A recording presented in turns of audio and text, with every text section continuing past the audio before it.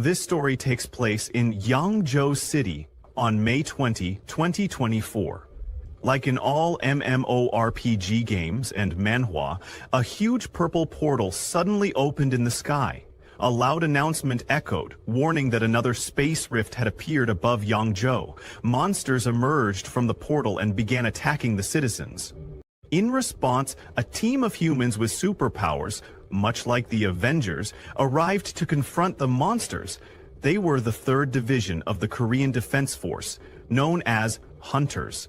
These hunters possessed abilities such as super strength, super speed, elemental control, and more. The hunters joined the battlefield and began eliminating the monsters with ease, quickly gaining the upper hand. However, the tide of the battle shifted when a gold-tier monster appeared, the Wolf King of the 6-eared wolf tribe. After killing a powerful hunter, it turned to the humans and declared, "These insignificant humans are still resisting? Wiping you out is only a matter of time." With those words, it joined the fray, slaughtering human soldiers like ants. Nothing survived in the path of its claws. The leader of the hunters was shocked, questioning whether this was a high-level portal. The Wolf King laughed and mockingly replied to the leader. It was too late for her to understand now, but before they could engage in a battle of life and death, someone with incredible speed suddenly appeared. It was a high-ranking official who ordered the 3rd Division Hunter Group to leave the battle to him and focus on handling the others. The new high-ranking officer was Mr. Wenyuan, and just seeing him there motivated all the hunters. Then, the battle between the Wolf King and Mr. Wenyuan began. After clearing the portal, the 3rd Division Hunter leader returned to report to her superior. She informed him that, with Mr. Wenyuan's help, they successfully defeated the invading 6-eared demon wolf tribe. Her superior praised her efforts, but expressed concern about the emergence of yet another new rift, and it was still only a C-Class 1. This marked the 6th rift in the past 10 years, which was alarming. At this rate, Jiangzhou wouldn't hold out much longer. However, this situation was beyond their control. The superior announced that starting this year, Wuda Martial Academy would exempt awakened individuals from cultural exams, and the academic admission score for martial artists had been cut in half. He then ordered the 3rd Division Hunter leader to visit the academy and check on their progress. Since then, the story shifts to the Martial Academy. As the bell rang and the first class was dismissed, a boy looked at his friend, who was lost in his daydreams, and asked, "Why weren't you paying attention again? If you fail to get into Wuda Academy because of low academic scores, won't that be embarrassing?" Still in his dream world, his friend replied, "How great would it be to sit next to a beauty like Yanran?" The one he was talking about was Lin Yanran, the top beauty of the academy. She had everyone's attention, but all of hers was focused on our protagonist, who was seated next to her. Yunran smiled at him and asked, "Since graduation is approaching soon, are you planning to go to the Literary Academy or Wuda Academy?" Our protagonist Su Bai, who was engrossed in his books, replied, "I don't know." He explained that if he went to the Literary Academy, his grades were just average. Besides, he added, in these chaotic times, what use is there for foreign languages and advanced mathematics? And if I go to Wuda Academy, my family isn't well off enough to afford all the supplements. Plus, he had no special abilities or talents. Subai wondered to himself where he should go. He was frustrated, thinking, since I've crossed into another world, shouldn't there be some kind of fate-altering chance or awakened system? Yes, you heard that right. He was from another world. But he was starting to doubt whether he had even truly transmigrated. Yanran, with her gentle voice, called out to Subai, suggesting, "Why don't you join me in applying for the Literary Academy? I have a way to guarantee your admission." "What?" Subai asked in shock, his voice rising. Keep your voice down," Yanran said, glancing around. Just as she finished speaking, a system window suddenly popped up in front of Subai's eyes. He was stunned. "What is this? It just appeared out of nowhere," he muttered in shock. The system was bound to Subai as its host. The window displayed his stats. Species: ordinary. Initial stage level: 18. Age: 18. Physique: 4. Agility: 5. Mental strength: 5. It also revealed his trait: trainer. This meant that Subai could designate any living being as his trainee, and the system would automatically detect suitable candidates. His current trainable number was... Finally, the system unveiled his talent: evolution. This extraordinary ability allowed him to infinitely evolve all his contracted trainees, with no upper limit to level progression. It even enabled them to break through racial limits. Subai stared at the screen, overwhelmed. His ordinary life might not be so ordinary anymore. The hidden value and talent abilities of the trainee would provide feedback to the host. The higher the trainee's level, the greater the feedback ratio. Currently, the known levels were divided as follows: ordinary, bronze, silver, gold, platinum, diamond, laurel tier, mid-tier, and divine. Each level was further split into initial, intermediate, and advanced stages. Seeing this information, Subai realized that this system belonged to him. It was his. Yanran, noticing Subai staring blankly into the air, looked puzzled. "Are you okay?" she asked, her voice filled with concern. Her reaction snapped him out of his thoughts. He quickly understood that no one else could see the system but him. Trying to appear normal, Subai grabbed Yanran's hand and reassured her, "I'm fine." Yanran blushed at his touch, but the boys in the class immediately erupted in anger. "Get your filthy hands off our goddess," they yelled in unison. "You're already sitting next to her, and now this? Have you no shame?" one of them shouted. A particularly furious boy stood up and pointed at Subai. "Subai, watch how I'll teach you a lesson." Before things could escalate, a super hot teacher entered the classroom and firmly stopped him. "Enough. Everyone, calm down," she said, her voice sharp but authoritative. The boys instantly fell silent, captivated by her presence. With the room finally quiet, the teacher smiled and addressed the class. "I have some good news to share. Jiangzhou Martial Academy just announced on their website that starting with your class, awakened individuals are exempt from cultural exams and can directly enroll in the academy. Furthermore, students with preliminary martial artist physiques will have their academic requirements reduced by half." Hearing the announcement, the entire class erupted in joy. Everyone jumped with happiness, cheering at the thought that they now had a much better chance of getting into Wude Academy. As the students began to leave, the teacher called out, "Anyone who has already awakened abilities or has a martial foundation, please come to my office to register." Hearing this, Subai thought to himself, "This is getting interesting. I've just awakened my abilities and now I'm already exempt from exams to enter Wuda Academy." Noticing Subai lost in thought, Yanran glanced at him curiously. Could he really be considering Wuda Academy? She wondered. The scene then shifted outside. Subai was walking home, blending in like an ordinary high school student. On the surface, he looked completely normal, but there was something about him that set him apart from everyone else. Subai was originally not world.he, had been transmigrated into this strange world 17 years ago. On September 18, 1906, a massive space rift suddenly appeared in the sky. From the rift emerged countless strange beasts, creatures unlike anything humanity had ever seen. Soon after, these ferocious beasts rampaged across the land, spreading chaos and destruction. Armies from various countries united to battle the alien creatures. After 3 grueling months, the beasts that had emerged from the rift were finally eliminated. However, the rift itself remained, and periodically, new batches of alien beasts would pour out of it. In response, humanity decided to take proactive measures.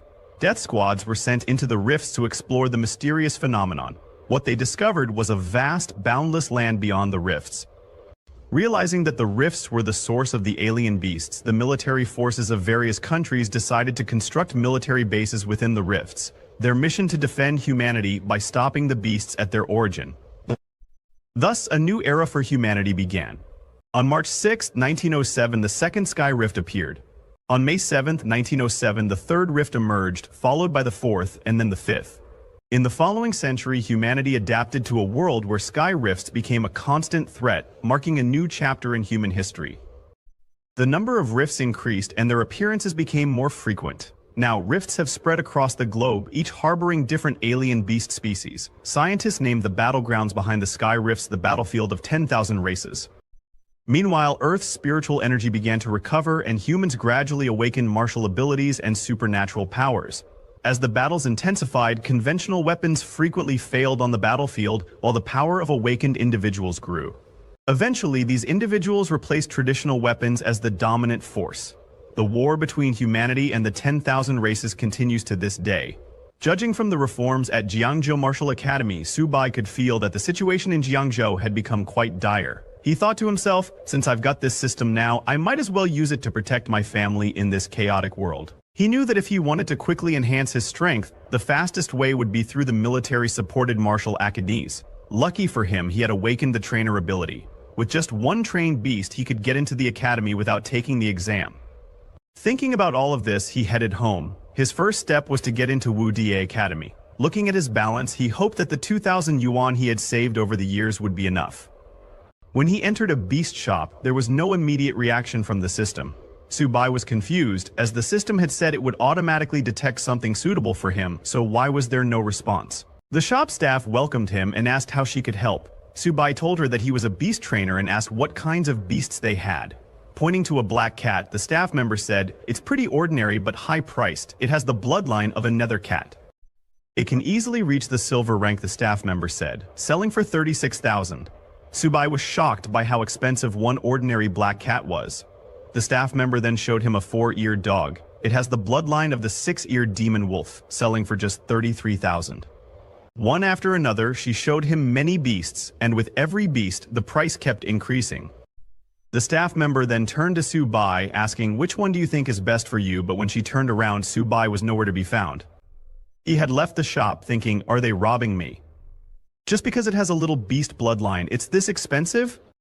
And where's my system? Isn't there anything suitable for me here?" Disappointed, he returned home.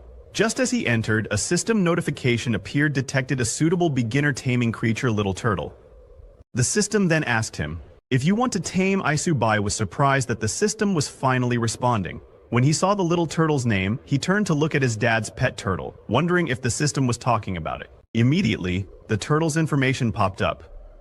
Beast name Little Turtle, level common, initial stage bloodline. Traces of the Xuanwu turtle bloodline growth can grow infinitely, eventually slaying gods. Constitution, defense, spirit, speed, 2 ability turtle shell defense evolution method eating. Subai was shocked to see that his little turtle had profound, limitless growth, ultimately leading to the slaying of gods. He jumped in happiness, shouting, "Xuanwu bloodline, now that's more like it. How much would this be worth? I'm not trading it." No matter what, he was extremely happy. But his happiness didn't last long. Making so much noise, his sister Su Shuai came out of her room. When she saw him holding the little turtle like that, she angrily shouted, "Subai, what are you planning to do with little 8? That's Dad's treasure." Subai quickly let go of the turtle and told her that he hadn't done anything. Just as he let go of the turtle, it immediately jumped into the grocery bag. It ate all the food from the bag in an instant. Both Subai and his sister were shocked seeing this little glutton. Sushie asked Subai, "Why is this turtle eating so much? We just fed it this morning." Seeing the turtle devouring the food, Subai remembered the system notification and understood that his little turtle's appetite had increased, possibly due to evolving. He told his sister that he was going to find it some more food. Half an hour later, Subai's mother and father came home. They were shocked by the condition of the house and asked Subai if it had been robbed. In just half an hour, the little turtle had eaten all the food from the house and was now chasing Su Xie for her last snack. Subai's father was too shocked and asked, "Is this our little turtle? Can turtles run this fast?" Subai then explained what was happening. The whole house had been turned upside down in just half an hour. This situation made Subai think that his mom and dad were already having a hard time as it was.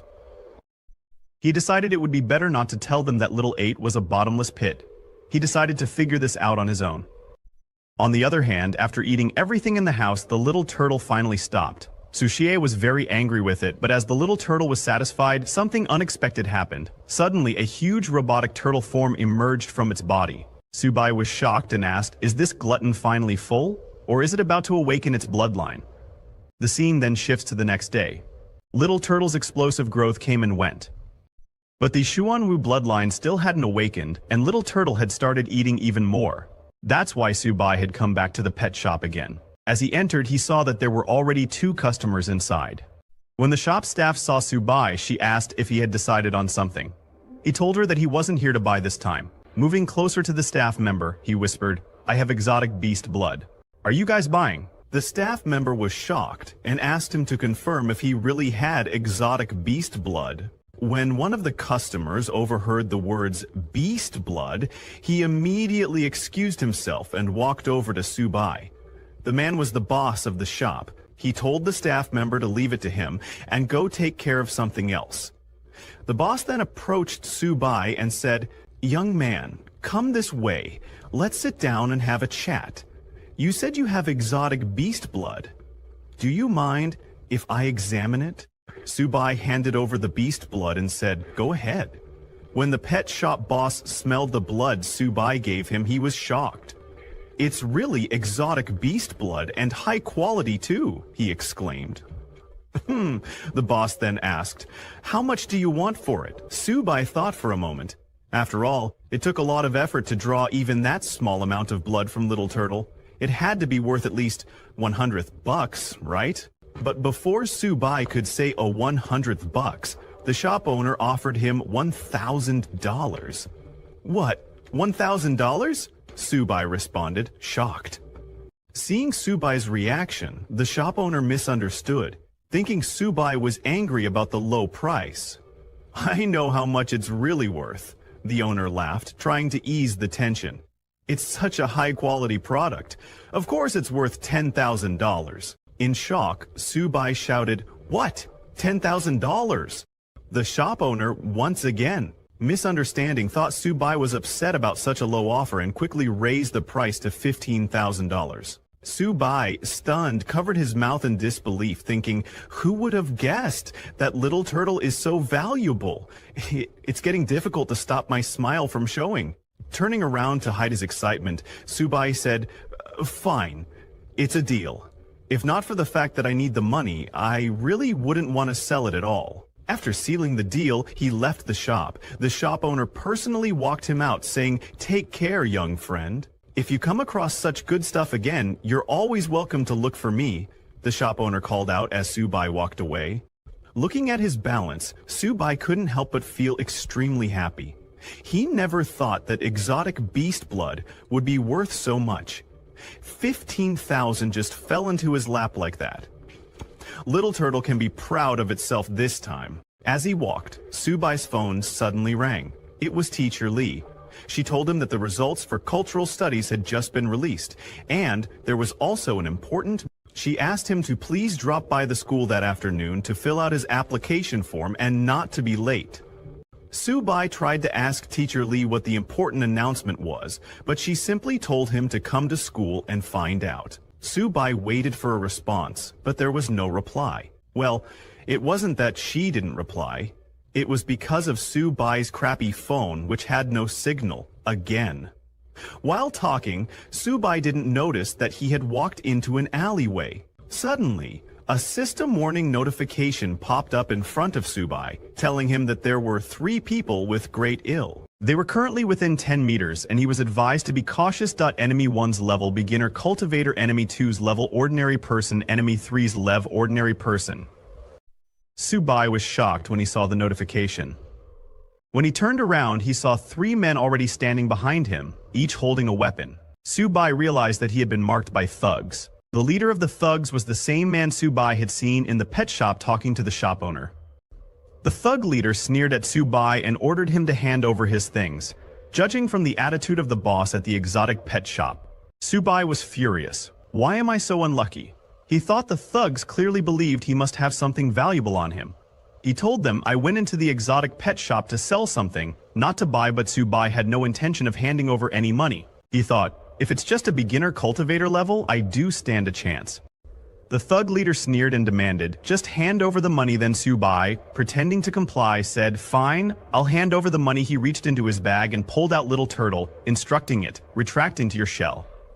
Immediately, Little Turtle withdrew into its shell, and with a swift motion, Subai threw it like a rock at the thug leader. The thug leader, furious, swung his baseball bat to defend against the unexpected attack. "You little bastard," he shouted, but before the thug leader tried to react, but Subai was faster. With a swift move, he kicked the thug leader in the balls, causing him to collapse to the ground in pain, unable to recover. The other thugs were stunned, their eyes wide as they saw their leader crumple in agony. Furious, they charged after Subai, shouting, "How dare you touch my boss!" Subai wasted no time and with Little Turtle still in his bag, sprinted away, the thugs hot on his heels. As they ran, Subai called out to Little Turtle, "Did the baseball bat hurt you?" Little Turtle replied, "It just felt itchy." Little Turtle couldn't speak human language, but Subai now understood its intentions. As the two thugs closed in, Subai quickly instructed Little Turtle to latch onto his fist without hesitation. Little Turtle attached itself, turning into an impromptu boxing glove. Subai swung, landing a powerful punch to one thug's face, sending him flying without pausing. He turned and slammed the other thug's face into the ground. The thug leader, still in pain, managed to stagger to his feet. "Little bastard, I'm gonna kill you," he shouted, his voice full of fury. Seeing the thug leader rise, Subai immediately ordered Little Turtle to retreat into its shell. In an instant, Little Turtle concealed itself and Subai, gathering all his strength, threw it at the thug leader with incredible force. The impact knocked the thug down in a single blow.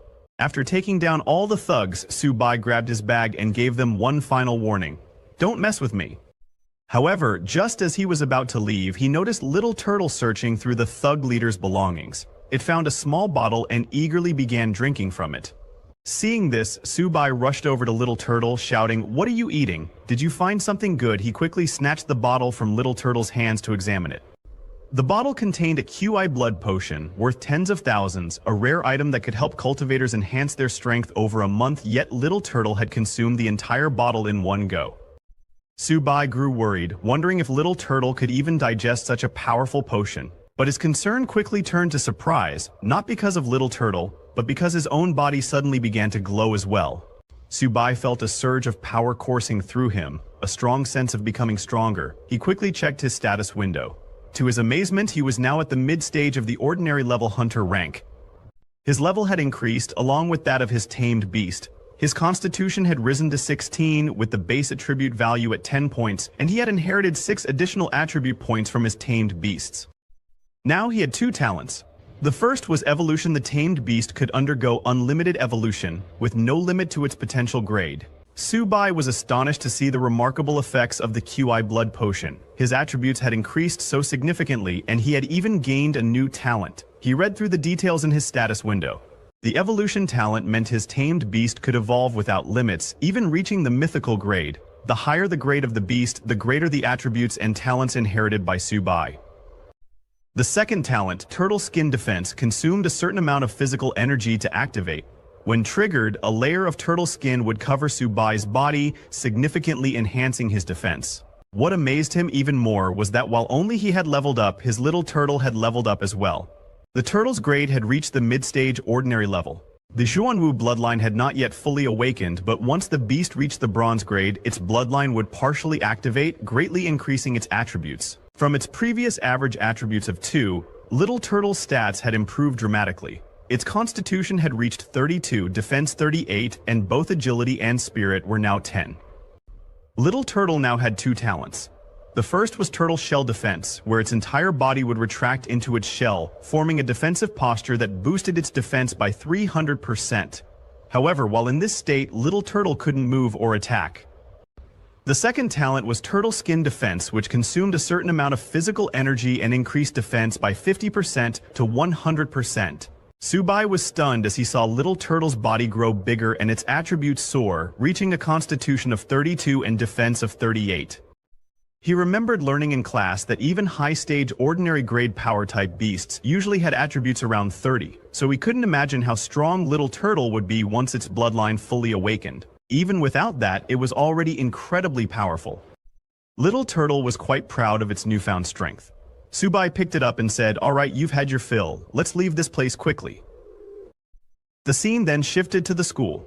Teacher Lee announced that the results for cultural studies had been released and she would be consolidating students' application intentions. She then made an important announcement: a special recruitment teacher from Wu University would be visiting the school to evaluate candidates with special abilities.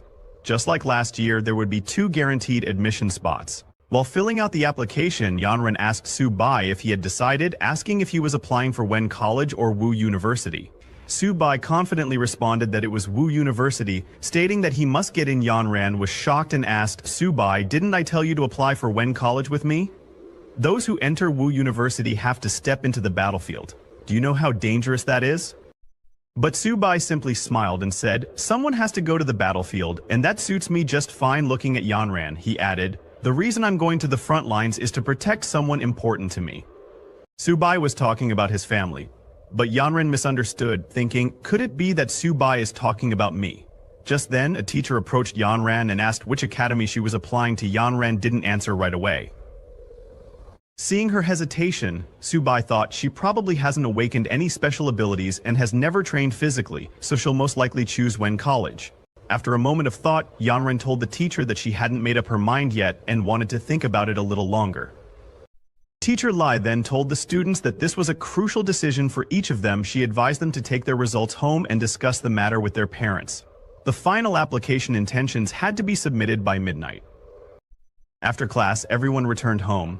Yanren, while taking a bath, called Su-bai blushing. She told him that she had decided to also apply to Wu University. Su-bai, who was cleaning his house, was surprised to hear that Yanren had chosen Wu University. He asked if she was joking. Yanren assured him that she had made up her mind and that she wanted to surprise him. While they were talking, Su-bai noticed Little Turtle stealing food again. He quickly told Yanren that he had something important to do and would talk to her later.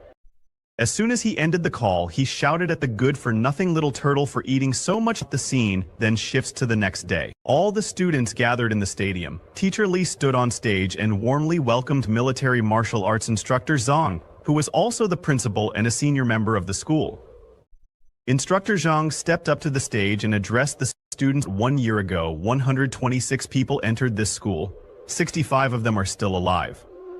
2 years ago, 98 people entered and only 32 are still alive. 3 years ago, 86 people entered and just 11 of them are still alive.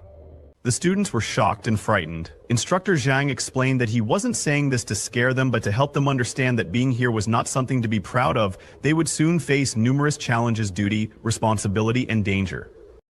Instructor Zhang continued, you are here to protect your country. Wu Dai is a place where the strong are cultivated. Do you want to be among their ranks? Yes, all the students shouted in unison. Instructor Zhang smiled and said, very good. I look forward to your performances in the examination. After the speech, all the students began returning to their classes, but Teacher Lai called Su-bai over to stop him. Teacher Lee and Instructor Zhang approached him. Su-bai, confused, asked if there was an issue. Instructor Zhang asked, are you Su-bai? Yes, that's me, Su-bai replied. Instructor Zhang then informed him that a space had been reserved for him at Wu Da. He told Su-bai to head there immediately and prepare for the entrance examination. Su-bai was shocked a broke guy like him had a reserved spot. Instructor Zhang confirmed and said, there's a vehicle waiting for you at the school entrance. Everyone around them was shocked by the news of Su-bai's reserved space. Some students murmured about favoritism, while others were jealous and wished they were in his shoes. Su-bai took the bus and arrived at Wu Da Academy with other students. Everyone was amazed to see the grandeur of the Wu Da Academy. An instructor was already waiting at the entrance and instructed the students to follow him. As they walked, the students noticed a massive rock pillar standing in the middle of the academy. The instructor explained that it was the school's motto. Su-bai was in awe of the grand symbol. The instructor then led them to collect their uniforms and took them to the dormitories. Upon arriving at the male dormitories, the instructor informed them that they could rest for a while and change into their uniforms. He added that someone would soon announce the time for the examination. Su-bai then went to his room, number 303, and as he approached, he heard a voice from inside saying, in the early stages of martial arts training, resources are the most important. Su-bai announced his arrival, but there was no response. Inside, there were 3 roommates. A red-haired boy, Han Jigang, took out a bottle and proudly said, my father managed to purchase 3 drops of extremely rare monster blood from Yu Mountain. He had an experienced pharmacist turn it into 3 bottles of top-quality medicine. This isn't something you see every day. The other 2 boys were amazed, one asking, is this what a rare monster's blood looks like? I've never seen anything like that. The second boy added, I've bought similar products, but it's my first time seeing something like this. At that moment, Su-bai entered the room and introduced himself as the new occupant of dormitory 303. Han Gang looked up and said, "So you're Su-bai? Everyone's here." He introduced the other two boys as Tao Jiajun and Fan Kon. Su-bai replied, "It's nice to meet you all." Han Gang smiled and reassured him, saying, "No need to be so polite, we're dormmates." After all, he then asked Su-bai to take a look at the rare monster's blood. Proudly, Han Gang explained that his father had sent people all over the country to acquire it. When Su-bai heard U Mountain and 3 drops, he wondered if it could be the same blood he had sold to the pet shop owner. Curious, he asked Han Gang, "Such rare blood must have been expensive, right?" Han Gang shrugged and said, "Not really. Each drop only cost around 30,000, so not even 100,000 in total. It's practically spare change." Hearing that the rare monster blood had been sold for 90,000, Su-bai became furious. "That slimy bastard. I sold it for 30,000, and he sold it off for 100 damn middlemen," he muttered, fuming. While they were talking, a commotion suddenly erupted outside. Students in the dormitory were going crazy after seeing a super beautiful girl downstairs. One guy commented, "I'm voting for her in this year's beauty contest. That figure, those legs, she's our goddess." When the warden of the men's dormitory saw the girl, he approached her and asked, "Who are you looking for?" "This is the men's dormitory." Su-bai's roommates were equally stunned by the girl's appearance. "Wu Da really is something. She's amazing," they murmured. "But why is she here?" The girl they were talking about was none other than Yanren, Su-bai's future fiancée. She told the warden, "I'm looking for Su-bai." The warden turned toward the dormitory and shouted, "Su-bai." The warden shouted, "If there's a Su-bai, come out. There's a pretty girl waiting for you downstairs." Hearing this, Han Jin and the others looked back in surprise, realizing that it was their roommate Su-bai the pretty girl was looking for. They were all stunned. How could the school's beauty be looking for him? It didn't make sense to them. Fan Kao commented, "Brother Su-bai might be more than he seems." When Su-bai went downstairs, Yanren complimented him, saying, "Su-bai, that uniform suits you." She moved closer to him and adjusted his clothes, adding, "Now you look even more handsome." Su-bai blushed, flustered by how close she was. As Yanren helped him adjust his clothes, all the boys in the dormitory became incredibly jealous, shouting, "Die, you bastard. Don't lay a finger on our goddess." Yanren then mentioned the reserve spot and asked, "You're not angry, right?" Su-bai told her, "I'm not angry, but I had planned to take the test myself." He gently patted her head and added, "Still, you did it for me, so thank you." Yanren laughed, saying, "I was worried you'd be angry, but instead you're thanking me." She then handed him a bag and said, "The entrance exam is the day after next. I prepared some pills for you."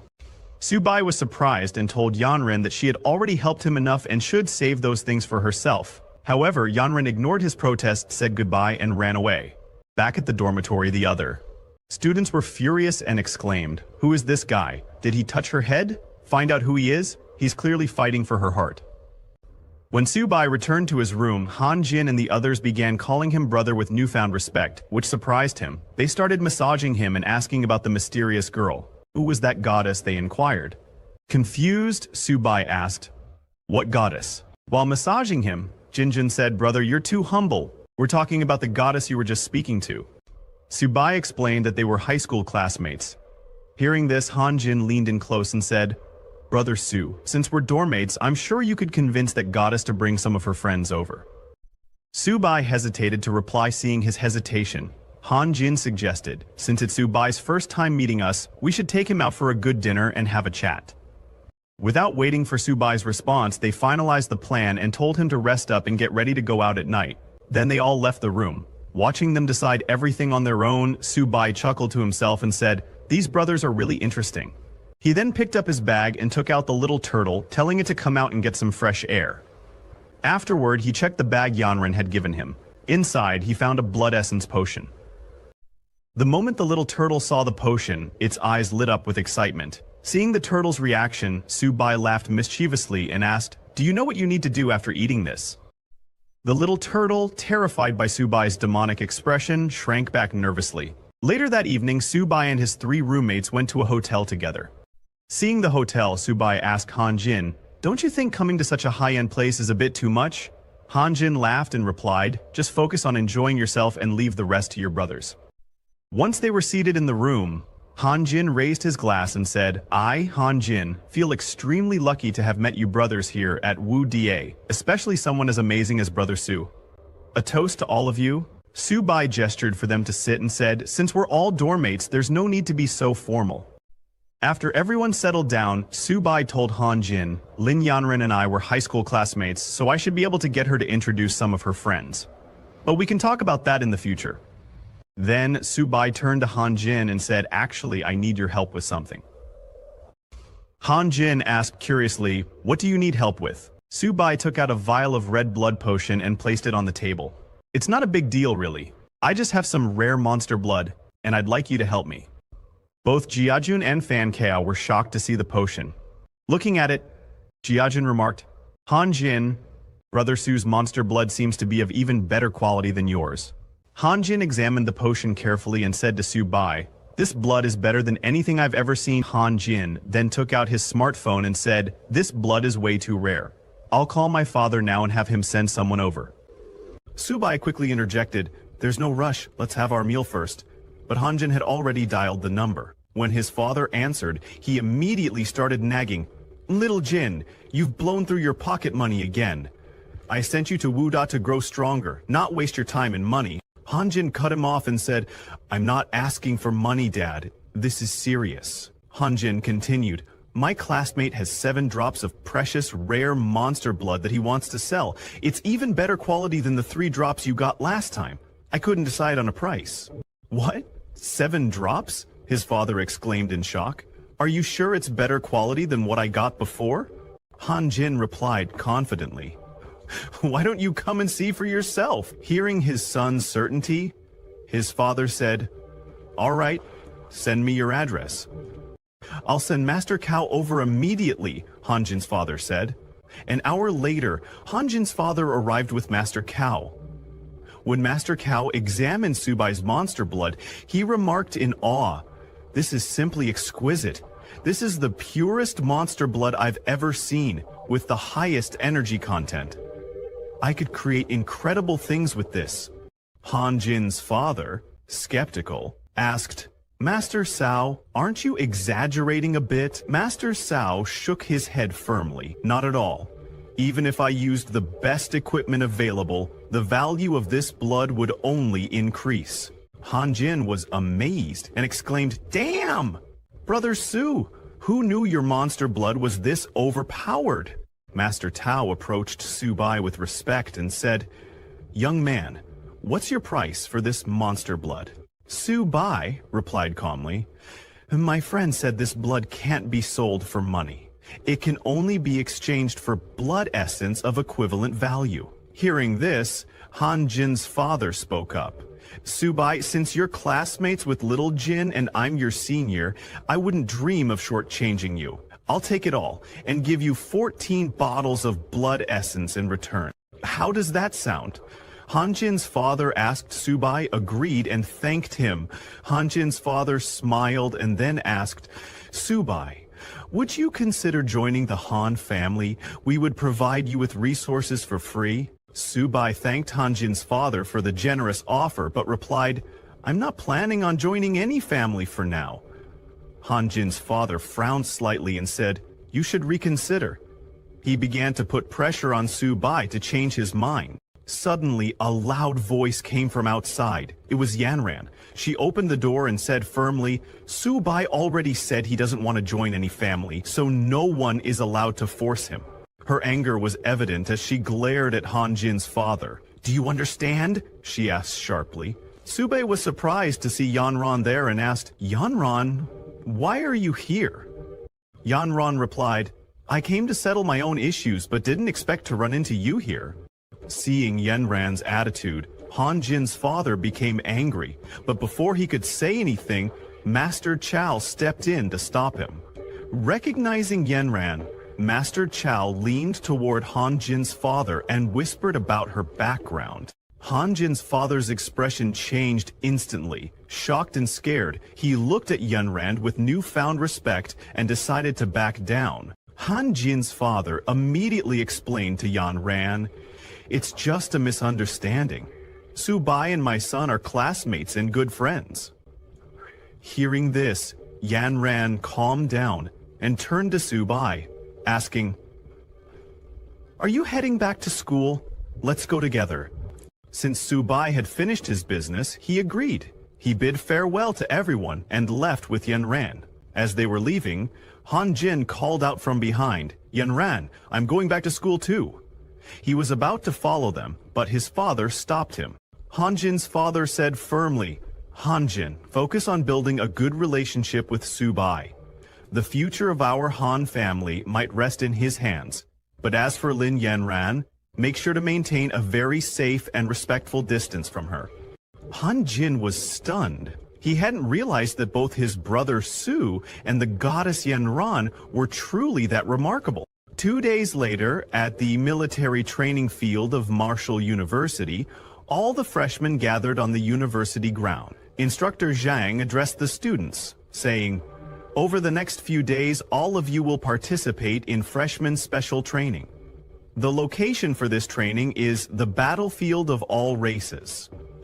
Hearing this, the students were instantly filled with dread. Many murmured among themselves, asking if they were really going to train at such a dangerous place. "Failing the training is one thing," one student whispered, "but losing our lives is far worse." Instructor Zhang saying, "Don't worry, the area designated for this training has already been cleared by us, and the institutions will ensure your safety." He continued, "Next, you will be divided into classes of 50. Each class will be led by a bronze-level instructor who will act as your homeroom teacher. The homeroom teacher will assign you your training tasks. I wish all of you a victorious return." After the announcement, Yanran came running to Su-bai, her face glowing with excitement. She exclaimed, "Su-bai, did you hear that?" Yanran excitedly told Su-bai, "We've been assigned to the same class." Hearing this, Su-bai smiled and asked, "Did you arrange this on purpose?" While they were talking, a female instructor suddenly appeared and called out, "Class 8, gather up!" Class 8 was the group that included Yanran Su-bai and his roommates. The red-haired instructor introduced herself as Liao Yushin, their special training instructor. All the boys in the group were in awe, going crazy over how stunningly beautiful she was. Instructor Liao addressed the students, saying, "I will be the one assigning all your training tasks. And your first task..." She paused for effect. The students were stunned into silence. Then a wave of shocked murmurs broke out. Instructor Liao continued in a calm, authoritative tone. "You have 1 day to write your wills. Be at the teleport plaza by 8 a.m. tomorrow. From there, we will depart for the battlefield of all races." Panic swept through the group. One student nervously asked, "Is there really a risk to our lives? I mean, I still want to carry on the family line." Another muttered in resignation, "Forget it. I'm going to write my will." One of the students sighed. "There's so much I need to leave for my parents." Hearing the instructor's words, Yanran turned to Su-bai and asked, "Do you have any plans?" Su-bai replied, "I don't have much to prepare, so I'll head back to the dorm first." While both Yanran and Su-bai remained calm and relaxed, Han Jin and the others were clearly worried. They were heading to the battlefield tomorrow, and there was still so much to get ready. When everyone returned to the dormitory, Han Jin called Su-bai and said, "Since we're heading to the battlefield tomorrow, I'm taking the boys out for a good time tonight." Han Jin invited Su-bai to join them, but Su-bai replied, "I have things to do, so I won't be joining. You guys go ahead and have fun." Han Jin understood and said, "All right." Just then, he noticed Su-bai's little turtle eating in a corner. He petted the little turtle and said, "Brother Su, your little pet turtle is something. Its shell is really tough." Su-bai chuckled and replied, "His name is Little 8, but he's a bit of a glutton." Little Turtle, hearing that, glared at Su-bai, clearly displeased at being called a glutton. After that, Han Jin and the other 2 roommates left the room.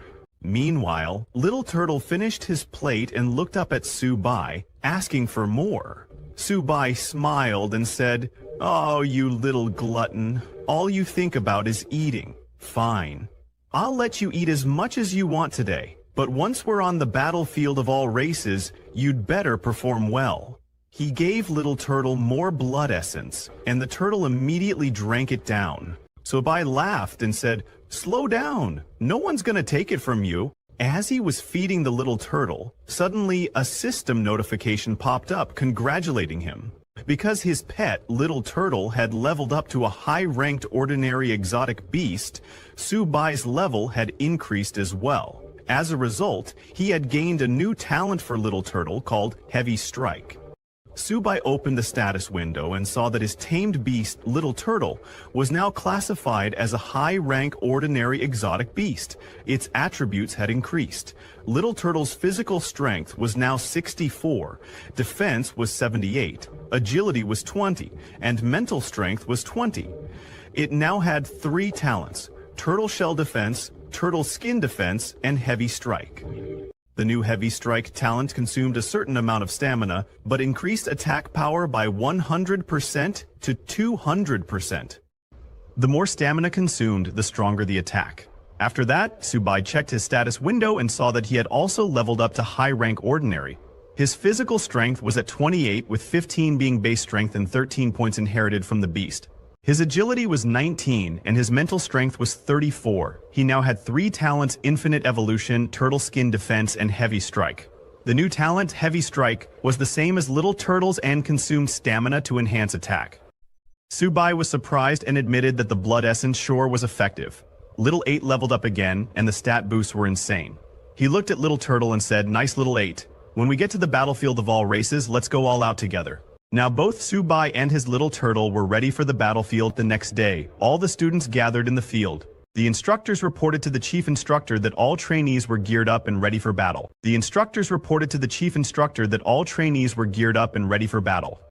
Chief instructor Zhang arrived and ordered a soldier to open Teleport Formation 1 and prepare to teleport.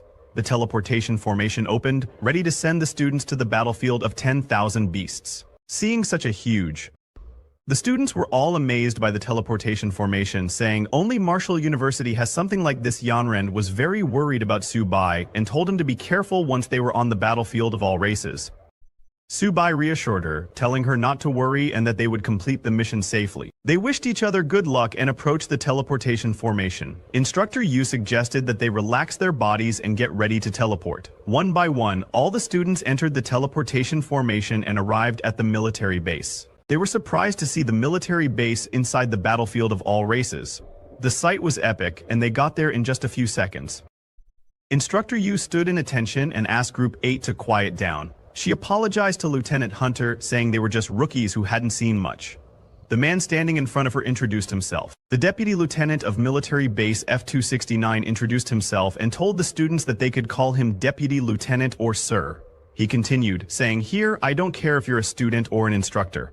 On my turf, you follow my orders." He then asked if they understood, and everyone shouted, "Understood, sir." Seeing the lieutenant, Han Jin commented, "So what if he's a deputy lieutenant?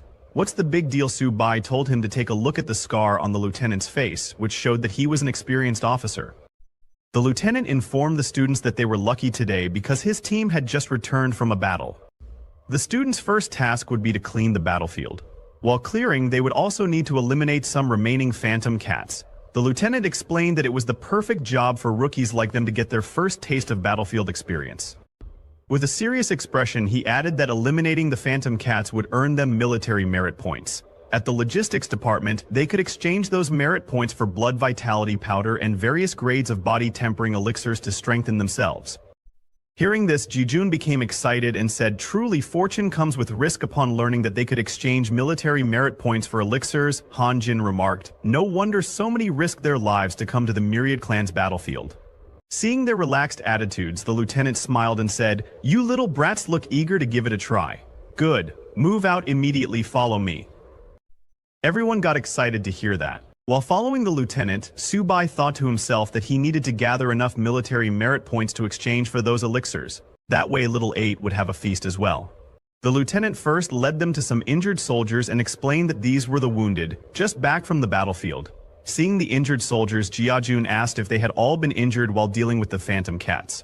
Han Jin replied, "No way. Aren't phantom cats the weakest beasts? How could they be so terrifying?"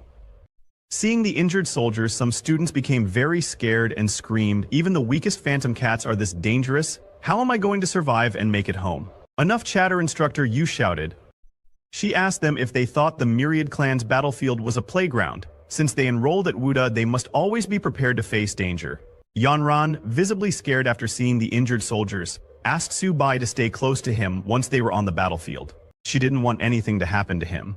Subai understood the danger and decided to stay vigilant on the Myriad Clan's battlefield. He told Yanran to be careful as well. When they arrived at the gate, a soldier reported to the deputy commander that they were currently executing their assignment to guard the northern gate.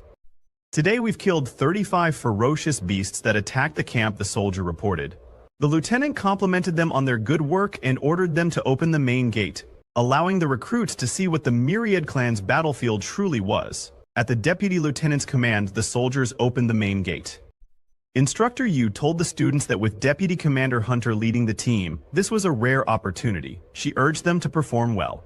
"Understood, Instructor," everyone shouted. Seeing the students' energetic response, the lieutenant smiled and said, "Brats, you've all left your wills at the mail depot, right? Because from this moment on, you'll be constantly walking with death."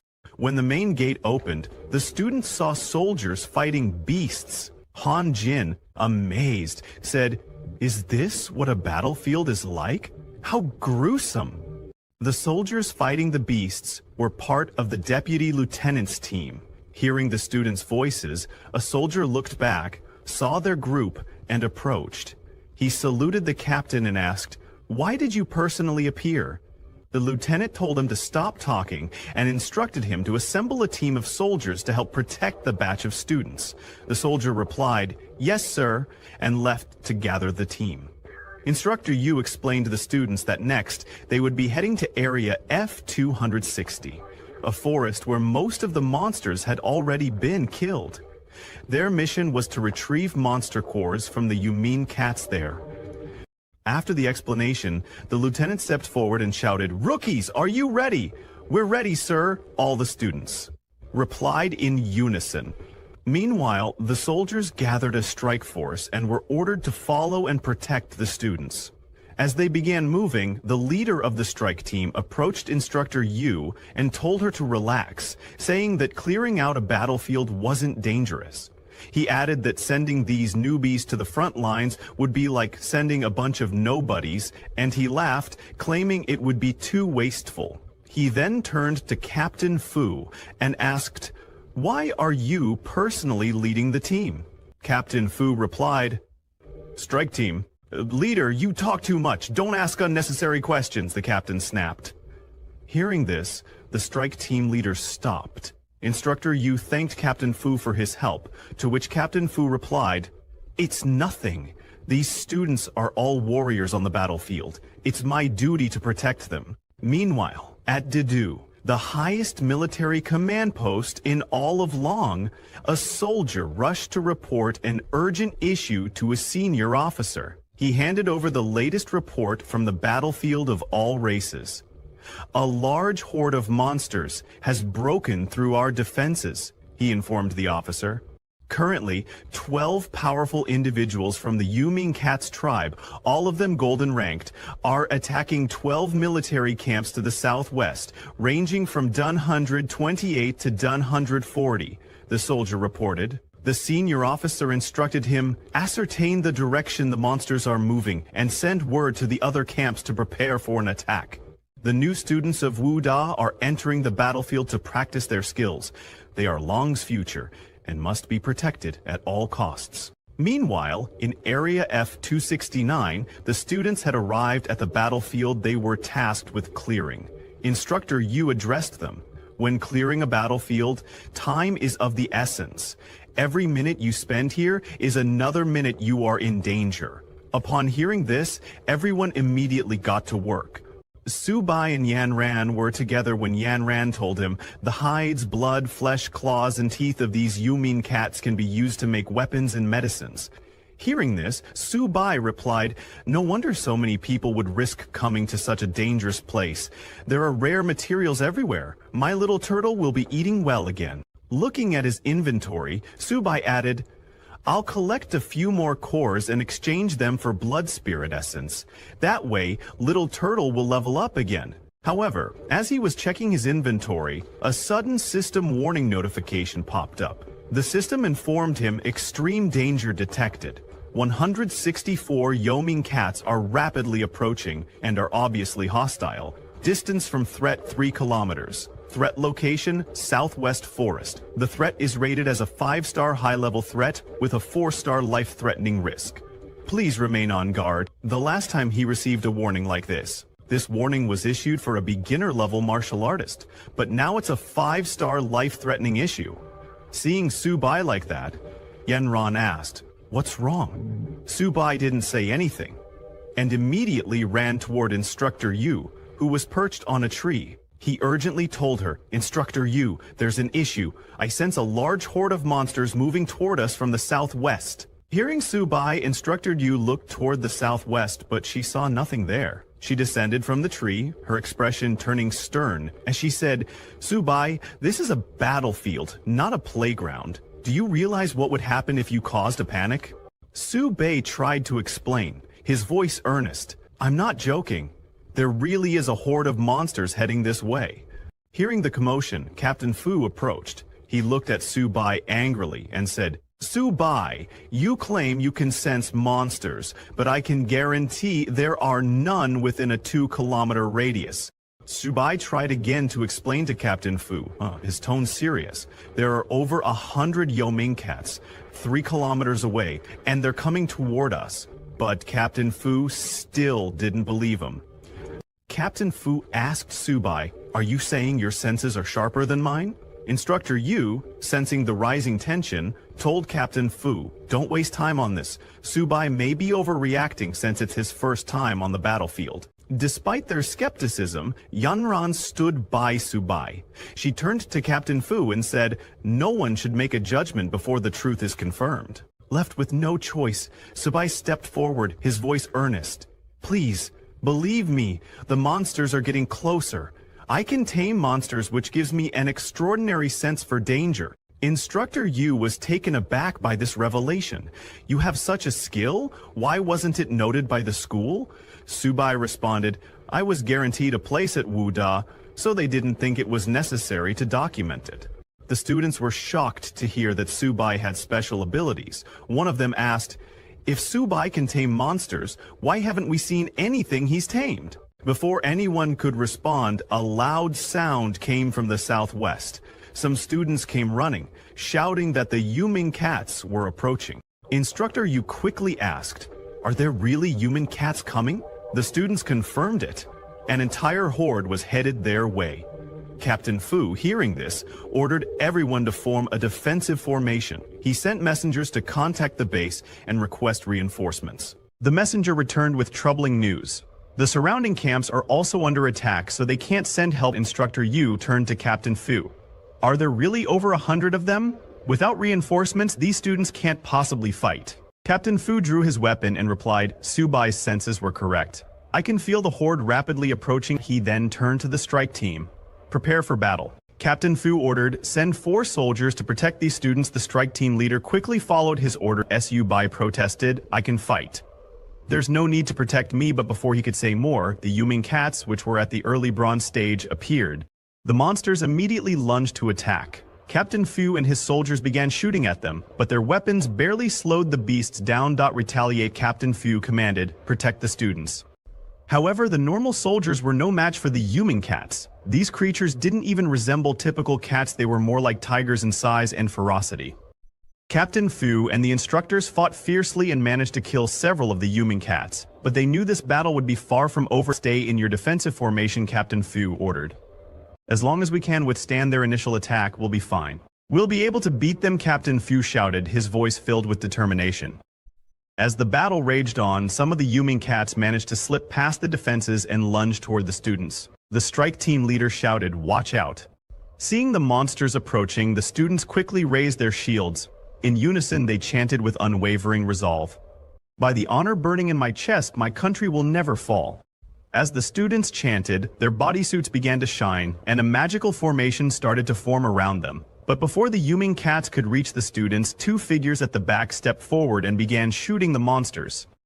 The first was Zhang Mani, an early bronze stage hunter. She told her partner, Luo Yang, that he only needed to keep the monsters restrained while she would take care of shooting them down. Luo Yang, also an early Bronze Stage hunter, skillfully wielded his long sword, cutting through the monsters as they advanced. Luo Yang, seeing Zhang Manny in action, smirked and told her, "It's just a bunch of cats, nothing to be scared of. I'll handle them." Instructor Yu recognized the two students Zhang Manny, the deadly archer, and Luo Yang, whose divine strength was widely acknowledged. She couldn't help but comment, "This batch of students is impressive." Su Bai was amazed by their power and appearance, feeling somewhat inferior since his only weapon was Little Turtle. Watching Manny and Luo Yang in action, all the students were excited. Jiajin whispered, "This guy is seriously powerful. He looks even more formidable than Brother Su." The students' attention was fully on Manny and Luo Yang, and they didn't notice a soldier struggling with a monster nearby. Suddenly, a loud sound rang out from the forest. Everyone covered their ears, startled by the noise. When it stopped, a massive creature emerged from the woods, and to everyone's shock, all the Yuming cats immediately knelt before it. The monster that emerged from the forest was the king of the Yuming cats. It was a formidable creature at the middle silver stage with 45 constitution, 88 agility, and 43 spirit. Captain Fu was shocked to see the Cat King. He couldn't understand why such a powerful silver stage creature would appear here. He immediately ordered the messenger to contact the base and request reinforcements. Meanwhile, Manny and Luo Yang, unaware of the true strength of the creature, charged at the Cat King. Luo Yang leapt forward, sword drawn, while Manny supported him by restricting the monster's vision with her archery. However, when Instructor Yu saw them charging at the silver stage monster, fear gripped her, and she screamed, "Manny, Luo Yang, come back now." "This is a silver stage monster, not your plaything," Instructor Yu shouted, but it was already too late. The king of the Yuming cats made its move, striking with its claws. In one swift attack, it took down both Manny and Luo Yang. They fell to the ground, weapons lost, and lay helpless. Instructor Yu immediately shouted for them to come back, but Captain Fu, seeing the situation unfold, told her it was too late. He ordered his soldiers to provide cover fire. The king of the Yuming cats leaped again, aiming to strike at the soldiers before it could reach them. Something green and shining zipped through the air at incredible speed, hitting the Cat King squarely in the face, sending it flying. Everyone was confused, unsure of what just happened. The green object was Su Bai's little turtle.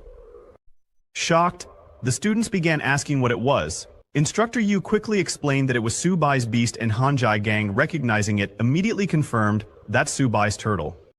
Su Bai stepped forward, positioning himself in front of Manny and Luo Yang to protect them.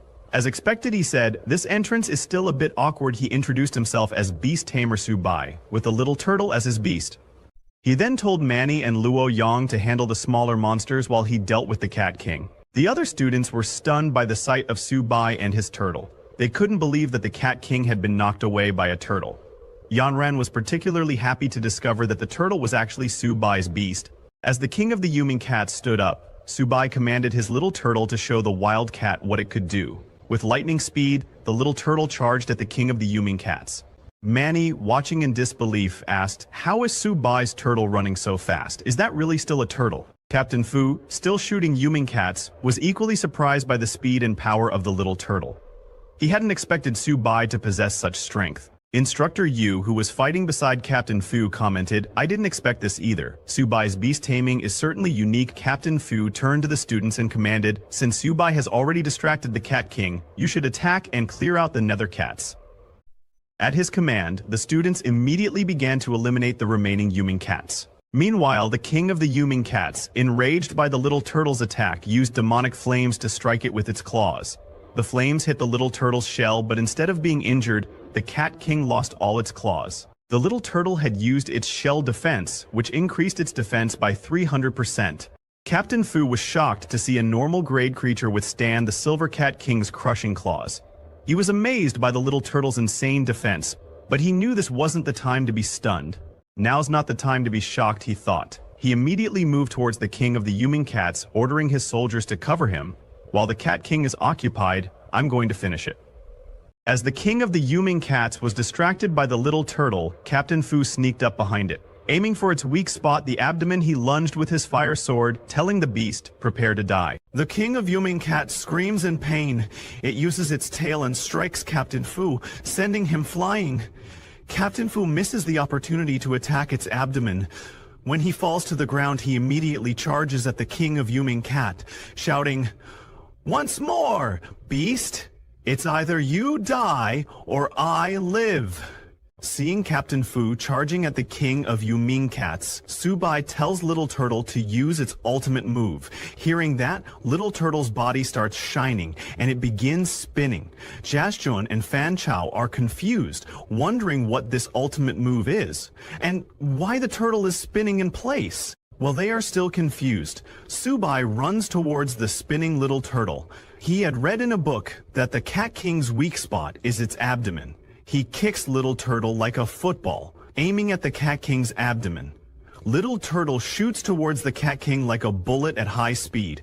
Before the Cat King can injure Captain Fu, Little Turtle hits it in the abdomen with solid impact. The attack sends the Cat King flying far away. After hitting the Cat King, Little Turtle landed like a superhero. Captain Fu was shocked that Subai actually hit the weak spot. He moved farther to see if the Cat King would survive this. On the other hand, the Cat King was bleeding heavily, but somehow managed to stand up again. It roared very loudly, looking at the sky, and then fell. Finally, the Cat King died. Seeing the Cat King dead, everyone jumped in happiness. The Cat King had been defeated.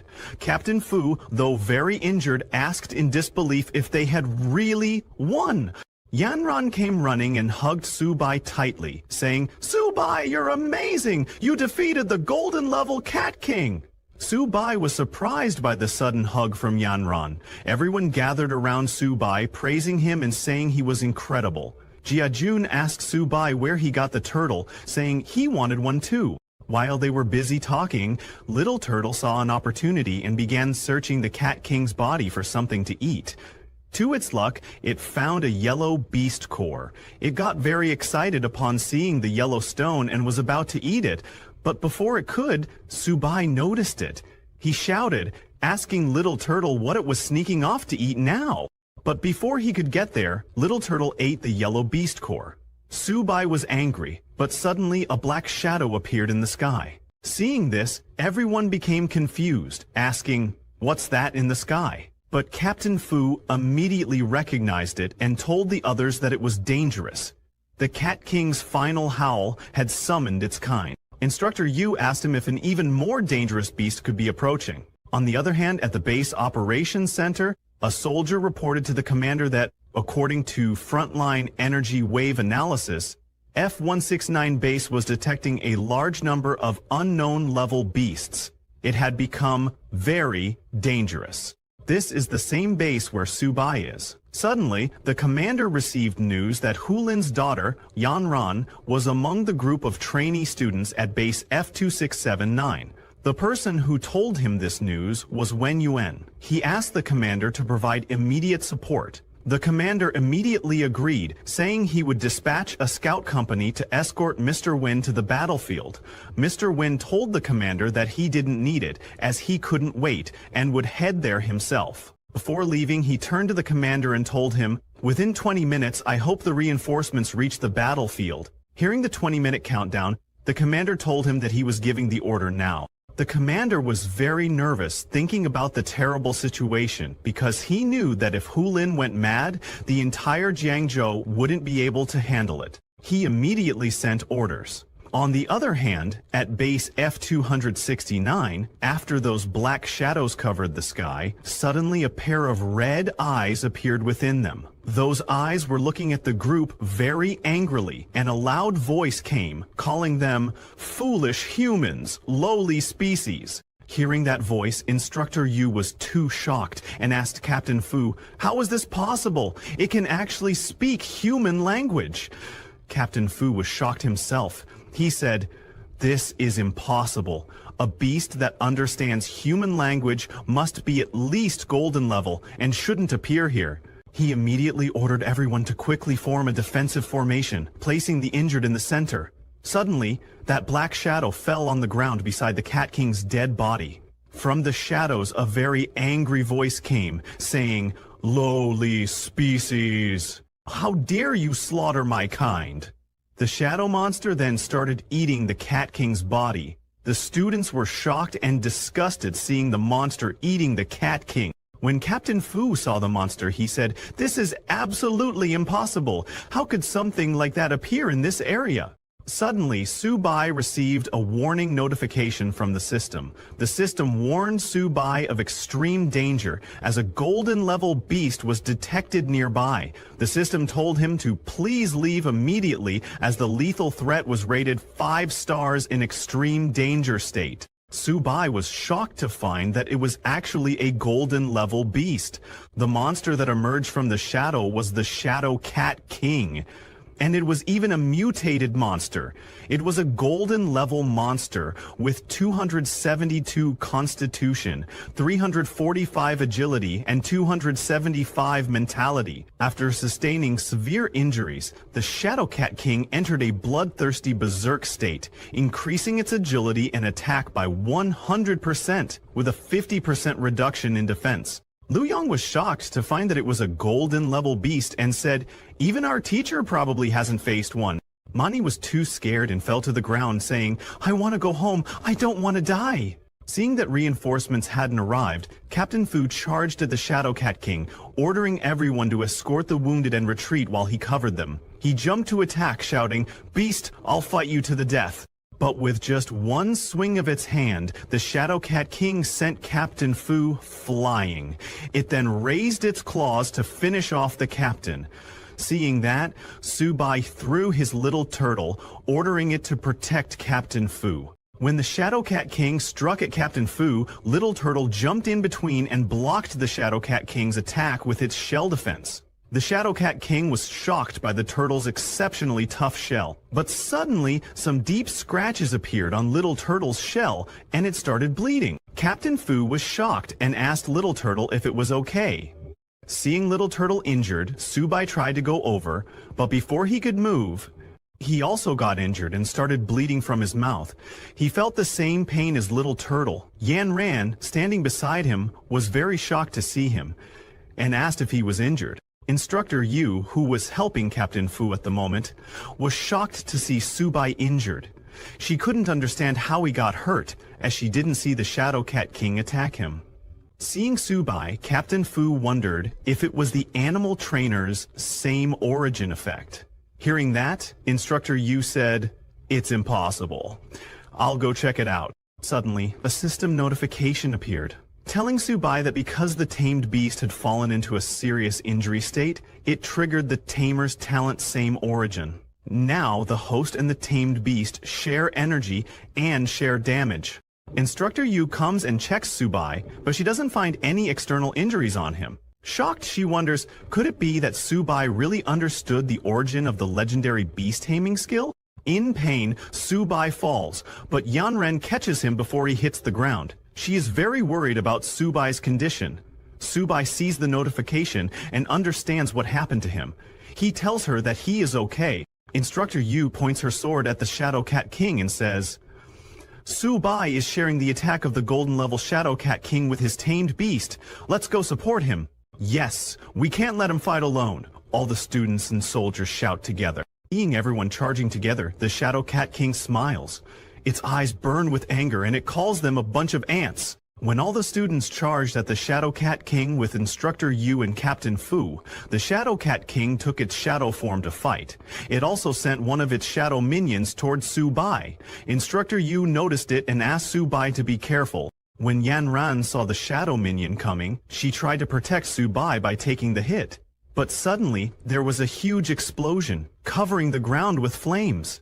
Subai and Yan Ran were completely fine, as the shadow minion didn't reach them, and died. In that explosion, Yan Ran was too shocked, asking, "What just happened?" Seeing this, Subai smiles because the core crystal of the Silver Yuming Cat King has finally been absorbed. A system notification then appears, telling him that the little turtle has upgraded to bronze level Black Turtle. The Black Tortoise bloodline has been activated, and the Black Tortoise illusion can now be maintained for a short period of time. Little Turtle has gained a new talent called Turtle Gravity.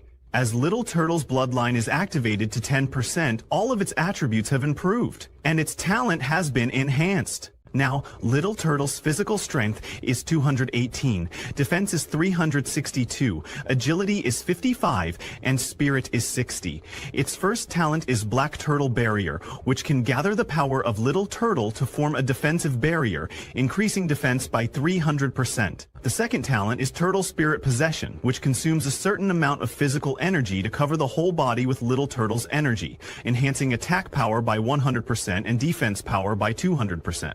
The third talent is Turtle Gravity, which launches a skill at the designated target, causing the target to be pulled by gravity. After awakening the Black Turtle's bloodline, Subai's Little Turtle entered its spirit form.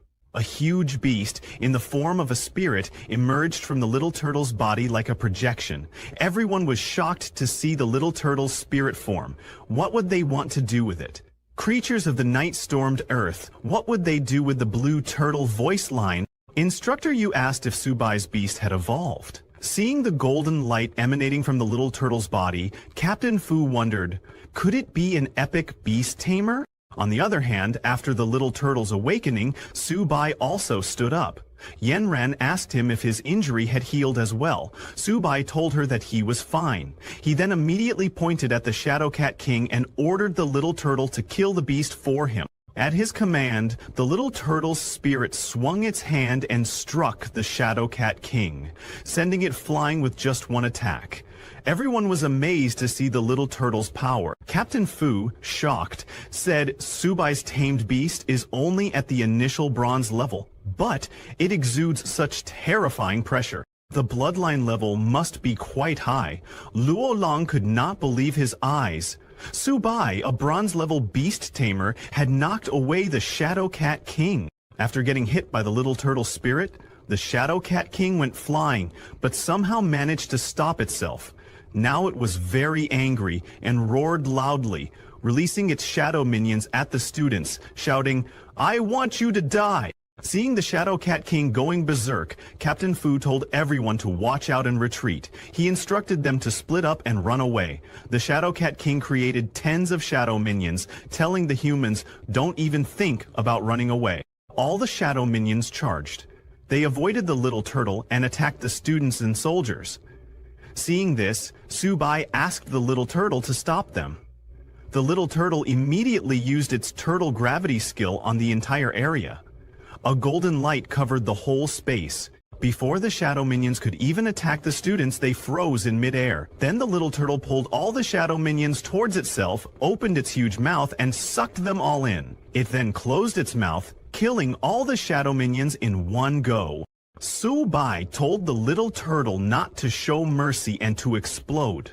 At his command, the Little Turtle opened its huge mouth, started collecting vast amounts of energy, and then shot a golden energy beam in the direction of the Shadow Cat King. In front of the Little Turtle's powerful energy beam, the Shadow Cat King didn't last a second and was vaporized. After a few minutes, Mr. Wen also arrived at the scene, but upon looking at the battlefield, he was shocked to see that everything was already over. There was a huge crack on the ground. Seeing this, Mr. Wen wondered, what on earth did they go through on such a tragic battlefield? On the other hand, after the fight, Captain Fu was commanding everyone to clean up the battlefield quickly. Mr. Wen immediately went to Yanran, who was collecting monster cores with Instructor Yu. Seeing that Yanran was fine, Mr. Wen let out a sigh of relief, saying, "Miss, I'm so glad you're okay." Yanran was a little surprised to see him. Instructor Yu was confused seeing Mr. Wen there and asked Yanran why he was here. Captain Fu immediately saluted Mr. Wen and introduced himself as Fu Lin, the Deputy Battalion Commander of F-269 Military Base. Since Mr. Wen was a higher-ranking officer than Captain Fu reported to Mr. Wen that in this battle, a squad of his troops cooperated with the instructors and students of Wuhan University and encountered a large group of nether cats. Over 800 nether cats were killed, including several bronze level ones, one silver level one, and one gold level one. The casualties are currently being counted and initial treatment is being provided to the seriously injured. Mr. Wen was surprised to hear that a gold level beast had appeared. Looking at the crack on the ground, he said, "Captain Fu, you actually killed this gold level monster? It's unbelievable." Pointing at Su-bai, Captain Fu reported to Mr. Wen that it was Su-bai and his trained animals who killed it. Hearing that, Mr. Wen turned to Su-bai and asked him if he had killed the Shadow Cat King. Su-bai acted modestly and told Mr. Wen that it was the deputy battalion commander, the instructors, and he who worked together to kill it. It wasn't just his work. Hearing Su-bai's reply, Mr. Wen was impressed. He patted Su-bai on the shoulder and asked, "Su-bai, after graduating from Wuhan University, are you interested in studying at Zhenzhou Fortress?" He added that although the beast tamer had fallen, he would personally guide him. Hearing that, Su-bai became happy and thanked Mr. Wen for his kindness, saying that he hadn't thought about it yet. While they were talking, Captain Fu came and reported to Mr. Wen that the battlefield had been cleared. He asked Mr. Wen to please give instructions. Mr. Wen instructed everyone to return to base. When they all returned to the base, in front of the teleportation formation, Captain Fu asked the instructors to count the number of people. He told the students to enter the portal in order and to go back and practice hard, saying they were the strongest class he had ever met. All the students thanked the deputy captain before leaving. While the students were leaving, Captain Fu told Instructor Yu that these children were very special, especially the one named Su-bai, who had a bright future. Instructor Yu agreed with him, saying, "As a freshman, she could not imagine what his future strength would be." Captain Fu smiled and said, "Instructor Yu, we'll meet again later. This time, I owe Su-bai a life." Instructor Yu told Captain Fu that he was too polite before leaving. One by one, everyone entered the teleportation formation and returned to Wuhan University. Su-bai and Yanran were together, and he was very happy to finally be back. Jinjian was very excited, shouting, "This trip was really thrilling!" When they returned to the university, they saw students standing right in front of them, holding banners to welcome the heroes of victory. All the teachers and students of Jiangzhou Wuhan University gathered to welcome the hero's victorious return. A teacher gives a bouquet of flowers to Luo Yong, saying, "Welcome home, hero." Luo Yong was surprised and told the teachers that the real hero is Su-bai, saying, "We are nothing. We are just cannon fodder." Other injured students came after Luo Yong and agreed with him, telling the teachers that it's good enough they could come back alive. If there weren't so many missing classmates around them, they would have suspected that today's experience was just a dream. Instructor Jian comes and pats Su-bai's back, saying, "I already know your situation on the battlefield. You are all heroes of Jiangsu Wuda. Your test scores this time will be the highest ever." Hearing about the assessment results, Su-bai gets very happy and says that now he just wants to go back to the dormitory, take a shower, and have a good sleep. All the students laugh and say that they all want to rest. In Su-bai's room, Jinjian asks others if they feel that the bed is extra soft tonight. Feng Chao laughs and tells him that he's been trapped by this bed. He turns to Han Jin and asks him that since they accomplished such a great feat this time, they should be credited with this military achievement, right? Han Jin laughs and asks him how many resources he can exchange for his limited military capabilities. He adds that since Brother Su killed the gold-level monster, Su-bai can exchange it for a bunch of cultivation resources. Suddenly, Han Jin remembers something, stands up and asks Su-bai what kind of turtle his is. He says he'll buy one to raise at home. If nothing else, he'd feel at ease watching the cuckold. While they were talking, Little Turtle was lost in his dream of a female turtle harem. The next day, in the early morning, someone continuously starts knocking on Su-bai's room door. Irritated by the sounds of knocking, Han Jin wakes up. He shouts, telling the person outside to stop knocking already. He's angry and wonders who could be knocking this early in the morning. But when he opens the door, he's shocked to see heaven outside his door. There were many girls standing in front of the door, holding gifts in their hands. A girl in glasses steps forward and says, "Juniors!" Pointing at Su-bai's bed, Fan Chao told the girls that his brother Su-bai went out for a run. He asked them if they knew his brother. Hearing that Su-bai wasn't there, the girls became very disappointed and asked Fan Chao why he didn't say so earlier. The purple-haired girl told him that everyone on campus knows Su-bai now. With a sad face, she said, "Too bad Su-bai doesn't know me." Jinjun also wakes up and is surprised to hear that his brother Sue is famous now. While leaving, the purple-haired girl told them to turn on the TV and take a look. She also took the breakfast box and gave it to Hanjin, saying, "Since Subai isn't here, I'll just take the breakfast back then." Hanjin and the other two were shocked to see how the girls changed after learning that Subai wasn't there.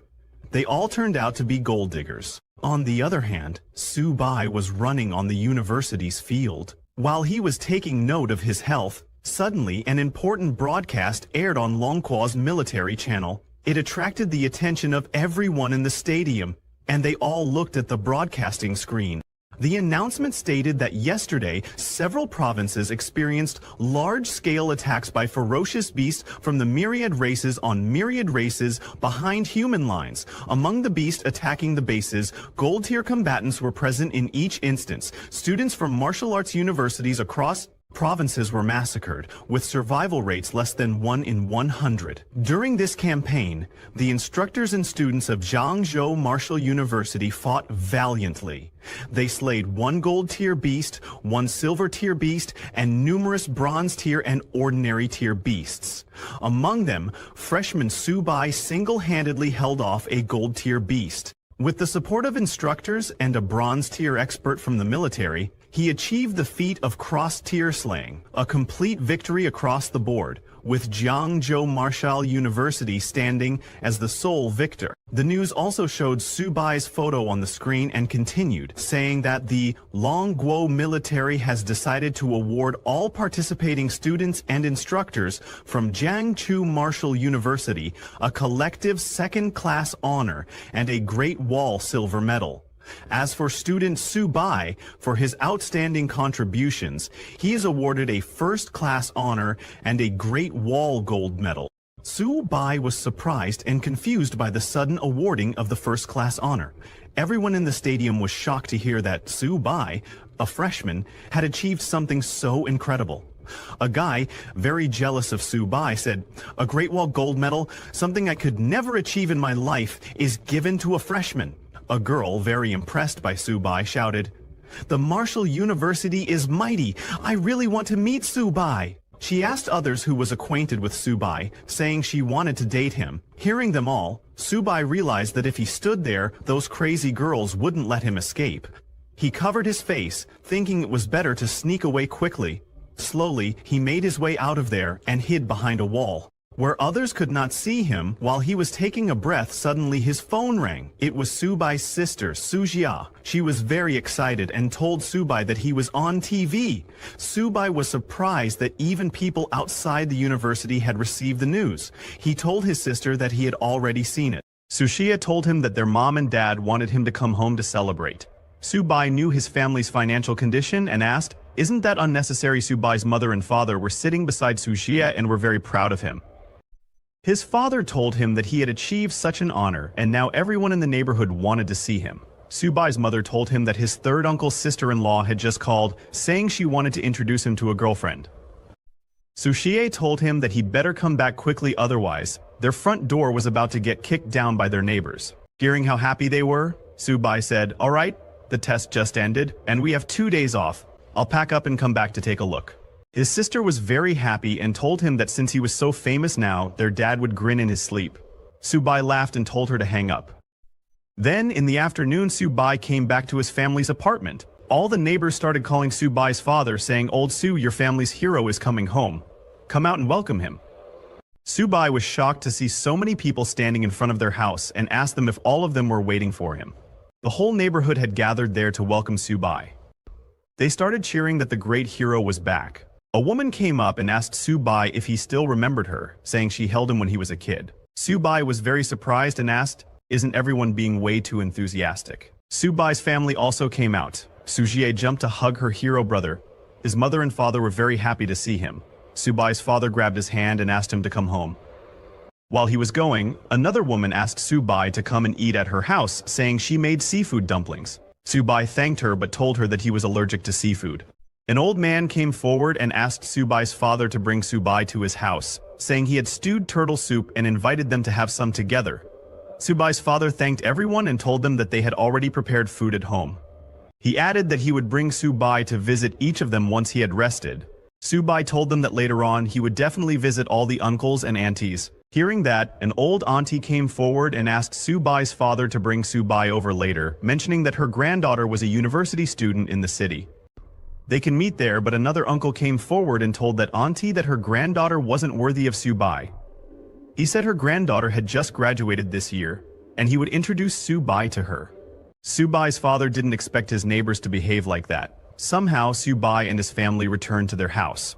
Subai was exhausted from dealing with all of them. He said that if he had known it would be like this, he would have snuck back after dark. Sushia told him that wouldn't work because Anchang had installed surveillance outside their house. She was just waiting for Subai to come back so she could introduce her granddaughter to him. Subai's father immediately walked towards the kitchen, telling them that he would cook personally today. His mother told Subai to take a rest first, saying that she and his dad would cook. She asked her daughter to come help out. Subai immediately threw his bag on the side of the sofa and sat down. He finally got a moment to catch his breath, but before he could rest, suddenly a system notification popped up in front of his eyes. The system detected a contractible creature, a little kitten, and asked Subai if he wished to tame the little kitten. Subai was surprised to see that notification. It was the Beast Master's intuition. Seeing his surprised expression, Sushia asked him what was happening. Subai asked his little sister if their family had gotten a cat. She pointed at a little cat eating food in the corner of the room and asked him if he meant Little White. Seeing the cat, Subai asked her if they couldn't have a more impressive one. Sushie pet the little cat and asked Subai what was not impressive about Little White. "It's so cute," she said. She told him that after he took Little 8, she found Little White on the road a few days ago, so she brought it home.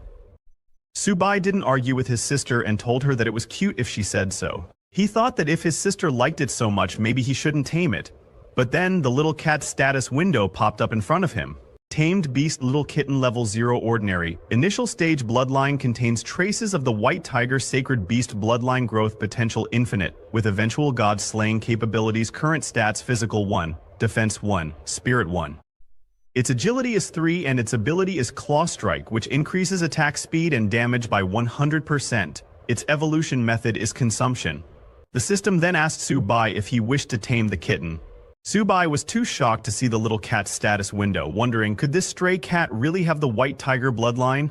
The little cat looked at Subai with curiosity. Sushia told Subai that it seemed to like him.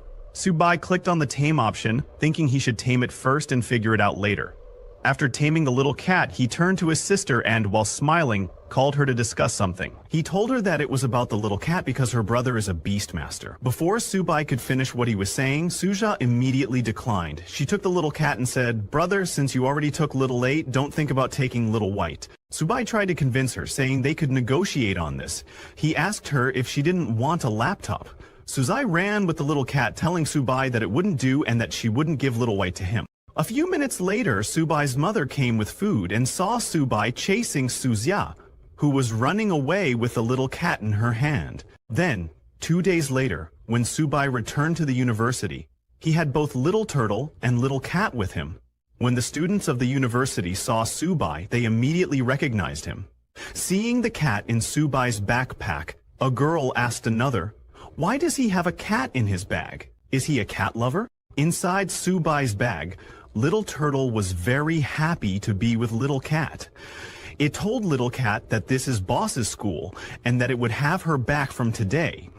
But Little Cat was very uncomfortable in that small bag and complained to Subai that Little Turtle was squishing her. However, Subai didn't understand what they were talking about.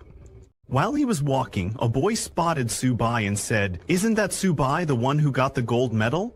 Another boy replied, "Is that why, despite his average looks, so many girls are running to his dorm?" They were jealous of Subai's achievement. Hearing them, Subai thought, "Looks like I'll need to wear a mask when going out in the future." While he was walking, suddenly there was an announcement asking student Subai to please report to the principal's office immediately.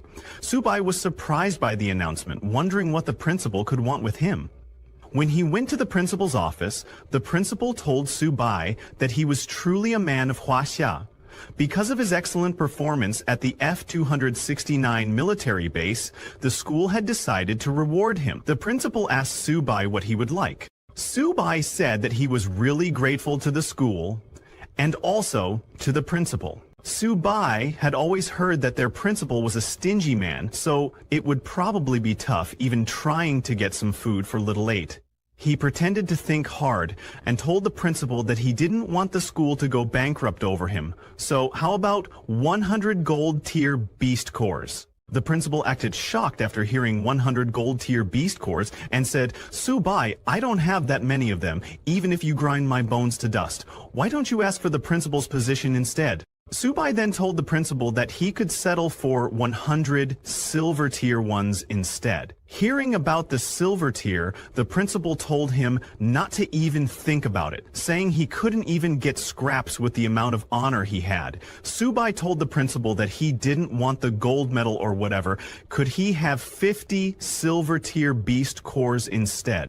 He tried to make the situation emotional, saying, "Principal, you know I bled for the school." But the principal didn't fall for that and said, "Subai, humans are humans. The strong in the human race have the responsibility and duty to protect the weak. When you saved those students, you were carrying out a duty as one of the strong ones." Subai was at a loss for words seeing the principal. He said, "Principal, please, no more yapping. Let's settle with 50 silver tier beast cores." The principal completely ignored his words and told him that the military and the school weren't going to give up on a genius like him. He took a deep breath and told Subai that this was the most he could do. He would let him have 10 bronze tier beast cores. Subai was shocked to hear that his reward was just 10 bronze tier. He immediately declined and asked for 20 bronze tier beast cores. The principal agreed to 15 and told him that it was final. Subai accepted the deal.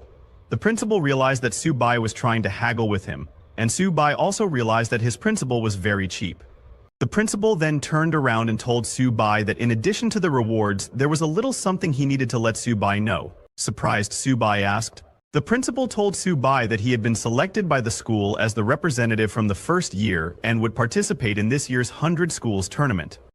Subai was confused to hear about the 100 Schools tournament and asked the principal if the reward thing was just a ruse. He said, "Principal, this is not very nice of you."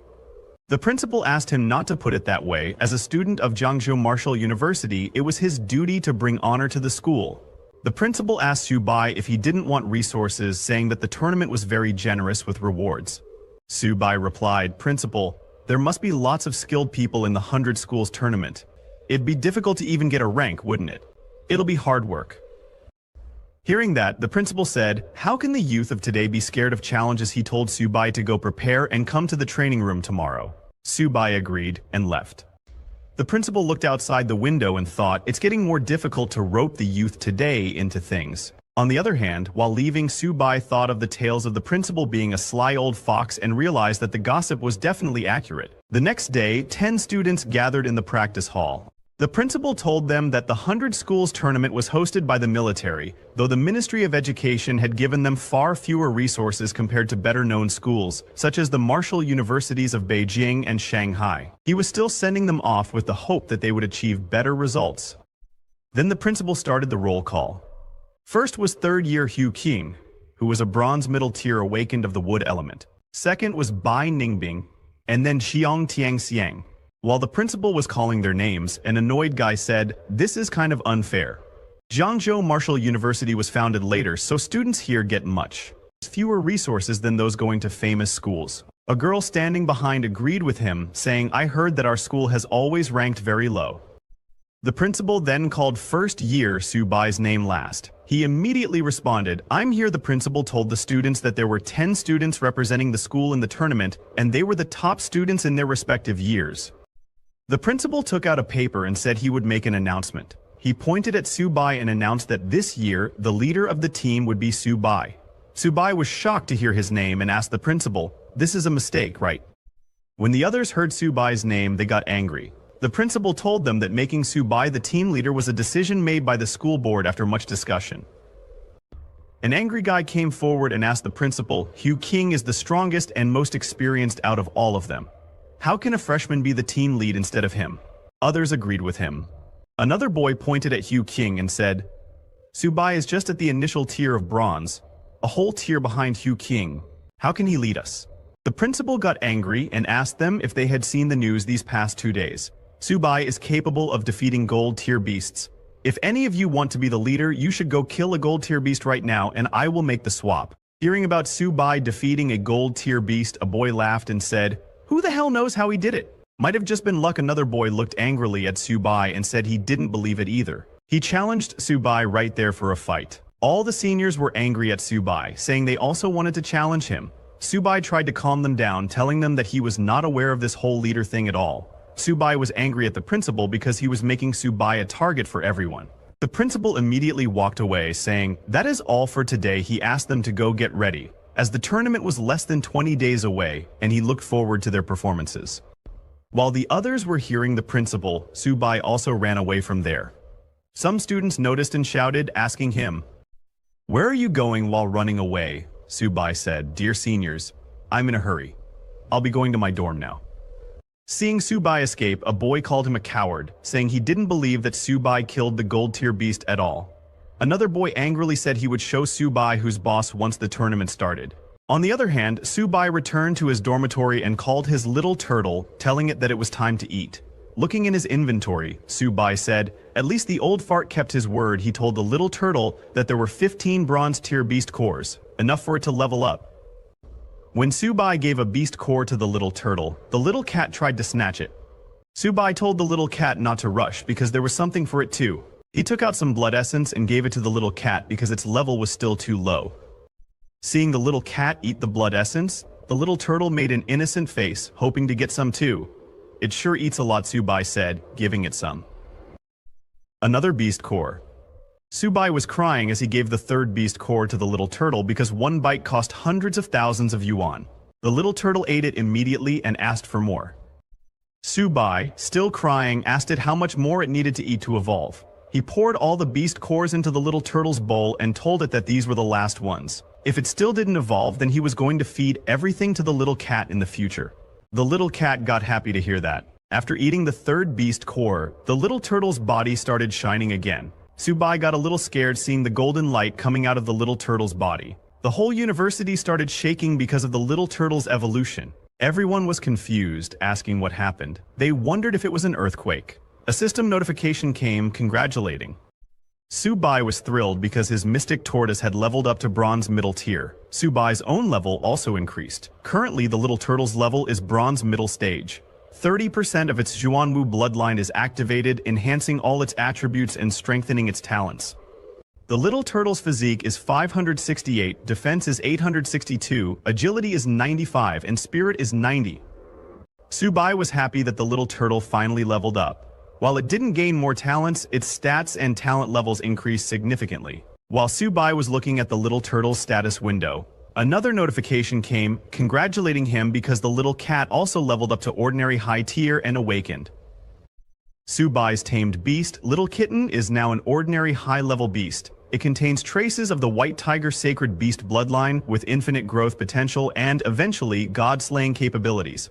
Now its strength is 39, defense is 38, agility is 79, and spirit is 25. It also has 3 talents. The first talent is Claw Strike, which activates by consuming stamina, increasing attack speed and damage by 100%. The second talent is Bloodlust, which activates by consuming stamina, increasing attack by 100%, 500%. The graver the wounds, the higher the bonus. The third talent is Ghostly Haunting Step, which increases movement speed by 100%, 200%. The bonus increases as more vitality is consumed. Seeing the second notification, Subai jumped in. The next day, Subai went to the Jiangzhou Martial University Library. He was surprised by the sheer size of the building. He remarked to the librarian that he hadn't expected Jiangzhou University's library to be so vast. The librarian explained to Subai that the library had been established even before the university was founded, serving as the cornerstone of Jiangzhou Martial University's heritage. While speaking with Subai, the librarian scanned his ID and was astonished. She hadn't expected a freshman to already have 180 credits. As a beast tamer, Subai asked her about books related to beast taming. The librarian pointed in a direction and informed Subai that the beast taming books he was looking for were over there. He was free to look up whatever information he needed. Subai thanked her and went to the beast taming section. He was a little surprised to see that there were actually quite a few books on beast taming. He thought it would take him a long time to go through all of them. While Su Bai was selecting his first book, he noticed a book written by Lo Fan. When he read the name, he felt that he had heard it somewhere before. Su Bai picked up the book, and while flipping through its pages, he noticed the beast taming skills described in it. The skills included Heavens and Earth Converge, the Undying Soul, Divine Weapons Gathered, Sacred Beasts Armed, the Roots of Grass and Trees, and Origin Confluence. Su Bai recognized the bibliophile Origin Confluence skill as he had already mastered it. He wondered what the Undying Soul and Sacred Beasts Armed might mean. While Su Bai was engrossed in reading the book, he didn't realize that he had already lost track of time. Nations noticed Su Bai coming out. These seniors noticed Su Bai coming out. These seniors were the same ones selected to compete in the university competition alongside Su Bai. Seeing him emerging from the beast taming section, one of the seniors mocked him, saying, "A beast tamer has no future, no matter how much they study." Su Bai didn't even notice them, as he was fully engrossed in the book he was reading. He was amazed by its contents and said to himself, "I didn't expect Senior Luo Fen to be so powerful." He created 3 divine skills: Origin Confluence, Sacred Beasts Armed, and the Undying Soul. He even single-handedly fought against the invasion of all the tribes. It's a pity he was eventually outnumbered and died on the battlefield. Even with just a brief look at the book, Su Bai was captivated by the extraordinary achievements of Luo Fan. Su Bai realized that he needed to read this book carefully, but suddenly something shocking happened. While Su Bai was reading, the book began to shine brightly. He was shocked and confused, unable to comprehend what was happening or why the book was floating. He even felt a strange force flowing into his body. After the book stopped shining, Su Bai went to the librarian. Showing her the book, he asked if he could borrow it. The librarian was surprised to see the book because it didn't have a classification label. She told Su Bai that it probably wasn't part of the library's collection. Su Bai insisted that it couldn't be true, as he had taken it directly from the bookshelf. The librarian decided to check and investigate further. The librarian tried to examine the contents of the book, but even after using all her strength, she couldn't open it. Frustrated, she wondered why she couldn't open the book. Su Bai was surprised to hear this and said, "That can't be right. I was just reading it a moment ago. Let me take a look." But when Su Bai tried to open the book, it opened immediately. Su Bai showed it to the librarian and said, "How is it possible that it couldn't be opened?" The librarian was equally confused and said, "Maybe something went wrong." She told Su Bai to keep the book and read it, adding that he could return it whenever he was done. Su Bai immediately took the book and asked the librarian if he could borrow it for as long as he wanted. The librarian agreed, and Su Bai was delighted to hear that. He thanked the librarian before leaving. After Su Bai left, the librarian called the university principal and informed him that the book they had left on the bookshelf had been taken by Su Bai. The principal was shocked and asked if Su Bai had actually managed to open the book. The librarian confirmed that it was true. She saw it with her own eyes. The first-year student Su Bai had opened the book. Hearing this, the principal became very happy. Looking up at the sky, he said, "Luo Fan, the person you've been waiting for has finally appeared after 100 years. If you, in the underworld, are aware of this, you must be very happy, right?" The scene then shifts to 2 weeks later, at the Marshall University's 100 Schools League. People started gathering at the stadium. A reporter informed the audience that the 100 Schools League was divided into 5 major battle zones: East, South, West, North, and Central. Each battle zone would produce 2 qualifying teams. The 8 Marshall Universities of Changsha Province had all gathered at Changsha Marshall University to compete. The stadium was packed, and tickets for this year's 100 Schools League were in high demand. University buses began to arrive, carrying the participants of the competition. A group of students from Fuquan mocked the students from Lonying Martial University, saying, "Lonying Martial University dares to show up? They're just here to get beaten." The Longjing Martial University students retorted, "Who gets beaten is still up in the air. Just wait and see, you trash from Fuquan." All the students were highly competitive and full of spirit as they headed into the stadium. Meanwhile, the audience began to gather as the competition was about to start. At the seating area for Subai's Zhengzhou Martial University, Instructor Fu arrived and asked, "Is everyone here?" A senior replied, "Subai hasn't arrived yet, but everyone else is here." Another senior added, "Subai is our team captain. He wouldn't back out at the last minute." Just as he said that, a voice suddenly called out, "How could I back out at the last minute?" The one who said that was Subai. Instructor Fu was shocked to see him. It had only been a few days, but she could sense that Subai's strength had improved significantly. She told Subai that the match was about to start and that they needed to arrange their lineup. Subai reassured Instructor Fu, saying, "Don't worry, I've got it all planned out." Before the competition began, a host appeared on the big screen and announced, "Ladies and gentlemen, teachers and students. Just a month ago, the myriad beast clans deployed large-scale forces to pin down the military's frontline capabilities. Meanwhile, smaller groups of vicious beasts bypassed the front lines to attack the rear military bases of several provinces. The Martial University students in the affected provinces were nearly wiped out by the myriad beast clans, with less than 1 in 100 surviving. The host asked, "Compatriots, shall we avenge this?" The entire audience shouted in unison, "We must avenge them! Kill all the vicious beasts! The human race must win!" Seeing the audience's energy, the host said, "Good. If our human race has this spirit, how can the vicious beasts not be destroyed? This is the very purpose of today's 100 Schools League. Now, I declare the official opening of the Jiangzhou Provincial League." The rules of the competition were then announced. As this is a team battle format, each team can have up to 5 participants in each match. The loser is eliminated and the winner advances to the next round. "The team with the last remaining participant wins," the host announced. He then proceeded with the random draw for the matchups. First match was between Longying Martial University and Xinmin. The second match was between Jiangzhou Martial University and Xinyun Martial University. The third match was between Fuchuan Martial University and Suchong Martial University. The fourth match was between Anyi Martial University and Zhongshu Martial University.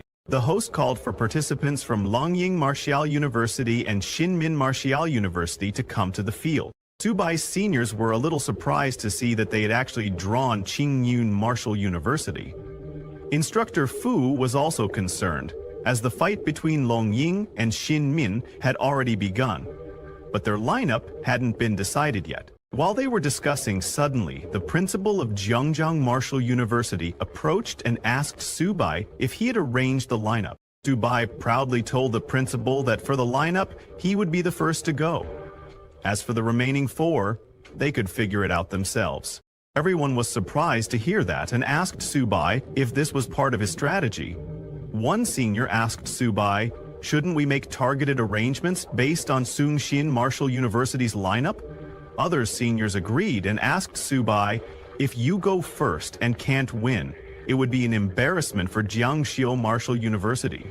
The seniors were very angry with Subai. Subai then addressed everyone. Subai reassured everyone not to worry, saying that he would not disappoint them. While they were talking, the principal noticed that in just a few days, Subai's level had increased significantly. The principal admitted that Subai's comprehension was truly impressive. The principal then whispered to Subai, advising him not to go too far and to at least leave some room for his seniors to shine. He added that if Subai offended them all, it would be difficult for him to get by in school in the future. Subai nodded, understanding the advice. Into rooms, the light grew. Meanwhile, the match between Longying Martial University and Xingmin Martial University had ended, with Xingmin Martial University emerging victorious.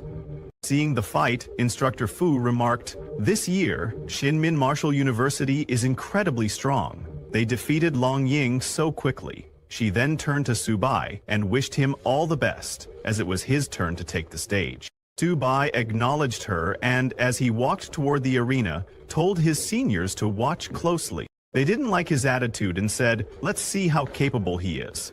When Subai stepped onto the arena, waifu Yunran started cheering for him. Subai's roommates were also there, cheering him on. to fight Su-bai, a red-haired student from Qingyun Martial University, entered the stage. When the red-haired student saw Su-bai, he immediately recognized him and said, "You must be that freshman who slayed the golden tier vicious beast, right?" Su-bai, a little annoyed by the title, admitted that it was indeed him. That red-haired guy was Qingyun Martial University's squad captain, Li Lingfeng, a mid-Ryong rank stone power user. Li Ling transformed his arms into stone and said to Su-bai, "Today I'll show you what true power is like." Su-bai completely ignored his warning and focused on taking out his little turtle from the bag. Li Ling was surprised to see the little turtle and asked Su-bai, "Is this your tamed beast?" He then laughed at Su-bai, saying, "Don't tell me you brought your household pet to the competition." Su-bai completely ignored him again and took out some food to eat, saying that he was in a bit of a rush this morning and hadn't had breakfast yet. When the audience saw Su-bai's little turtle, they too were confused, wondering why he brought a little turtle to the competition. A guy commented that Jiangzhou Martial University really doesn't have anyone worth mentioning anymore, so they are actually letting this kind of trash go on stage. Even Su-bai's seniors thought he was seriously underestimating his opponent. One senior asked the others, "Su-bai's opponent seems to be at the mid-bronze rank. Can he really handle this?" While they were all wondering about the little turtle, Instructor Fu was wondering why. Su-bai was eating peanuts and drinking cola on the stage. After taking out the little turtle, Su-bai sat down, opened a can of cola, and told the little turtle, "After eating so many beast cores, don't embarrass me." The little turtle moved forward and released a bright light from its body. Li Ling felt the power emanating from the little turtle and wondered, could this turtle really be his tamed beast? Su-bai's little turtle took its black tortoise form. This time it was a stable form, and the little turtle fully controlled the transformation. Li Ling was terrified upon seeing the little turtle's overwhelming form. The whole audience was shocked to see such a massive turtle. One guy remarked, "This turtle's one eye alone is as big as a basketball." Looking at the little turtle's armor, one man asked, "Is that its skin?" This is clearly armor, and it's actually shining like metal. Being able to project mass really did seal the deal for these stars, and the turtle became associable with the image of superpower and superhumanness. Turtle number 6, Van Haberman, age 23, escapes from an MJ science tower, where he concludes his mission by receiving powers of his own. You know, looking at the little turtle's claws and limbs, another man said, "No wonder Su-bai can kill a gold-rank beast. This turtle could crush anyone with a single slap." Yanran was very happy, knowing that her future husband Su-bai is now stronger. EYA's roommate Fan Chao was very shocked, wondering, when did Su-bai's little turtle get this big? While drinking cola, Su-bai ordered the little turtle to finish the fight quickly. At Su-bai's command, the little turtle swung its huge claws at Li Ling, who couldn't even react to the attack. With just one move, the little turtle sent Li Ling flying. He crashed to the ground with a solid impact. Although he didn't get injured, he used his stone power to turn his back into stone. But Li Ling was too shocked after seeing how massive the little turtle was. Su-bai told Li Ling to just hold on a little longer because he wanted to finish his cola before taking him down. Since Li Ling became very angry, he stood up, thinking it was just a sneak attack and that he must focus all his power. Li Ling said, "Su-bai, you think you're tough? Then let's see who's tougher." With that, Li Ling used his stone transformation and fully turned his body into stone.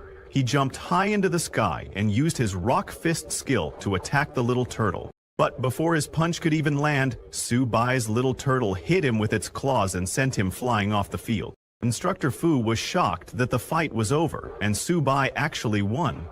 Su-bai's seniors were also very shocked, admitting that this turtle is too strong.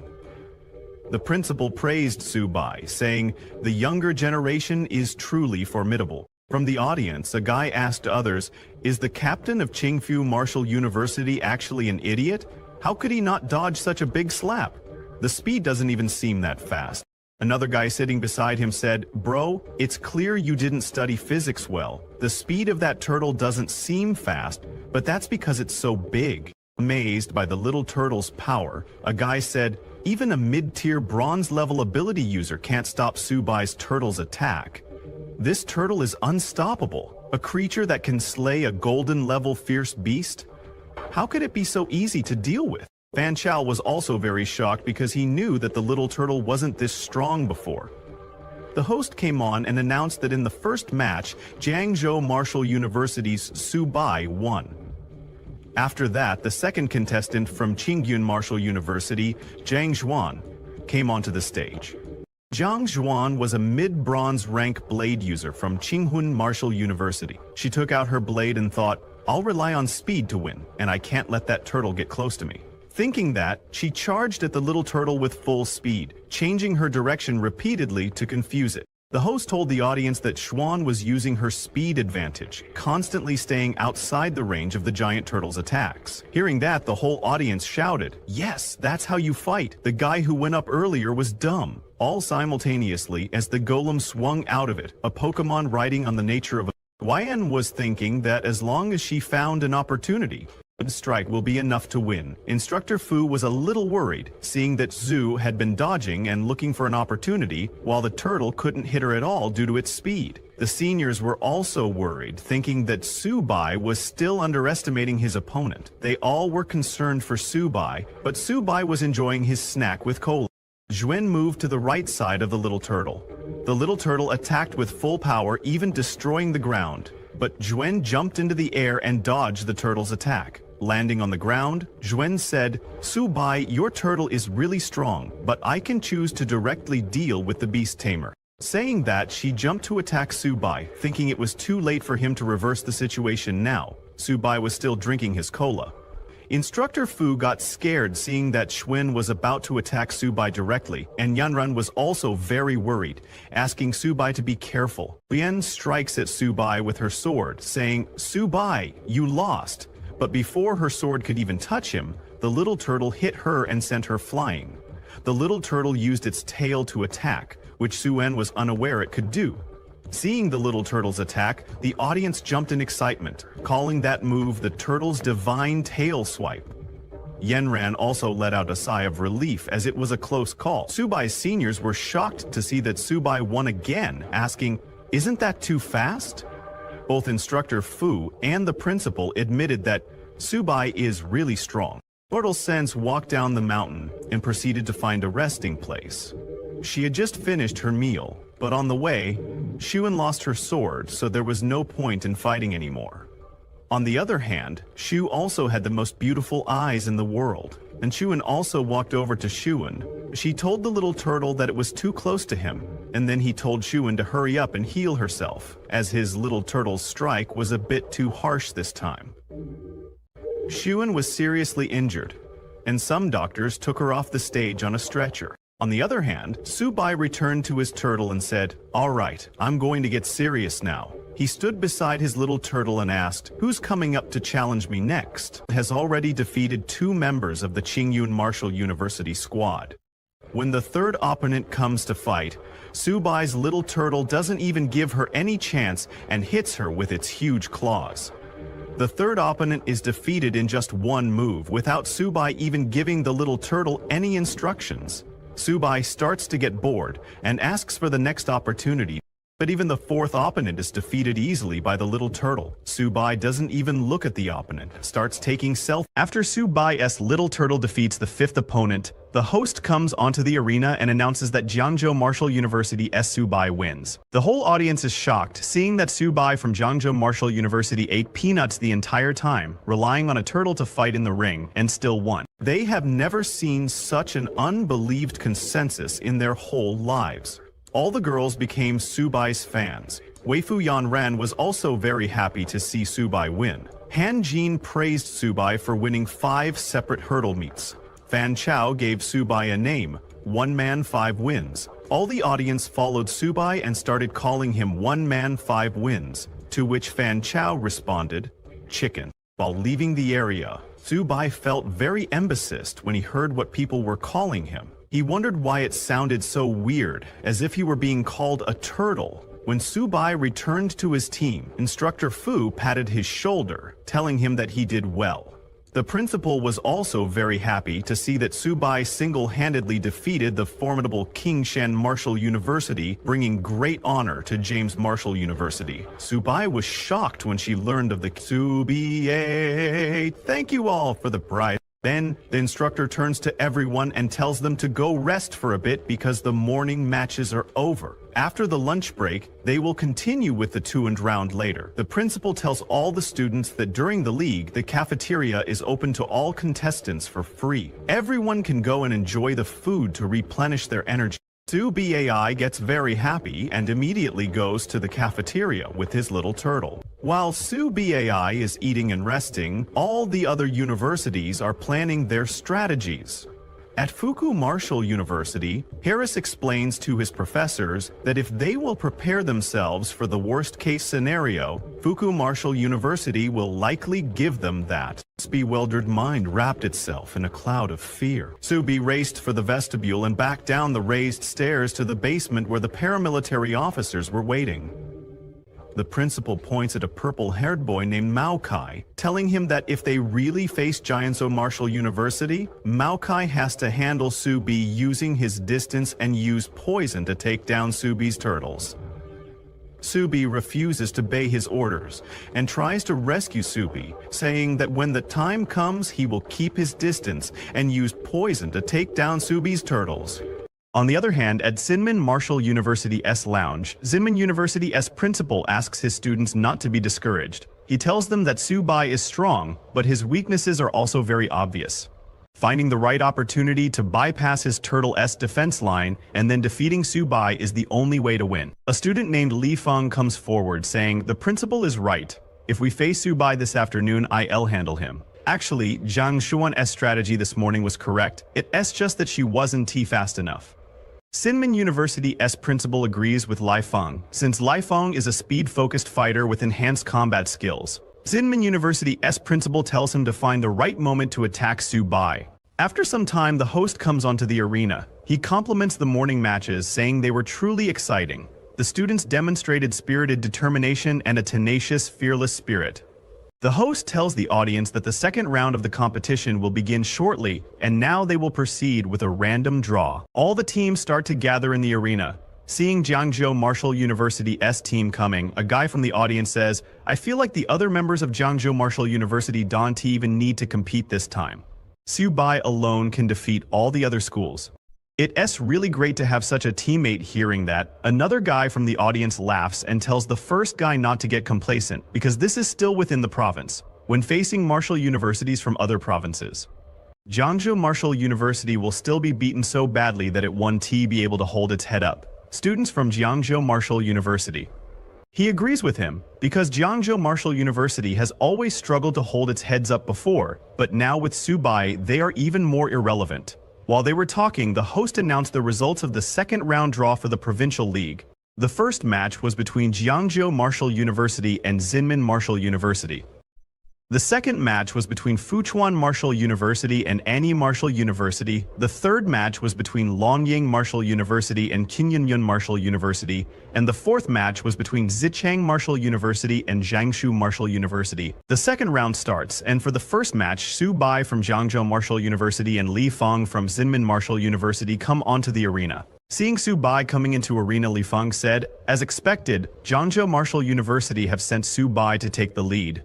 Luckily, we've already prepared a strategy specifically for him." Li Feng starts stretching. When Su-Bai, who was very relaxed, saw Li Feng stretching, he asked Li Feng to don't be so nervous, telling him that he just have to endure for a bit and it'll be over soon. The host gives signal and the match begins. Captain of Zinmin Martial University Li Feng was a high-level bronze rank hunter. He immediately get ready to attack, telling Su-Bai to don't be too arrogant. Li Feng used his clear wind step skill and charged at the little turtle. He was so fast that it created an afterimage. When the little turtle tried to attack Li Feng, it could not touch Li Feng's afterimage, only his real body. Li Feng got behind the little turtle and, with all his power, kicked it.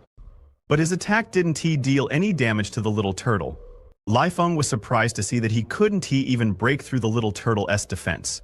The little turtle used its tail to attack Li Feng, but he jumped and dodged the little turtle's tail. This continued.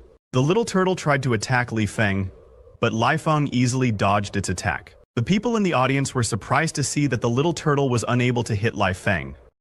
A guy laughed at the little turtle, asking others to look at how Su-Bai's turtle seemed provoked by Li Feng and was angry, howling repeatedly. A girl asked her friend what would happen if Li Feng suddenly charged at Su-Bai.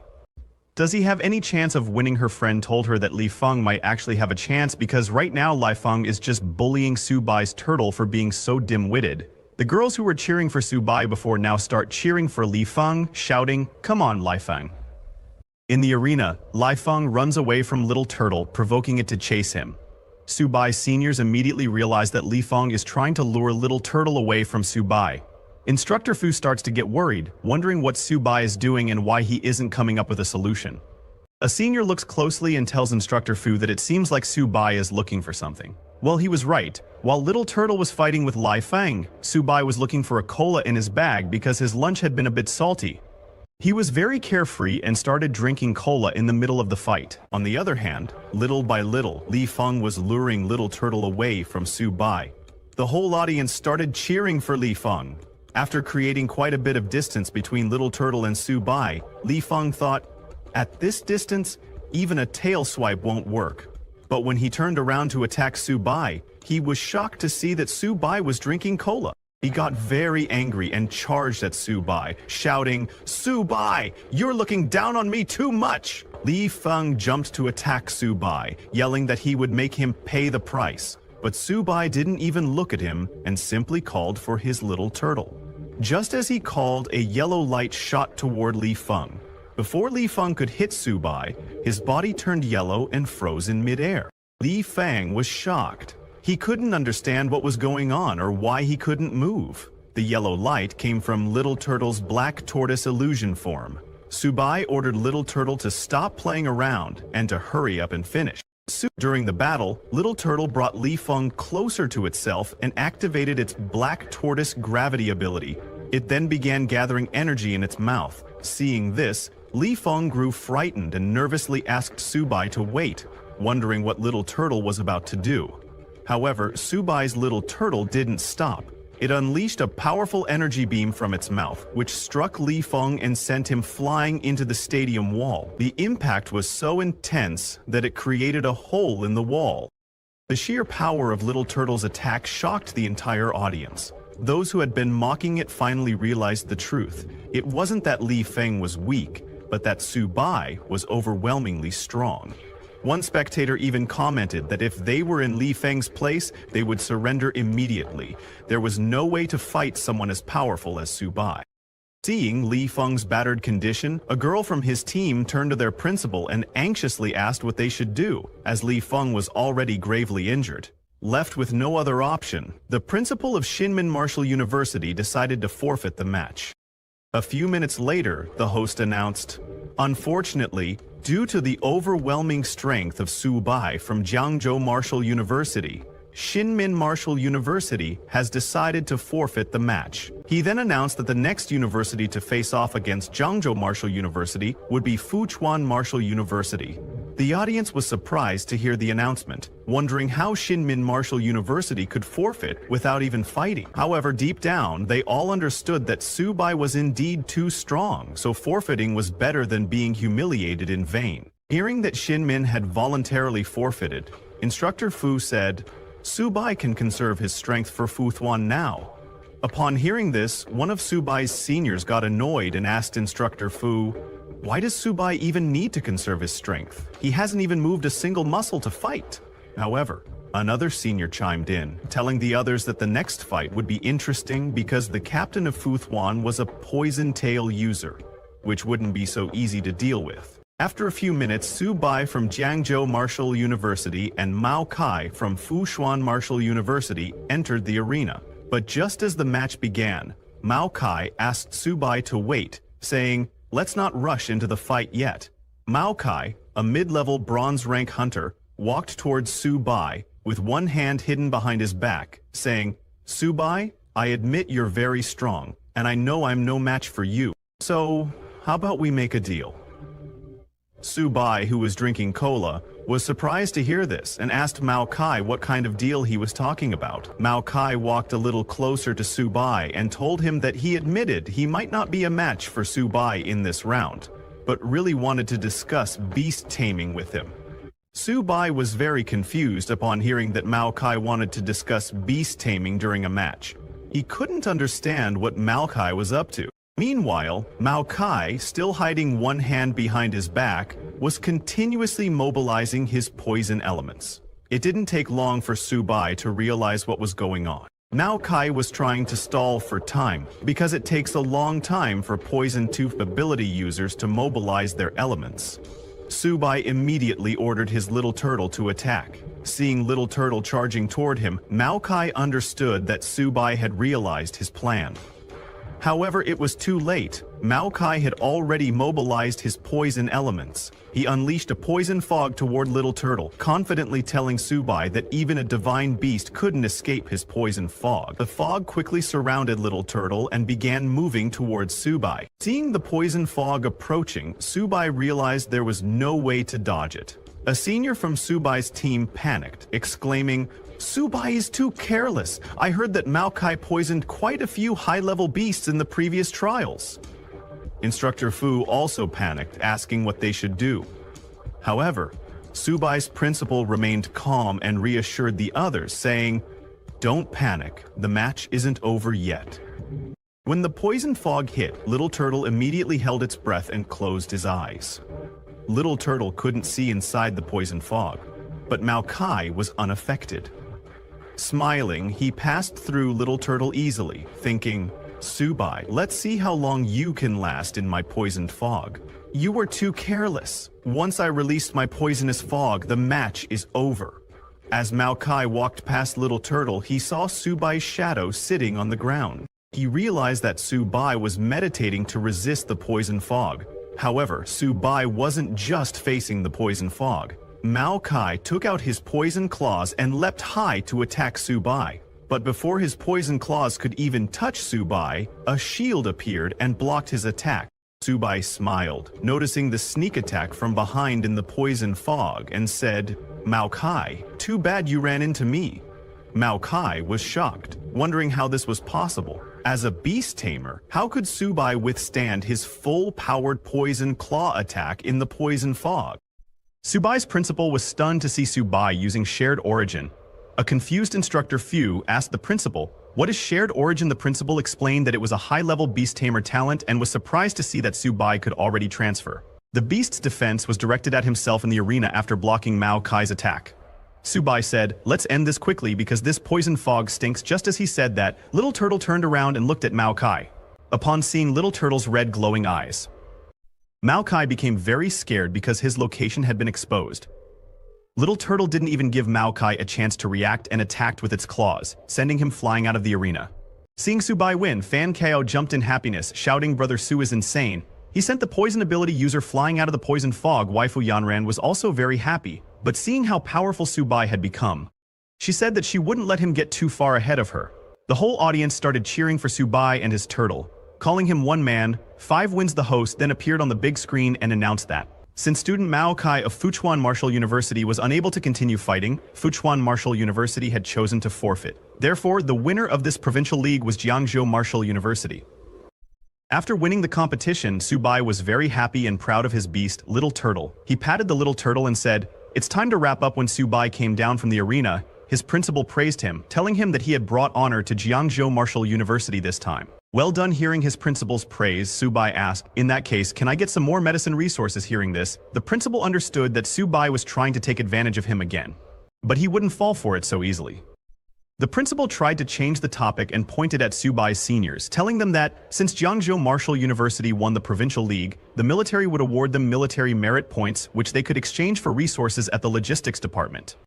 Hearing that, an annoyed senior asked the principal, "Since they only sent out Su Bai, do military merit points have anything to do with us?" The principal was at a loss for words upon hearing that. He changed the topic again, saying, "In 3 days, we'll be heading to Luo City to participate in the All Warzone League.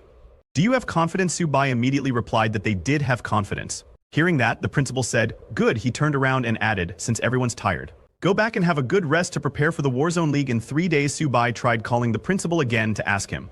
Su Bai tried to ask about the resources, but the principal didn't even look back. While leaving, he told Su Bai that he was looking forward to seeing his outstanding performance in 3 days. Seeing the principal run away, Su Bai called him an old fox because he ran so fast when it came to resources.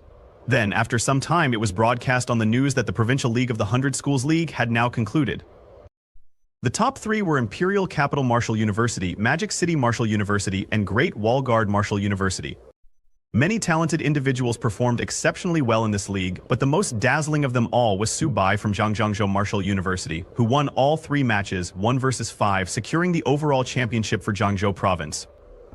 Students of Jiangzhou Martial University were amazed to see that Subai was in the news again. Now those fangirls really wanted to meet him. Meanwhile, Subai went to his university's training room. He was happy to finally find a quiet place. He took out his little cat from his bag, telling it that he knew it was eager. But there would definitely be a chance for it to go on stage later. Subai exchanged his military merit points for 4 high-grade silver beast cores. He showed them to the little cat, telling it to eat them sparingly. He first gave 1 core to the little cat, and upon seeing the core, the little cat's eyes lit up, and it immediately ate the core. Just as little cat ate that core, its whole body started shining, releasing yellow energy from its body. Subai immediately received a system notification telling him that his ordinary high-grade common bronze rank cat had upgraded to a sharp gold white tiger. Little Cat's Sacred Beast White Tiger bloodline had been activated, and it acquired the Sharp Gold Gale talent. Subai was amazed to see that his little cat leveled up after eating just 1 core and that its White Tiger bloodline had been activated. Subai immediately gave the other 3 remaining beast cores to his little cat, telling it to eat a few more. Seeing the 3 more cores, little cat jumped in happiness and started eating them immediately. Subai told it to eat slowly, saying, "No one's going to steal them from you." Subai thought that after eating these, his little cat should be able to level up again, but after the little cat ate those 3 cores, it didn't change. Subai was very confused, seeing that his little cat ate all of them and there was no reaction. He wondered if those high-grade silver beast cores were fake, but suddenly, little cat's whole body started shining again in yellow light. This time, the light was 10 times stronger than the first time, and when the light stopped, Subai was too shocked to see his little cat. The little cat's body had completely transformed. It grew taller than Subai and looked even more amazing. Seeing that, Subai thought it was way cooler than Little Turtle's transformation. A notification came, telling Subai that his sharp gold white tiger had upgraded to intermediate bronze level. Immediately, Subai checked his little cat status window. Little cat had leveled up. To intermediate bronze level, its white tiger bloodline has been activated by 30%. Its attributes have greatly improved and its talent has been enhanced. Currently, its constitution is 158, defense is 105, agility is 295, and spirit is 60. Little cat has 3 talents. The first talent is Sharp Gold Claws. It consumes a certain amount of physical energy to launch 100 attacks on a single enemy in a very short period of time. The first attack's power is 150% of the basic attack value, and after each attack, the amplitude of the next attack increases by 2%. The second talent is Sharp Gold Spirit. It consumes a certain amount of energy to cover the whole body with sharp gold energy. Each attack has a 200% tearing effect. It can be used in combination with Sharp Gold Claws to greatly increase the damage caused by Sharp Gold Claws. The third talent is Sharp Gold Ghost. It consumes a large amount of physical energy, causing movement speed and attack speed to increase by 300%. It can be used in combination with Sharp Gold Claws, allowing Sharp Gold Claws to complete 100 attacks instantly. Seeing Little Cat's status window, Subai became very happy, saying it was worth giving Little Cat 4 high-grade silver beast cores because these stats are insane. Subai petted the little cat, telling it that he was counting on it for the Warzone League. Little Cat became very happy to hear that and hugged Subai. Meanwhile, at the Imperial capital, where the Warzone League was going to be held in 3 days in a huge mansion, a man, while watching Subai's match on television, said, "This Subai is interesting. It seems he has a lot of secrets." The man ordered his subordinate to go and investigate Subai, saying maybe his turtle is even more ridiculous than Luo fans back then. His subordinate said yes and left. 3 days later, at the Lohe Martial University competition venue, teams from all over the country arrived for the competition. They were all amazed to see the venue, with many commenting, "As expected of Lohe Martial University." The competition venue was several times larger than others. When Subai and his team entered, they saw the entire audience cheering for Lohe Martial University to win the championship. Subai and his seniors were confused, seeing everyone supporting Lohe Martial University. The principal of Jiangzhou Martial University informed Subai and the others that Lohe Martial University was trying to intimidate them.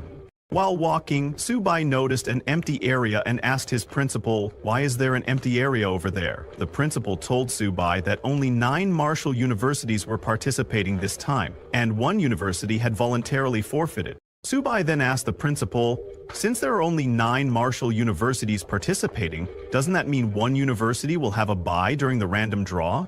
The principal confirmed, saying yes, and it all comes down to luck. Whoever gets the bye will advance directly to the next round. Hearing that it was all up to luck, Subai prayed to God that they wouldn't get the bye during the draw later, because he was counting on playing more matches to earn military contributions to feed those gluttons. He was referring to his turtle and cat. Subai's senior stepped forward and asked the principal to please allow him to participate this time, no matter what. Hearing that, the other seniors also approached the principal, requesting to participate as well. Subai was shocked to see that all of them wanted to participate. The principal laughed and reassured all the seniors, saying that this time everyone would have the opportunity to compete. As they walked toward their designated area, the principal told them to wait for Subai to draw lots first. A few minutes later, when the draw was complete, the host appeared on the big screen to announce the matchups.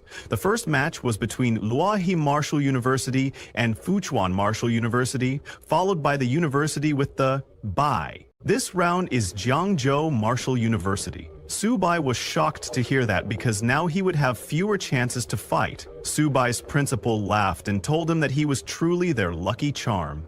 Instructor Fu was also very happy, as they skipped the first round and went straight to the next. Only Subai was sad, thinking about how unlucky he was to draw the bye as he wanted to compete. Then, after a few minutes, the first round matches began. Students from both Luohe Martial University and Fuquan Martial University entered the arena. When the match began, Fuquan Martial University's contestant struggled to hold on as Luohe Martial University's contestant pressed the attack. 2 hours later, all the matches concluded. The host appeared on the big screen, announcing that the first round quarterfinals had ended and that they would now announce the results of the second round draw. Shocked herself, the host announces that the university with a bye this round is still Jiangzhou Martial University. Hearing that, people in the audience were very shocked, asking, "What the hell is going on? Is there some kind of shady business happening?" One guy asked, "What kind of luck is this? Jiangzhou Martial University hasn't done anything, just sitting in the audience watching the matches." Another guy said, "I traveled all this way just to watch Subai sitting in the ring eating peanuts and drinking cola. A bye once is understandable, but why a second time?" A girl then suggested, could it be that Luohe Martial University is afraid of facing Subai directly, so they deliberately gave Jiangzhou Martial University a bye? Others in the audience agreed with the girl, saying that the competition system was unfair. How could such a strong competitor like Subai keep getting a bye? This is disrespectful to the opponents. Hearing the complaints from the audience, a representative from the military stepped forward to clarify that after a thorough inspection, there was no evidence of any bias or foul play by Jiangzhou Martial University, and the competition would continue. Hearing the announcement, Subai's principal became very happy, as this meant they had ranked third in their competition zone. As long as they won one more match, they could participate in the final of the 5 major competition zones. On the other hand, Subai was shocked and asked, "How is it another bye? Can't they let me compete?" Then, 1 hour later, the host announced that the exciting moment was coming soon. The final match of this round's competition zone was about to begin. The next match was Jiangzhou Martial University versus Lanzhe Martial University. But even when it was Jiangzhou Martial University and Lanzhe Martial University, the people from Luohe Martial University were cheering for Luohe.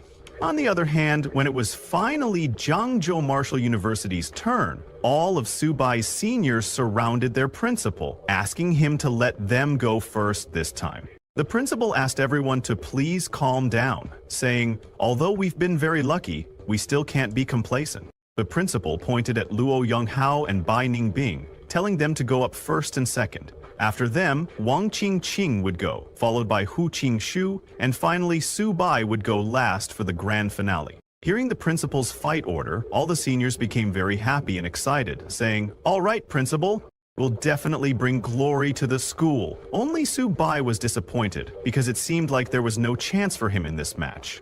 When the match began, Uchi Yoyongkyung went first into the arena. He tried to take on a bronze mid-level opponent with his bronze low-level strength, and in the end, he lost narrowly.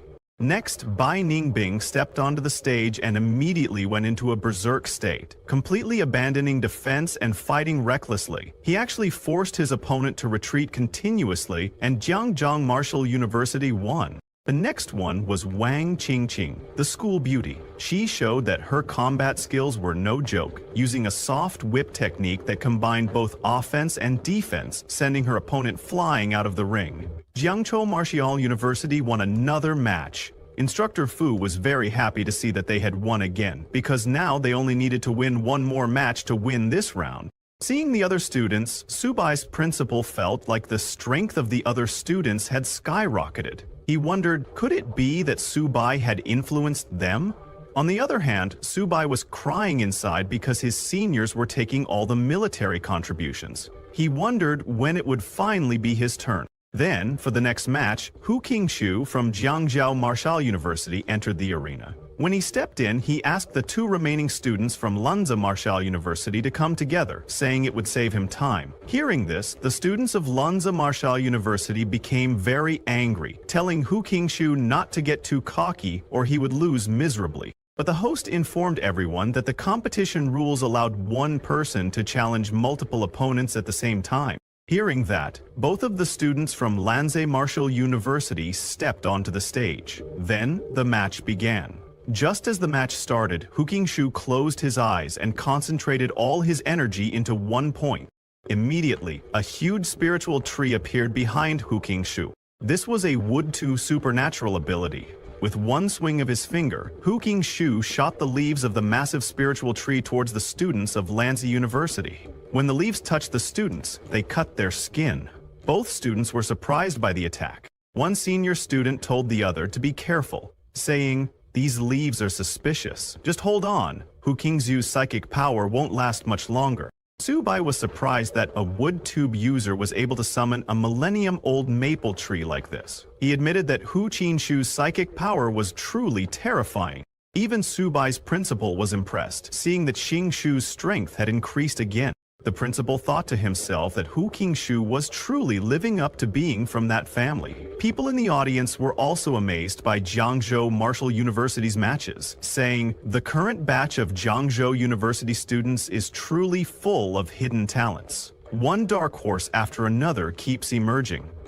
"Even senior Hu Qingshu is this strong?" a guy from the audience commented, "but I still think Subai is stronger. After all, his tamed beast has already defeated a golden ranged one." On the other hand, Hu Qingshu's leaf attack was getting stronger by the second. The two students from Lanza University were struggling in the middle of the leaf attack. They began to panic because there were no signs of weakening in Hu Qingshu's assault. To end the match, Hu Qingshu gathered hundreds of leaves together and shot them at the students of Lanza University to break through. In that attack, both students from Lanza University were sent flying, unable to defend themselves. They fell out of the arena and lost consciousness. The host announced that in this round's competition, Jiangzhou Martial University won. On the other hand, Lubohei Martial University also won their match. The host congratulated both Jiangzhou Martial University and Lubohei Martial University for advancing to the national finals. After winning, Hu Qingshu returned to his university's venue. The principal praised Hu Qingshu, telling him that his performance had surprised everyone. Hu Qingshu thanked his principal. The principal then told everyone that the real hero of this competition was still Subai. Subai was shocked to hear that he was considered a hero. He thought the principal was making fun of him for not being able to go on stage. The principal told everyone that if it weren't for Subai getting 2 consecutive buys in the draws, they wouldn't have won so easily. Everyone was at a loss for words. The principal then told them that since they were all exhausted, they should get some rest and be ready because 1 week from now, they would be heading to the national finals. He told the students that this time, in addition to the military contribution rewards earned by each student in the competition, the school would provide extra resources as training rewards. Subai was shocked to hear that because he was coming back empty-handed this time. He had to figure out how to gather some resources to feed those 2 gluttons. On the other hand, Subai's seniors became very happy hearing the principal's announcement and started cheering, saying, "Long live the principal!" Meanwhile, at the Lin family mansion in Waifu, Yan Ran was practicing with some robots when her uncle Wen came to tell her it was time to eat. Yan Ran, while practicing, kicked a robot and sent it flying. She then turned to her uncle and told him that she wasn't hungry yet and wanted to practice for another hour. Hearing that, Uncle Wen sighed because ever since Subai participated in the 100 Schools League, all Yan Ran did every day was watch Subai's matches and practice like crazy, completely ignoring the balance between work and rest. Suddenly, Yan Ran called out to her Uncle Wen, telling him that the pills he gave her were almost used up. She asked if he could help her ask her father for more, because she wanted to increase her strength as quickly as possible, Yan Ran said. Her uncle agreed and left, feeling very annoyed. He knew that many top families in the imperial capital had proposed marriages to Yan Ran, but she had rejected them all with a single word. Her uncle was worried, wondering what kind of potion Subai had given her. Then, 7 days later, Subai and his team arrived at Magic City. When they arrived at the university, all the seniors were amazed to see a huge golden university gate. Looking at the gate closely, one senior asked if the gate was made of solid gold because it was sparkling. Another senior commented, "This is just too luxurious." But Subai was not impressed by the gate. He said, "This gate alone must have cost billions. What a waste." The principal told Subai that it cost more than just billions. The materials alone cost 1.8 billion, not to mention that the gate was built in 1 day by 20 gold level and 5 platinum level experts working together. The principal then asked Subai to look at the motto of Magic City Martial Arts University and the Grand Gate. It's all meant to showcase the spirit that only the strong can protect the nation. While they were talking, a black-haired man came to welcome the students from Jiangzhou Martial Arts University. The man greeted Principal Zhou and introduced himself as Jiang Ming, the vice president of the student council at Magic City Martial Arts University. Jiang welcomed them into Magic City Martial Arts University and asked them to please follow him. Principal Zhou said, "All right," and began following Jiang. While walking, one senior told another senior, "Magic City Martial Arts University sure knows how to put on airs. Their principal traveled all the way here in person, and they only sent a student council vice president to greet us." Another senior agreed, saying, "If it were someone from Imperial City Martial Arts University, their principal would come out personally to welcome us." While heading toward their rooms, Subai noticed a huge building on the campus and asked his principal, "What's that?" The principal told Subai, "That's the gravity adjustment training ground." Hearing that, Subai said, "If our academy had one of those, we could train at least 100 silver-level students every year." Subai's words hit the principal in the heart. After some time, everyone arrived at the hotel. Zhang told Subai and his team that this was the hotel where they would be staying and dining. Zhang explained that the first floor offered a 24-hour buffet with all the ingredients being meat from ferocious beasts of various species, cooked by top chefs. It was very beneficial for enhancing a martial artist's blood energy, and there was no limit to how much they could eat. Subai asked Zhang again if it was really unlimited. Zhang replied. Hearing that, Subai jumped for joy and immediately ran toward the buffet, telling Little Turtle and Cat that they were in for a feast. Surprised by Subai's reaction, Zhang asked his principal if Subai was starving or something. One of the seniors told Zhang that they couldn't imagine. "How much can this turtle of Subai eat?" one senior asked. Another senior said to the others, "If Subai goes in, will there be anything left for us to eat?" Hearing that, all the seniors hurried to the buffet, or they would go hungry tonight. Seeing them like that, Zhang was at a loss for words. The principal laughed and said, "Young people, so full of energy." The next day, when Subai's team entered the competition venue, they were surprised by how big it was. One senior commented, "The competition venue at Magic City is really on another level. I've only ever seen such a large venue on TV." Subai's principal was already at the venue. He asked all his students to stop acting as if they had never seen the world before. The principal then explained the competition rules to them. He told them that this final tournament features martial arts universities from 13 schools. The Great Wall Guard's military academy, being directly under the military, automatically enters the top 4, so there will be no buys. Surprised, one senior asked the principal, "Why does the Great Wall Guard's military academy get a free pass to the top 4? Other seniors agreed, saying it's so unfair. The principal explained, "It's because the Great Wall Guard's military academy is a military genius training base. You may not know, but it's the only martial arts university located on the front lines of the battlefield against the multiracial invaders. The seniors were shocked to hear about a military genius training base. Even Subai was surprised to hear about an academy located on the front lines of the battlefield, saying, "That's intense." The principal told them, "That's why the national finals are full of hidden talents. Never underestimate anyone." He decided to let Subai take the lead, with Hu Qingsu anchoring. The whole team understood. The team cheered, confident that Jiangzhou Martial Arts University would win. After some time, the host appeared on the big screen and asked all the teachers and students to please settle down because the 100-school competition finals were about to begin. She then announced the draw for the first round of matches.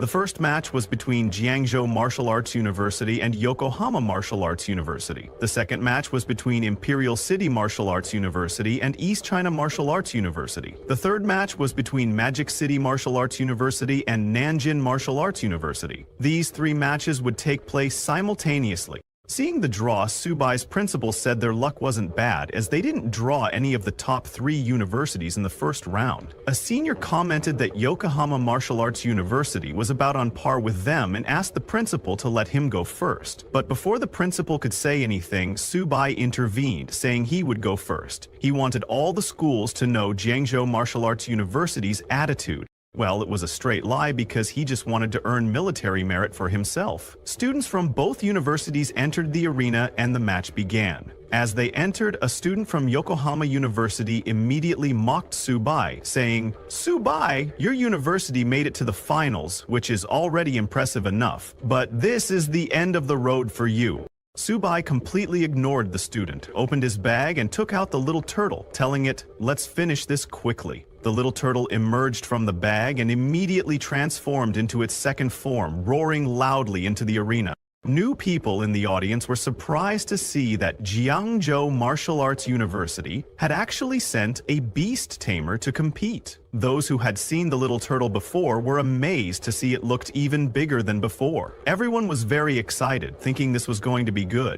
On the other hand, after seeing the size of the little turtle, the student from Yokohama Martial University became very scared. He said, "This is way too big, this has to be cheating, I don't accept this." But before he could finish his words, the little turtle hit the student and sent him flying out of the arena. The little turtle had already defeated the student, and Subai was still sitting in his chair, preparing to eat. Seeing the student defeated, Subai acted surprised and said, "You're that weak? I haven't even started eating my peanuts yet." The student from Yokohama Martial University thought that beast tamers were supposed to be. He told the girl that Subai's turtle has insane defense and strength, and it's definitely at the silver level. If someone had a beast like that, they would be crushing bronze-level martial artists like it's nothing. Meanwhile, in the arena, another student from Yokohama Martial University entered. Seeing Subai sitting on a stool and eating peanuts, the student became very angry and told Subai that he was humiliating them. She jumped towards Subai, shouting that she would make him pay, but Subai completely ignored her and continued reading his comic, saying, "This comic is really good." When the girl got near him, the little turtle shot an energy beam from its mouth and sent her flying. The host announced that Subai of Jiangzhou Martial Arts University won. Seeing that not only was Subai snacking on peanuts, but he also brought his own stool, a senior of Subai asked if this was the attitude he was talking about. Seeing this, Subai's principal sighed, saying that Subai really didn't know how to keep a low profile. Humiliating his opponent like this wasn't good. Now, how was he supposed to face Yokohama Martial University's principal, Chen, after this? The principal was saying that, but he was very happy inside. Hu Qingshu told his principal not to celebrate too early because Subai might meet a real challenge soon. He pointed at a different arena and asked the principal if that red-haired boy was the team captain from Imperial City Martial Arts University. The principal looked at that arena, where a red-haired boy from Imperial City Martial Arts University and a boy wearing a mask were fighting. The masked boy jumped to attack the red-haired boy, and when they collided, there was suddenly a huge explosion. When the smoke cleared, the masked boy was on the ground, and it was announced that Imperial City Martial Arts University won. The red-haired boy was a flame user. He apologized to his opponent, saying he had hit a little too hard. Seeing that, Subai's principal felt a little nervous, because the boy was a fire attribute martial artist and was at the peak of the silver level. Seeing a silver level fire attribute martial artist, Subai's seniors were shocked, asking, "Is this the terrifying strength of Imperial City Martial Arts University?" Wu Qingshu told the other seniors that if the Great Wall Guard's military academy doesn't step in, only Magic City Martial Arts University might be able to match them. While they were talking, Subai defeated another student from Yokohama Martial University. The host then announced on the big screen that Jiangzhou Martial Arts University had won the match. Subai and his little turtle were overjoyed upon hearing this. As he was celebrating, two people observed him from the side. One was the principal of Luohe Martial Arts University, and beside him stood Wang Ming-kun, a silver-rank student from his university. Ming-kun asked his principal for permission to handle Subai, confidently stating that he would make Jiangzhou Martial Arts University experience the feeling of 1 versus 5. The principal agreed and advised Ming-kun to use his speed to win, warning him not to engage directly with the turtle. Ming-kun laughed and reassured his principal not to worry. Then, the host announced that the next match would be between Jiangzhou Martial Arts University and Luohe Martial Arts University. Following the announcement, Wang Ming-kun entered the arena, signaling the start of the match. He walked toward the little turtle and mockingly told Subai that he had been lucky in the last round, but wouldn't be as fortunate this time. Subai, however, didn't argue. Instead, he sat in his chair, opened his bag, and took out a cola. He was slightly excited to see that his opponent this time was a silver-ranked wind attribute ability user. Smirking, he declared that he would show Subai the strength of a silver rank. With that, he merged with the wind and transformed into a tornado, launching an attack on the little turtle, aiming to take it out. However, to his shock, he realized that Earth's gravity couldn't lock on to the little turtle. Changing tactics, he abandoned the turtle and went after Subai instead, thinking he could eliminate him before he even had a chance to react. He swiftly moved behind Subai and unleashed a wind blade attack, shouting, "Goodbye, bronze brat." Yet Subai remained unfazed.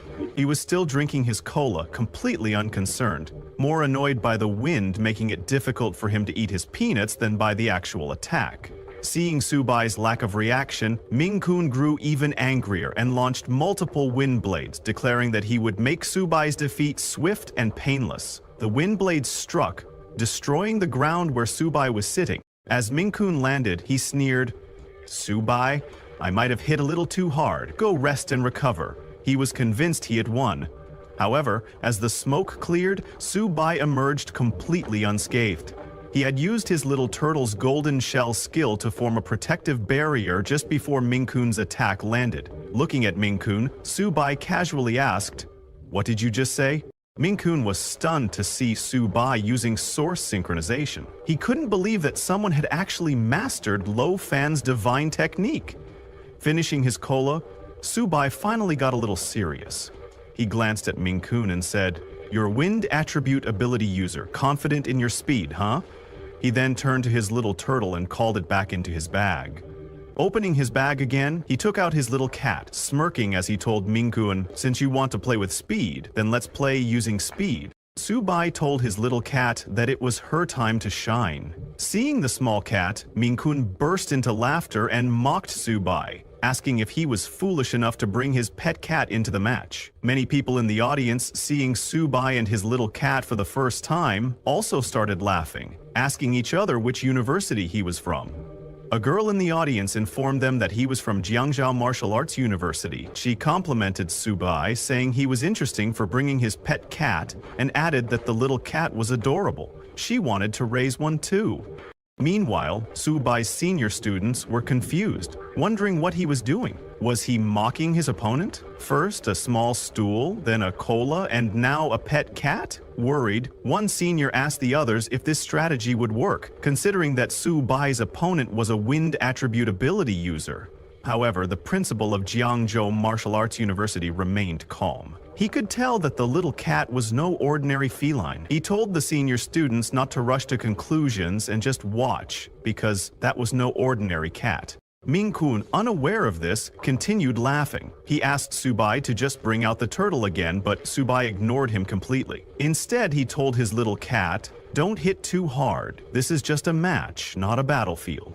The moment he said that, the little cat transformed into her beast form and let out a deafening roar. It was so loud that Ming-kun instinctively covered his ears. Shocked, he wondered if the shadow he had just seen was his imagination. But when he looked at the little cat again, he was stunned. She had grown significantly larger and was now lunging toward him. The audience gasped in shock at the transformation. "That's no pet cat. That's clearly a big tiger. Maybe even a white tiger," a man exclaimed.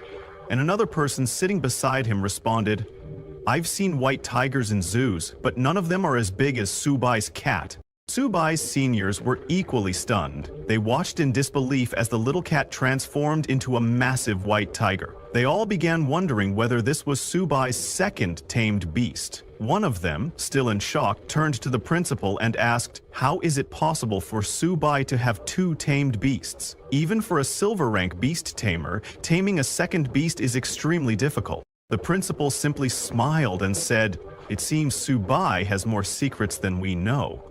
Meanwhile, in the arena, Ming-kun activated his super speed and struck the little cat's neck with a wind blade. His precision and speed were flawless, and the attack landed perfectly.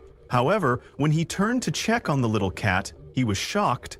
The cat had vanished. "An afterimage?" he gasped. He couldn't believe it. How could that little cat be so fast? Subai's little cat began running around Ming-kun at super speed, leaving behind multiple afterimages. Ming-kun was in complete disbelief. "Impossible. I won't admit it. There's no way that little cat is faster than the wind." Frustrated, he turned towards Subai, who was casually sitting in the corner. "Forget the cat. As long as I defeat Subai, I win," he thought. Determined, Ming-kun charged at Subai at full speed. However, before he could reach him, the little cat was already there, blocking his path. She raised her massive paw to strike. Ming-kun was too stunned to react. "This is impossible!" he shouted. But he had no time to dodge. In a single, powerful swipe, Subai's little cat sent Ming-kun flying out of the arena. Ming-kun hit the ground with a solid impact and lost consciousness. The host appeared on the big screen and announced, "Jiangzhou Martial Arts University's Subai wins." The audience was in shock. Subai, a mid-tier bronze rank, had just defeated a silver rank captain from a prestigious university. A man in the crowd commented, "That was almost complete domination. Is this even real?" A girl from Jiangzhou Martial Arts University asked, "Why does it feel like Subai's white tiger is even fiercer than his turtle? What's the deal with this big tiger?" Regardless of what the audience was thinking, one thing was clear. Subai had won, and the entire arena erupted in cheers. The judges panel, one judge turned to the others and asked, "I've never heard of this Subai guy before. What year is he at Jiangzhou Martial Arts University?" Another judge, seated nearby, commented, "Even the top students from elite universities in the capital and the army aren't this strong." He continued, "Jiangzhou Martial Arts University actually produced such a monster this year. They're about to rise in the rankings." Meanwhile, at the Imperial City Martial Arts University's rest area, a student from Imperial City Martial Arts University scoffed, "That Ming-kun from Luhui Martial Arts University is too weak."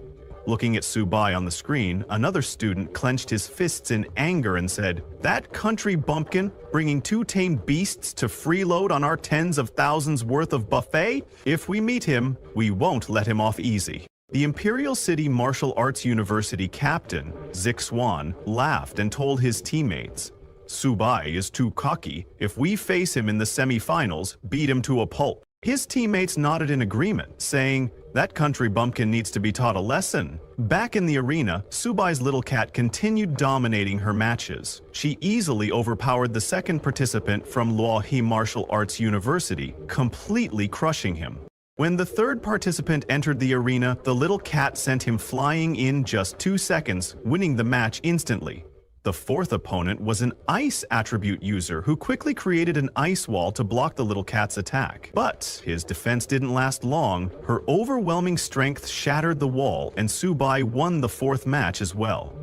After the match, the host appeared on the big screen and announced, Congratulations to Jiangzhou Martial Arts University for advancing to the top 4. The entire audience erupted in cheers. Jiangzhou Martial Arts University rises to the top, they chanted. Seeing Su Bai win and advance to the top 4, Jiangzhou Martial Arts University's principal was so overwhelmed with emotion that he started crying. Heaven has eyes. Our Jiangzhou Martial Arts University has finally made it to the top 4, he exclaimed. When Su Bai returned to his team, all his seniors praised him enthusiastically. One excited senior said, "Now let's see who dares to look down on Jiangzhou Martial Arts University." The principal rushed towards Su Bai, grabbing his hand. "Su Bai, you truly didn't let us down," he said with tears in his eyes. Then, with a proud smile, he added, "You are the greatest contributor to Jiangzhou Martial Arts University in centuries." Su Bai remained humble, responding, "It's my duty." The principal patted his shoulder and told him to sit down. Holding Su Bai's hand firmly, he said, "Making it to the top 4 completes our mission. This will be the most glorious page in our university's history." Turning to the other students, he declared, "Rest assured, your contributions to the university will be richly rewarded." Su Bai was shocked. "Wait, aren't there still the top 4 matches? How is the mission already completed?" he asked. It didn't take long for Su Bai to realize his old principal's true intentions. He was planning to give up and hand over the championship's billions of resources to another university. But Su Bai wouldn't accept that. The principal told Su Bai that their goal of securing a top 6 position and aiming for the top 4 had already been achieved. Then, looking at Su Bai, he asked, "You're not thinking of challenging the 3 top-tier universities, are you?" Su Bai's seniors were shocked upon hearing that he wanted to challenge the top-tier universities. Confused, Su Bai asked his principal, "Why can't I challenge them?"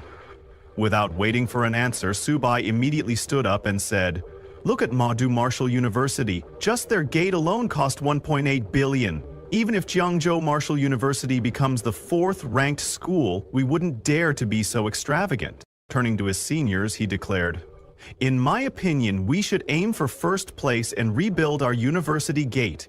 We can't let down the expectations of the people of Jiangzhou. We must strive for the championship." Hearing Su Bai's words, the other seniors were inspired and told their principal, "Su Bai is right. We can't give up like this." One senior, looking at Su Bai, admitted, "Although I find you quite annoying, your performance proves you're a worthy captain." They all agreed that Su Bai would lead and arrange their strategy for the top 4 matches. Hearing their determination, the principal stood up and praised them, saying, "Your enthusiasm and courage are commendable." Then he instructed them, "Let's go back and rest. Prepare well for tomorrow's top 4 matches and strive for 1st place."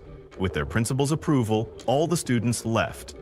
Watching them go, the principal sighed and thought to himself, "These kids are still young and impulsive.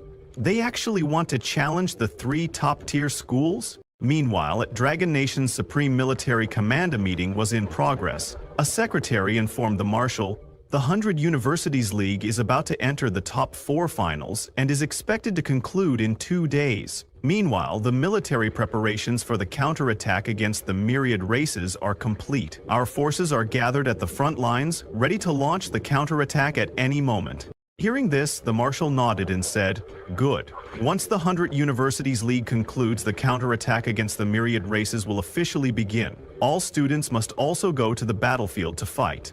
At his command, all military personnel stood up, saluted, and shouted in unison, "To avenge the tens of thousands of students and mentors who died, those who offend Dragon Nation, no matter how far, will be punished." The next morning at Modu Hotel, in Su Bai's room, he was practicing his martial arts using a book he had obtained from the library. Meanwhile, Little Turtle and Little Cat were happily eating the food Su Bai had gotten for them from the hotel's buffet. As Su Bai trained, he suddenly floated in midair, and a huge surge of energy burst forth from his body. It was the activation of his holy beast armament. Just as it activated, Su Bai unexpectedly swapped places with Little Turtle. In an instant, Su Bai appeared where Little Turtle had been eating, and Little Turtle fell onto the sofa where Su Bai had been floating. Su Bai was shocked and couldn't understand what had just happened. Suddenly, a system notification appeared. Congratulations, Subai, you have successfully comprehended the Beast Tamer's exclusive talent skill, transposition, the system explained. With this transposition skill, within a range of 1 kilometer, the Beast Tamer and their tamed beast can swap positions, ignoring all restrictions. Still in shock, Subai turned to Little Turtle, who looked even more stunned than he was. Subai thought to himself, just now, Little Turtle and I instantly swapped positions. What kind of skill is this? But he didn't pay much attention to it, thinking, more skills won't hurt, and they might have unexpected effects on the battlefield. He picked up his bag and asked Little Turtle and Little Cat, "Let's go, we're going to challenge the 3 top-tier schools." Then he left for the competition. At the stadium, the host addressed the audience. After yesterday's intense battles, the 100 Universities League has finally entered the top 4 competition stage. She then introduced the first competing team, the Great Wall Guardian Military Academy. She explained, the Great Wall Guardian Military Academy was originally a military base of the Great Wall Guardians, established in 1907. It was one of the first military bases erected on the Myriad Races battlefield. In its 94-year history, the Myriad Races have launched hundreds of campaigns against this academy, yet its students and mentors fought to the death, killing countless Myriad Race beasts and warriors.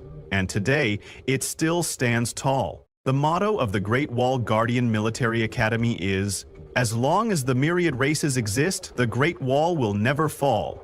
To this day, the strongest human, the only king-level expert, Mr. Ni Qing, serves as the honorary principal of the Great Wall Guardian Military Academy. B says also why even the strongest warriors of the Myriad Races dare not set foot in the Academy's territory. Just as the host finished speaking, king-level expert Ni Qing entered the stage with his students. The host continued, "As the strongest martial arts university in Dragon Nation and humanity's frontline barrier, the Great Wall Guardian Military Academy is truly unmatched." The entire audience erupted in amazement at the sight of the Academy's students and their formidable principal. A man in the audience exclaimed, "They say the Great Wall Guardian Military Academy is a city of heroes. Every student there is a hero." Another spectator standing beside him nodded and said, "Modem Martial University and Capital Martial University are already so strong, and the Great Wall Guardian Military Academy is even stronger. It's hard to imagine just how terrifying their strength must be."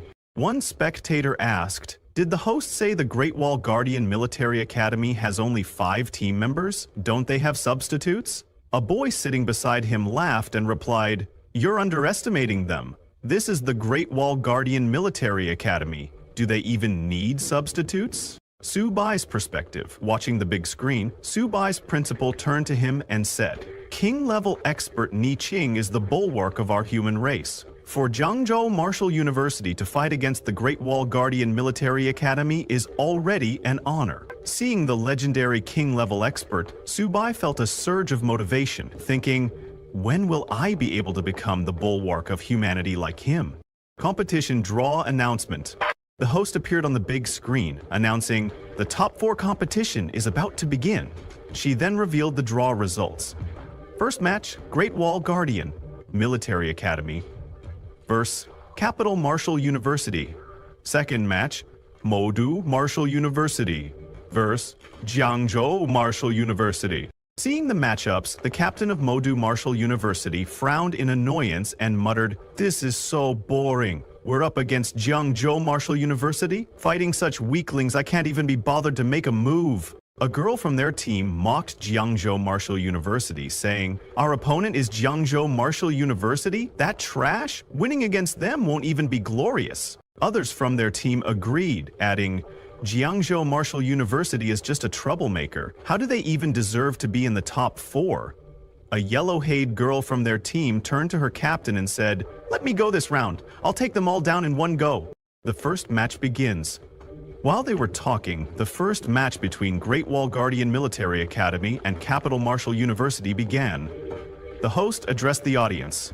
The first to take the stage for the Great Wall Guardian Military Academy is their captain, Han Zan, a Lord-level expert and the grandson of General Han Dang. The purple-gold armor he wears is forged from diamond-level cores. She wondered who Capital Martial University would send to face him. As Han Zhan entered the arena holding a huge spear blade, he challenged Wang Yang, the captain of Capital Martial University, saying, "Let's not waste time, let's settle this between us." He then asked Wang Yang, "Do you dare to fight me?" Seeing that Han Zhan had directly challenged Wang Yang, the entire audience erupted in excitement, wondering, quote, "Are Capital Martial University and the Great Wall Guardian Military Academy starting with a king vs. king match?" Unquote. The crowd began chanting, demanding a king vs. king match. The king vs. king match? Hearing the audience's demand, a guy from Capital Martial University suddenly jumped into the arena. It was Wang Yang, the captain of Capital Martial University, also a spearblade user. As soon as he entered, he mocked Han Zhan, saying, "Old Han, why make such a big deal out of this? I'm afraid you'll be a sore loser." The moment Wang Yang stepped into the arena, all the girls in the audience started cheering, shouting, "Wang Yang is our idol!" Su Bai's perspective. Watching the intense matchup, Su Bai's principal turned to him and said, "This match is heating up right from the start. Youth is truly wonderful."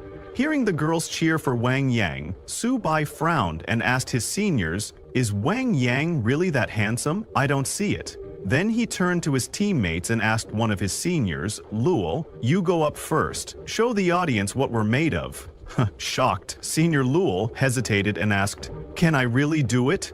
Back in the arena as they were talking, Han Zhan took his position and challenged Wang Yang once again, saying, "Let's start. I'll let you make the first move." Wang Yang accepted Han Zhang's challenge, and with lightning speed charged at Han Zhang, attacking with his spear. However, Han Zhang, standing still, effortlessly blocked Wang Yang's attack. The audience was surprised to see Han Zhang's diamond rank armor skill in action. They were shocked that he had developed it to such a high level. But Wang Yang was not about to stop. He continuously attacked Han Zhang from all directions, shouting, "Han Zhang, so what if your blood chi is high? So what if your armor is strong? I can still defeat you." Seeing them fight, Su Bai's principal told him, Wang Yang is an extreme agility and attack-type fighter. Coupled with the howling wind technique, it's almost impossible to see him. Su Bai agreed, commenting, "He is absolutely terrifying." Watching the intense battle, Su Bai thought to himself, "Is this the power of a mid-silver rank? How am I supposed to stand against them when I'm only a mid-bronze rank?" Meanwhile, in the arena, Wang Yang continued his relentless attacks, moving at incredible speed. But Han Zhang suddenly spotted an opening in his opponent's movements and smiled. Raising his spear high, he gathered an enormous amount of energy. He struck the ground with such force that it shattered the arena floor, sending powerful shockwaves in all directions. The shockwave hit Wang Yang as he dashed around, causing him to lose his balance and come to a sudden stop. Seeing Han Zhang's attack, a judge remarked, "This is Grand General Han's Sky Splitter Slash. I remember 3 years ago Grand General Han Dang used this very technique to kill a diamond rank enemy." The judge was shocked by the terrifying power of the attack, which had forced Wang Yang to halt. A commentator praised Han Zhang, telling the audience, Han Zhang actually used an extremely offensive combat technique as a control technique, an unthinkable strategy.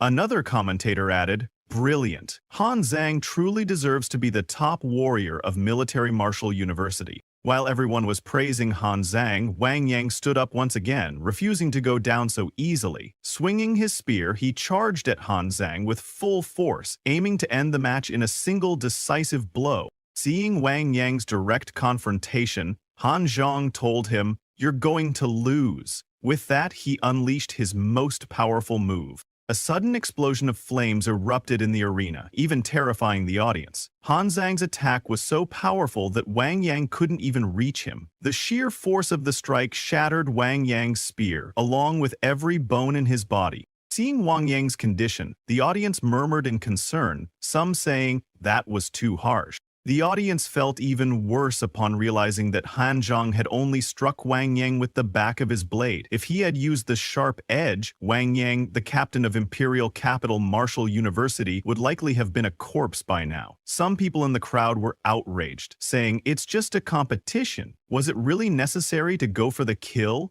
It's a tournament. Why not show some restraint?" While the crowd murmured, Wang Yang slowly stood up again, using his spear for support. He praised Han Zhang, saying, "You are truly amazing."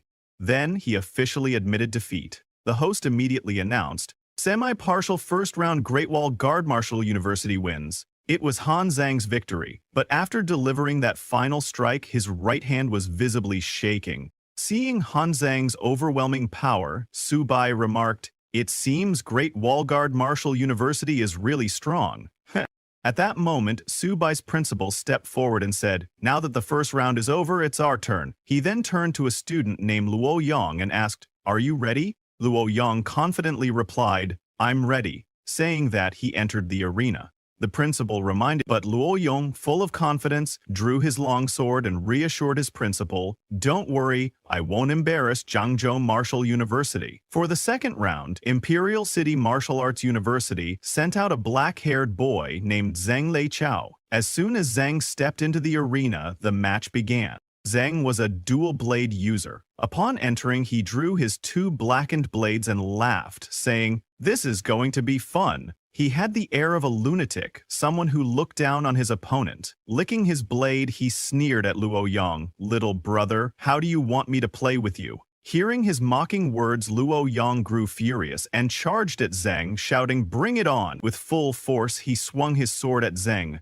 but Zheng effortlessly dodged with a slight movement and taunted, "Is that all you've got?" Then, with incredible speed, Zheng moved in and slashed Luo multiple times with his dual blades. Cuts appeared all over Luo's body, but he refused to fall. Seeing this, Zheng laughed and said, "Little brother, let me write a few words on you." Saying that, he began carving into Luo's back with his blades. Laughing maniacally, he taunted, "I'm going to toy with you." Seeing Zhen's merciless attacks, one of Luo's teammates said, "This is going too far. This is pure humiliation." Another teammate turned to their principal and pleaded, "Please, let..."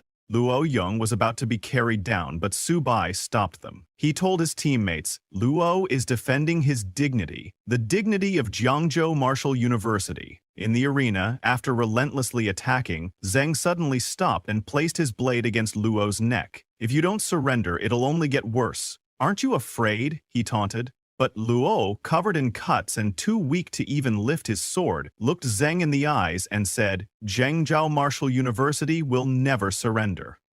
Hearing this, Zheng stabbed Luo with his blade and asked again, "Still refusing to surrender?" Luo coughed up blood but stubbornly replied, "I will never surrender."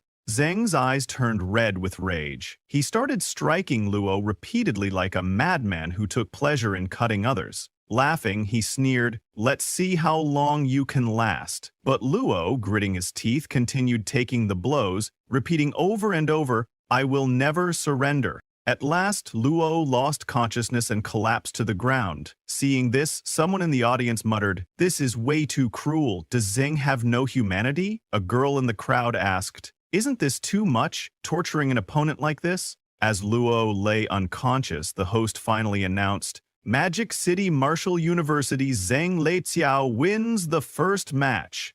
Su Bai and his teammates rushed toward Luo to check on him. Furious, Su Bai glared at Magic City Martial University and shouted, "You've gone too far!" One of Su Bai's seniors stepped forward and carried Luo down in his arms. As Luo was taken away, another of Su Bai's seniors, Bai Ning, entered the arena. Turning to his principal, he declared, "I'm going next. I won't let Zheng act so arrogantly." Su Bai's principal warned him, "Be careful, don't fight Zheng head-on." Bai Ning, a skilled swordsman, nodded in determination. As Zheng entered the arena, he laughed and said, "Another one? But this one doesn't look very durable." Drawing his sword in anger, Ning snapped back, "You talk too much." The host immediately announced the start of the second round. The moment the match began, Ning charged at Zheng, shouting, "Zheng, I want your life!" He swung his sword with full force, but just like before, Zheng effortlessly dodged his attack. Realizing that Ning was truly ruthless and determined to kill him, Zheng swiftly moved and counterattacked, saying, "I won't give you the chance to strike." Both fighters continued their relentless assault, each aiming for the kill. Watching the brutal exchange, a spectator in the audience asked in shock, "Are they really just students? Is this what a battle between students looks like? This is insane." People in the crowd began to grow anxious. One person said, "They should call it a draw. If this keeps going, one of them's going to die." Another added, even from hundreds of meters away, I can smell the thick scent of blood. This is terrifying. Inside the arena, both Ning and Zhang suffered wounds from each other's blades. As Zhang started to bleed, a flicker of fear appeared in his eyes. Are you trying to die? He shouted at Ning. Despite his injuries, Ning gritted his teeth and replied, I told you, I want your life. He swung his sword toward Zhang's neck, but Zhang dodged at the last second and countered by slashing Ning's leg. Before Ning could react, Zhang moved behind him and attempted to strike with both blades. However, Ning blocked the attack just in time with his sword. Zhang smirked and taunted. You're just a lowly bronze rank from a trash martial university. Tightening his grip on his blades, he sneered. You're going to lose. Still struggling, Ning glared at Zhang and said, Have you forgotten? Jiangzhou Martial University never gives up. With those words, Ning did something unthinkable. He turned the tip of his own sword toward himself. Without hesitation, he stabbed through both himself and Zhang. Zhang's eyes widened in shock. Are you insane? You're killing yourself too. Ning laughed through the pain and said, This isn't enough to kill me. Pushing his sword even deeper, he gritted his teeth and declared, This is how Jiangzhou Martial University fights. Unlike you, Zhang. You only know how to bully the weak, Ning shouted. Go to hell. With that, he drove his sword forward. In pain and fear, Zhang screamed, Don't kill me! I don't want to die! Desperate, he turned to his principal and begged, Save me! Just as he cried out, a hand appeared from behind and stopped Ning's sword. It was the Imperial City Martial Arts University principal stepping in to rescue his student. He declared, Magic City Martial University concedes this match. The host, taken aback, quickly announced, Magic City Martial University has conceded the match. The Imperial City Martial Arts University principal then pulled the sword out of both Zhang and Ning's bodies. At that moment, Subai's principal rushed into the arena, catching Ning before he collapsed. Furious, he turned to his opponent's principal and demanded, Is this what your Magic City Martial University students are like? First, they humiliate their opponents in the arena, and then they beg for help when facing death? As he carried Zhang out of the arena, the Imperial City Martial Arts University principal sneered at Subai's principal and said, Don't think that just because you made it to the top 4, Jiangzhou Martial University is qualified to challenge Magic City Martial University. Just then, a doctor arrived, but instead of checking on Ning, who was more seriously injured, he attended to Zhang first. Seeing this, Subai's principal gritted his teeth in anger. Do you really think only your Magic City Martial University students are valuable? The lives of Jiangzhou Martial University students are just as precious. As the Imperial City Martial Arts University principal left, he coldly remarked, There's no point in arguing. Let's settle this on the stage. Fine, Subai's principal snapped. Turning to Subai, he ordered, Get on stage, beat them as hard as you can, make them pay for touching anyone from Jiangzhou Martial University. Hearing his principal's command, Subai immediately stepped into the arena. Leave it to me, I'll make them pay the price.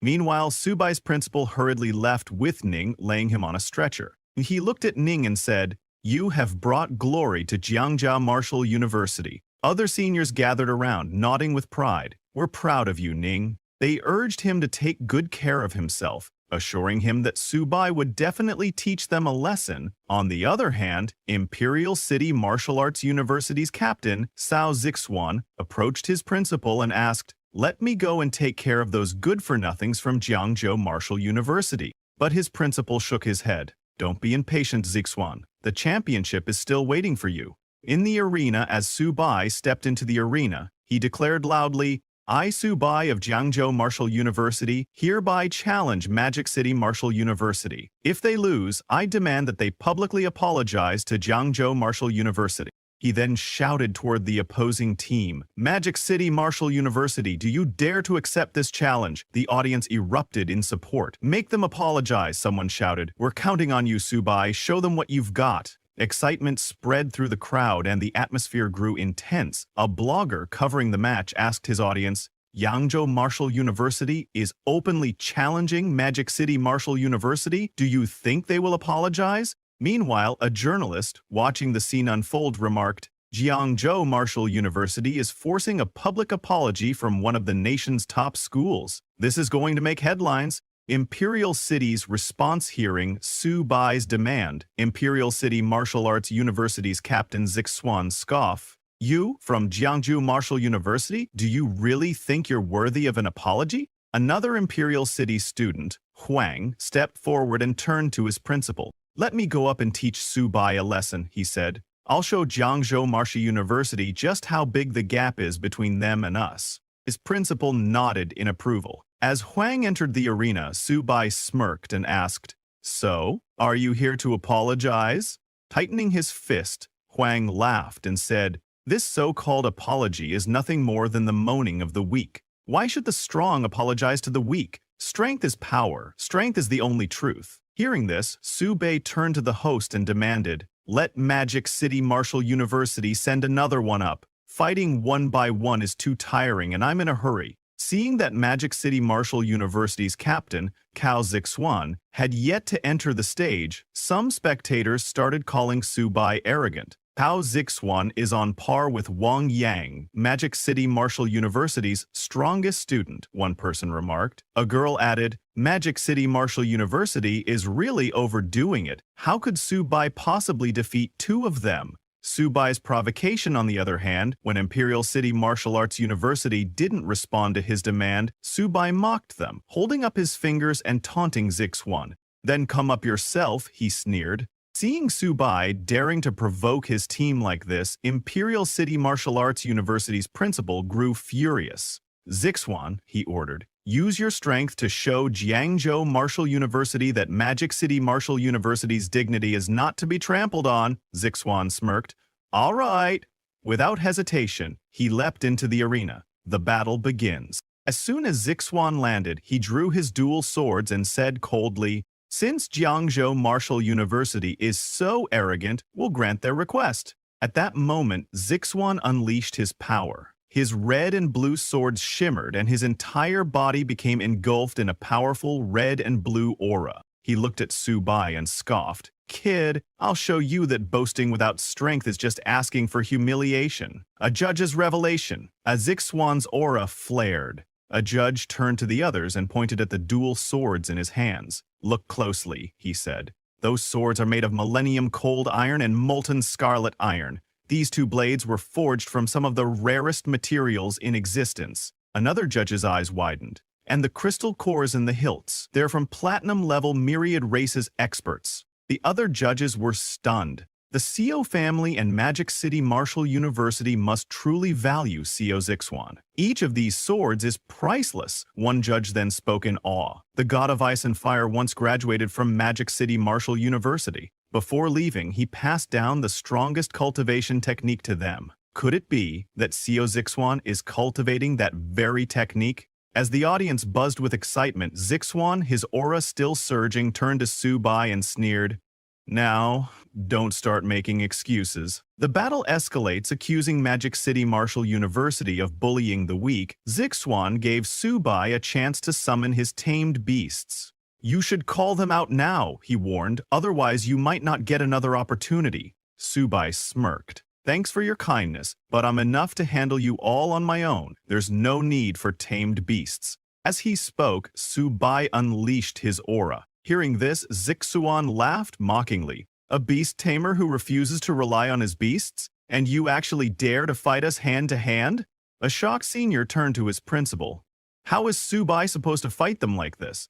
The principal responded calmly, "Su Bai has activated shared origin." The fight begins in the arena. Seeing that Su Bai had no intention of summoning his beasts, Zixuan immediately charged at him, shouting, "Su Bai, you're too arrogant, you're courting death." Wang followed closely behind, sneering, "The weak should know their place." Seeing them rush at him, Su Bai smiled. "You two are really impatient." At that moment, he fully unleashed his aura. One by one, he activated Sharp Gold Spirit, Sharp Gold Ghost Shadow, and Earth Spirit Possession. With his body strengthened by all these buffs, Su Bai got ready to fight. Watching Zixuan and Huang approach, Su Bai declared, "I'll settle the score with all of you from Magic City Martial University." Just as Huang got close, Su Bai didn't even give him a chance to make a move. With a single devastating punch to the face, he sent Huang flying. A shocking display of power, Zixuan's eyes widened in shock. How is this possible? From the stands, a senior of Subai's exclaimed, Subai's speed has already reached the gold level. Another senior turned to him, frowning. How can a beast tamer's body be this strong? The first senior hesitated before another reminded him. Have you forgotten the combat power of the great master Luo Fan after he comprehended shared origin? Back then, he was nearly unstoppable. Hearing this, the first senior's expression darkened. Are you seriously comparing Subai to the great master Lu Fan? Isn't that an exaggeration? Subai's overwhelming strength in the arena, even Subai was momentarily surprised by his own power. He turned to Zixuan and asked, have you ever experienced true powerlessness? Hearing this, Zixuan gritted his teeth and raised both his fire and ice swords. I'll admit you have the qualifications to make me take you seriously, he growled, but that's all you've got? His eyes burned with determination as he pointed his sword at Subai. Prepare to die. With that, Zixuan unleashed a torrent of flames from his sword, sending them roaring towards Subai. But to his astonishment, the flames didn't even reach him. Subai shook his head. Is that all you've got? Before Zixuan could react, Subai vanished in a blur of speed. A second later, he reappeared right behind him. You're still too slow, he whispered, Huang's last stand. Meanwhile, Huang had managed to get back on his feet. He turned to Zixuan and shouted, let's attack him from both sides, but Zixuan realized the danger too late. Huang, be careful, he warned. However, it was already over. Subai whirled around with lightning speed and unleashed a flurry of punches and kicks on Huang. He didn't even give him a chance to react. After 7 brutal strikes, Huang started bleeding. Then, with a final devastating kick, Subai sent him flying once more. This time, Huang lost consciousness and collapsed to the ground. Subai stood over him and said coldly, these 7 attacks are payback for the 7 cuts you gave Luo. Zixuan's rage. Seeing Huang unconscious, Zixuan erupted in fury. He charged at Subai, roaring, Subai, come at me if you have the guts. Subai grinned as he watched Zixuan approach. I haven't had enough fun yet, he said.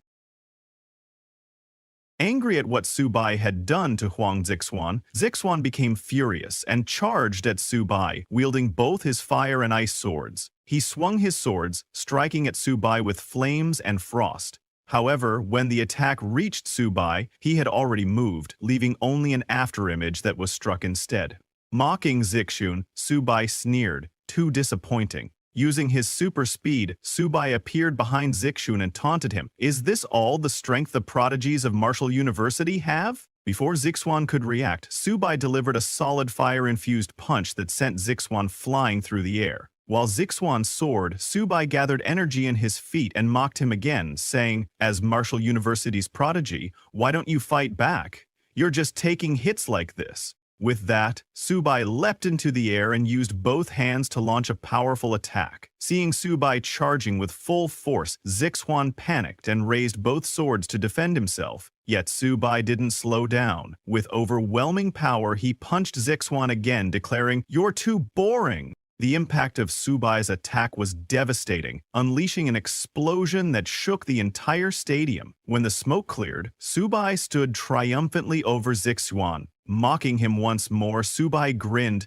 I love beating prodigies the most. As Subai pressed his foot against Zixuan's face, Zixuan's rage boiled over. Shouting, Subai, I'll kill you! He did something that surprised everyone. Flames erupted from his sword, engulfing his entire body. Subai quickly jumped back, but his shoes were scorched in the process. While extinguishing the flames, Subai mocked Zixuan again, saying, you don't have much skill, but you've got quite a temper. Meanwhile, Zixuan's anger spiraled out of control. Enraged, he unleashed his violent state fire, a technique that consumed his own body in flames. With a burst of fire tearing apart his clothes, Zixuan roared, vowing to kill Subai. Seeing this, one of Subai's seniors anxiously asked their principal, has Subai gone too far with his taunts? Could this attack from Zixuan be dangerous? The shocked principal replied, for Zixuan to use such a powerful move, he's lost control. With his body ablaze, Zixuan leapt into the air, screaming that he would take Subai's life. Seeing him charge forward, Subai didn't attempt to dodge. Instead, he smirked. Finally, something interesting. With full force, Zixuan struck at Subai, but his sword couldn't even touch him. Subai had activated his Great Wall Barrier, a defensive skill from his Little Turtle ability, which completely blocked Zixuan's attack. Shocked, Zixuan shouted, "Impossible! No one can block my twin swords." He then asked Subai, "Were you a turtle in your past life?" Laughing, Subai prepared to strike back. "Is that all you've got?" he sneered. Using his little cat's speed, Subai delivered a powerful punch to Zixuan's face, sending him flying back into the sky. The force of the impact knocked Zixuan's swords from his hands. With a heavy crash, Zixuan hit the ground, his swords landing far from him. The judges of the match were stunned. One of them exclaimed, "I can't believe Subai possesses such a terrifying killing move." Another judge added, "The most shocking part is that their fight actually cracked the golden level arena. This is the terror of the primordial flow." Watching Subai's powerful presence reminded the judges of Luofan from the past, and Subai is only at mid-bronze rank, one judge murmured. His talent? It might be even scarier than those from elite families. While the judges discussed this, Subai bent down and picked up Zixuan's swords.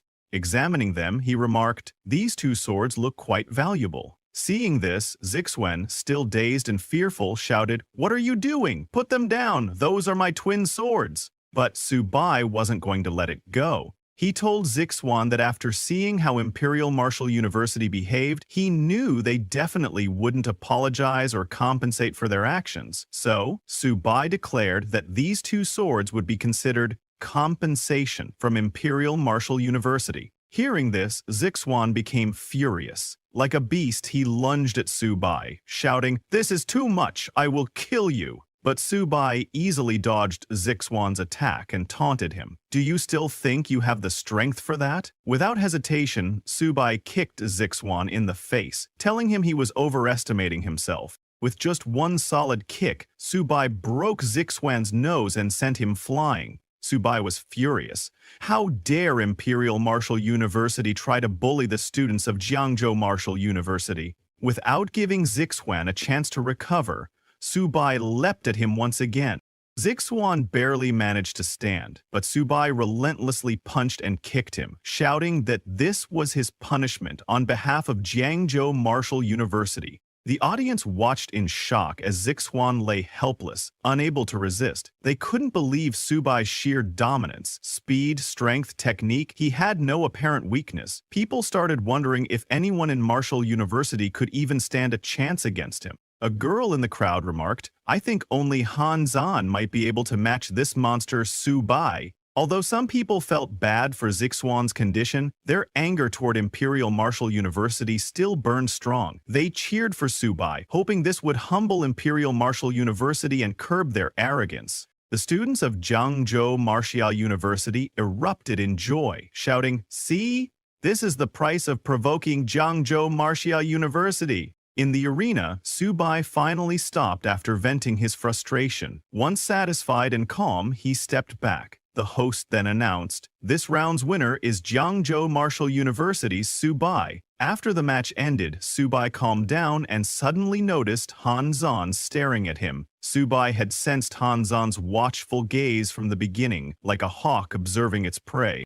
When Han Zan saw Subai looking back, he smiled and said, "Jiangzhou Subai, I'll be waiting for you." Subai didn't hear him clearly and began leaving the arena, still examining Zixuan's swords. He thought to himself that since Zixuan had been so anxious about them, these swords must be quite valuable. As Subai was leaving, someone suddenly stopped him. It was the Imperial Martial University principal. "The match is over," the principal said. "You should return Zixuan's weapons to Martial University." But Subai casually slung the swords onto his back and replied, "The referee just said the arena is the battlefield, so weapons seized on the battlefield don't have to be returned." He then smiled and added, "But I'm not unreasonable. If Imperial Martial University apologizes to Jiangzhou Martial University, apologizes to all the ordinary martial academies they've bullied, and compensates for medical expenses and mental distress, then I'll return these swords."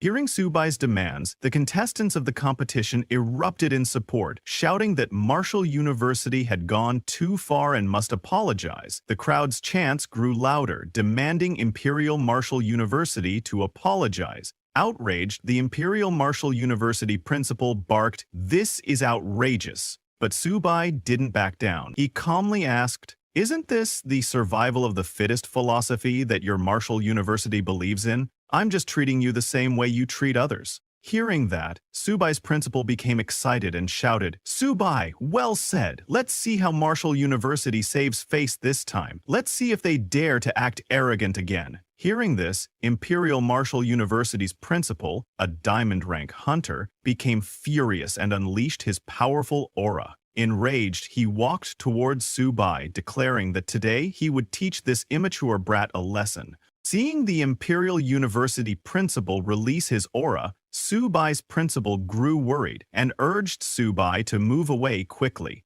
Meanwhile, the military university principal, who was also a diamond rank warrior, became furious when he saw the Imperial University principal about to attack a student. In the arena, Subai began to back away, shocked by the overwhelming power of a diamond rank warrior. So this is the explosive power of a diamond rank. It's so strong, he thought. But before the Imperial University principal could strike, the military university principal and Subai's principal leapt into the arena. The military university principal confronted the Imperial University principal, asking, "As a dignified martial university principal and a diamond rank expert, don't you feel ashamed unleashing your full power on a student?" Still enraged, the Imperial University principal barked back, "This is Magic City. Martial University has autonomy here, so military university shouldn't interfere." Hearing this, Subai's principal became furious and warned, "If you dare harm a Zhengzhou Martial University student, I'll fight you to the death." While they were arguing, a sudden bolt of lightning struck between them. Instantly, all the principals withdrew their auras and turned to look at the source. They saw a white-haired man floating in the sky. Zhao Yi, a Lord-level expert ranked 6th among the most powerful individuals. Seeing him, the Imperial University principal grew nervous and backed away, addressing him anxiously, "Elder Zhao." Elder Zhao descended to the ground, disappointment evident in his expression. "It's only been a few years since I left Imperial Martial University," Elder Zhao said sternly, "and you've already turned it into this chaotic mess." His gaze sharpened as he added, "To think you'd even attack a junior. What face do you have? What face do you have to remain the principal of Imperial Martial University when such outstanding talents are emerging from the younger generation?" The Imperial University principal stood silent, unable to respond in front of Elder Zhao. Turning to Subai, Elder Zhao said, "Young man from Zhangzhou Martial University, I watched your match. You were very impressive." On behalf of Imperial Martial University, Elder Zhao apologized to all martial arts institutions. Subai was surprised to see a Lord-level hunter apologizing to him. He told Elder Zhao, "You're too kind." Elder Zhao smiled faintly and said, "Our school's motto at Imperial Martial University is that only the strong can protect the peace of the nation. The strongest should be like the great Lo Fan. Possessing supreme power yet failing to protect peace is a grave mistake." Elder Zhao continued, "In recent years, Imperial Martial University has neglected the responsibility and duty that those who cultivate strength should uphold, and that's a serious failure. In this match, Imperial Martial University lost to Jiangzhou Martial University without a doubt, so those two swords will rightfully belong to Subai." Hearing this, Subai and the others were overjoyed. The Military Martial University principal praised Elder Zhao, saying, "Your generosity is truly admirable, Mr. Zhao." Suddenly, Subai respectfully thanked Elder Zhao, saying, "As a junior, I'm grateful for your teachings." But the Imperial Martial University principal still didn't want to let go of those swords and tried to say something to Elder Zhao. However, without listening to him, Elder Zhao interrupted and told the Imperial Martial University principal, "With such an impatient temperament, you can't be the principal of Imperial Martial University, you should just be an instructor." Saying that, Elder Zhao left the arena. Then, the host appeared on the big screen and announced that the school would repair the arena and the finals of the league would begin in 1 hour. Hearing this, the entire audience became very excited, saying, "Zhangzhou Martial University is really making people see them in a new light this year, and Subai is probably the dark horse of this year's league." On the other hand, after their victory, Subai and his principal left the arena. All of Subai's seniors praised him, saying he had done well and restored the dignity of Jiangzhou Martial University. They were all proud of him. Feeling embarrassed, Subai asked everyone not to praise him too much, admitting that he had been terrified just now. Subai's principal was also very happy. Seeing that even Elder Zhao had appeared, he proudly said that today, Jiangzhou Martial University could finally hold its head high. While they were talking, one of Subai's seniors approached and informed their principal that the next match would be against Great Wall Guard Martial University. Hearing that, Subai's principal told Subai to take a rest, saying, "It's already unexpected that we've made it to the finals, so now we should just do our best." Hearing this, Subai smiled and told his principal, "There's no need to rest." He then asked, "Since I've won glory for Jiangzhou Martial University today, do you think I could get some rewards?" Subai's principal chuckled and said, "You little rascal, you really know how to take advantage of a situation. I have 2 high-grade silver beast cores here. I'll personally give them to you." Hearing this, Subai thanked his principal, promising that he would definitely perform well. 1 hour later, the host announced, the highly anticipated 100 Schools League Finals is about to officially begin. The whole audience erupted in excitement. Some people cheered for Han Zan, while others shouted that Jiangzhou Martial University would win. Moments later, Han Zan from Great Wall Guard Martial University and Subai from Jiangzhou Martial University entered the arena. Holding his long spear, Han Zan looked at Subai and said, "I've been waiting for you for a long time. Let's have one match to decide the victor. What do you say?" Subai immediately agreed, saying, "That's exactly what I was thinking." Knowing that Han Zan was very powerful, Subai asked his system to help him scout Han Zan's attributes. Immediately, a system notification window popped up in front of Subai, displaying Han Zan's information. Han Zan is currently an early silver stage hunter with a constitution of 316, but his actual constitution is unknown. His agility is 216, but his actual agility is also unknown. His spirit is 96. After analyzing the data, the system warned Subai to be extremely cautious. Seeing Hanjan's stats, Subai muttered, "As expected.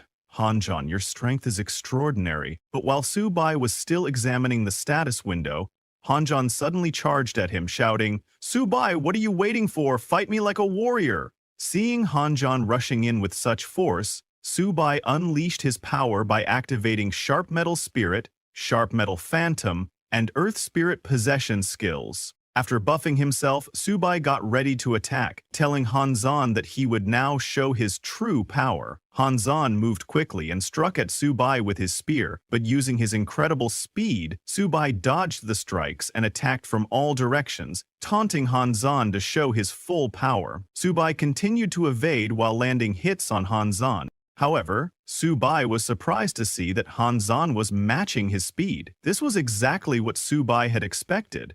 Han Zan wasn't being straightforward. He had actually been holding back during his fight with Wang Yang. Even the judges were surprised. Han Zan hadn't displayed this level of speed when he fought Wang Yang last time. They quickly realized that Han Zan had been hiding his true strength even in that match. One judge commented, "I previously thought Han Zhan's speed was his weakness, but looking at him now, it's clear that he has no weaknesses in speed, power, or defense. Han Zhan is truly an unrivaled force among the younger generation." Another judge added, "Unless Han Zhan is overwhelmed by someone with far superior cultivation, there's no chance of victory. It seems Jiangzhou Martial University will only reach second place. Subai can't possibly be Han Zhan's match." Ignoring their words, Subai attempted to punch Han Zhan, but to his surprise, Han Zhan easily dodged his punch and mockingly said, "That's still far from enough." Han Zhan then used this opportunity to launch a counterattack,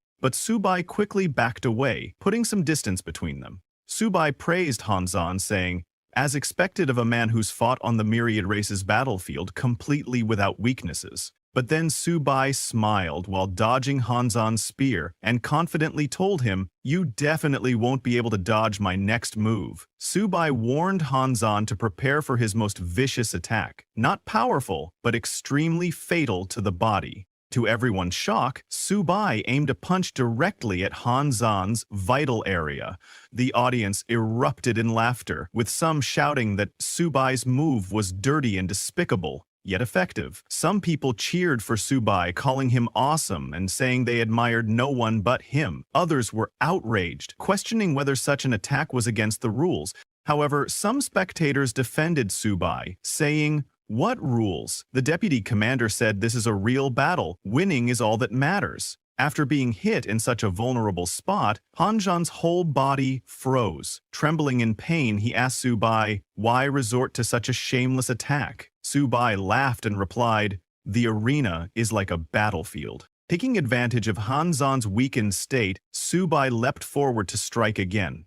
Han Zhan tried to block with his hands, but Subai's punch was so strong that it sent Han Zhan flying. This made Han Zhan angry. He stood up and warned Subai, "Now, I'm getting serious." Han Zhan released his aura and raised his spear, declaring, "I've tested this move many times. You won't be able to dodge it either." With that, Han Zhan swung his spear, unleashing hundreds of powerful energy strikes at Subai. The attacks were too fast and too numerous for Subai to dodge. Realizing this, Subai put his sword away and said, "Since I can't dodge it, let's clash." Meanwhile, the judges were stunned to see that Han Zhan had actually mastered this technique, Grand General Han's signature move. One judge recalled, 3 years ago, Grand General Han annihilated thousands of fierce beasts in an instant. Among those enemies were a diamond rank and several platinum rank warriors from other races. On the other hand, in the arena, to defend against Han Zhan's attack, Subai activated his Great Wall barrier. However, when Han Zhan's continuous strikes hit Subai's barrier, it started to crack. While using his full energy to maintain the barrier, Subai realized that Han Zhan was truly going for the kill. Unfortunately, Subai's energy wasn't enough, and his barrier was ultimately destroyed, sending him flying across the arena. After breaking Subai's barrier, Han Zhan pointed his spear at him and demanded, "Show me your full power, Subai.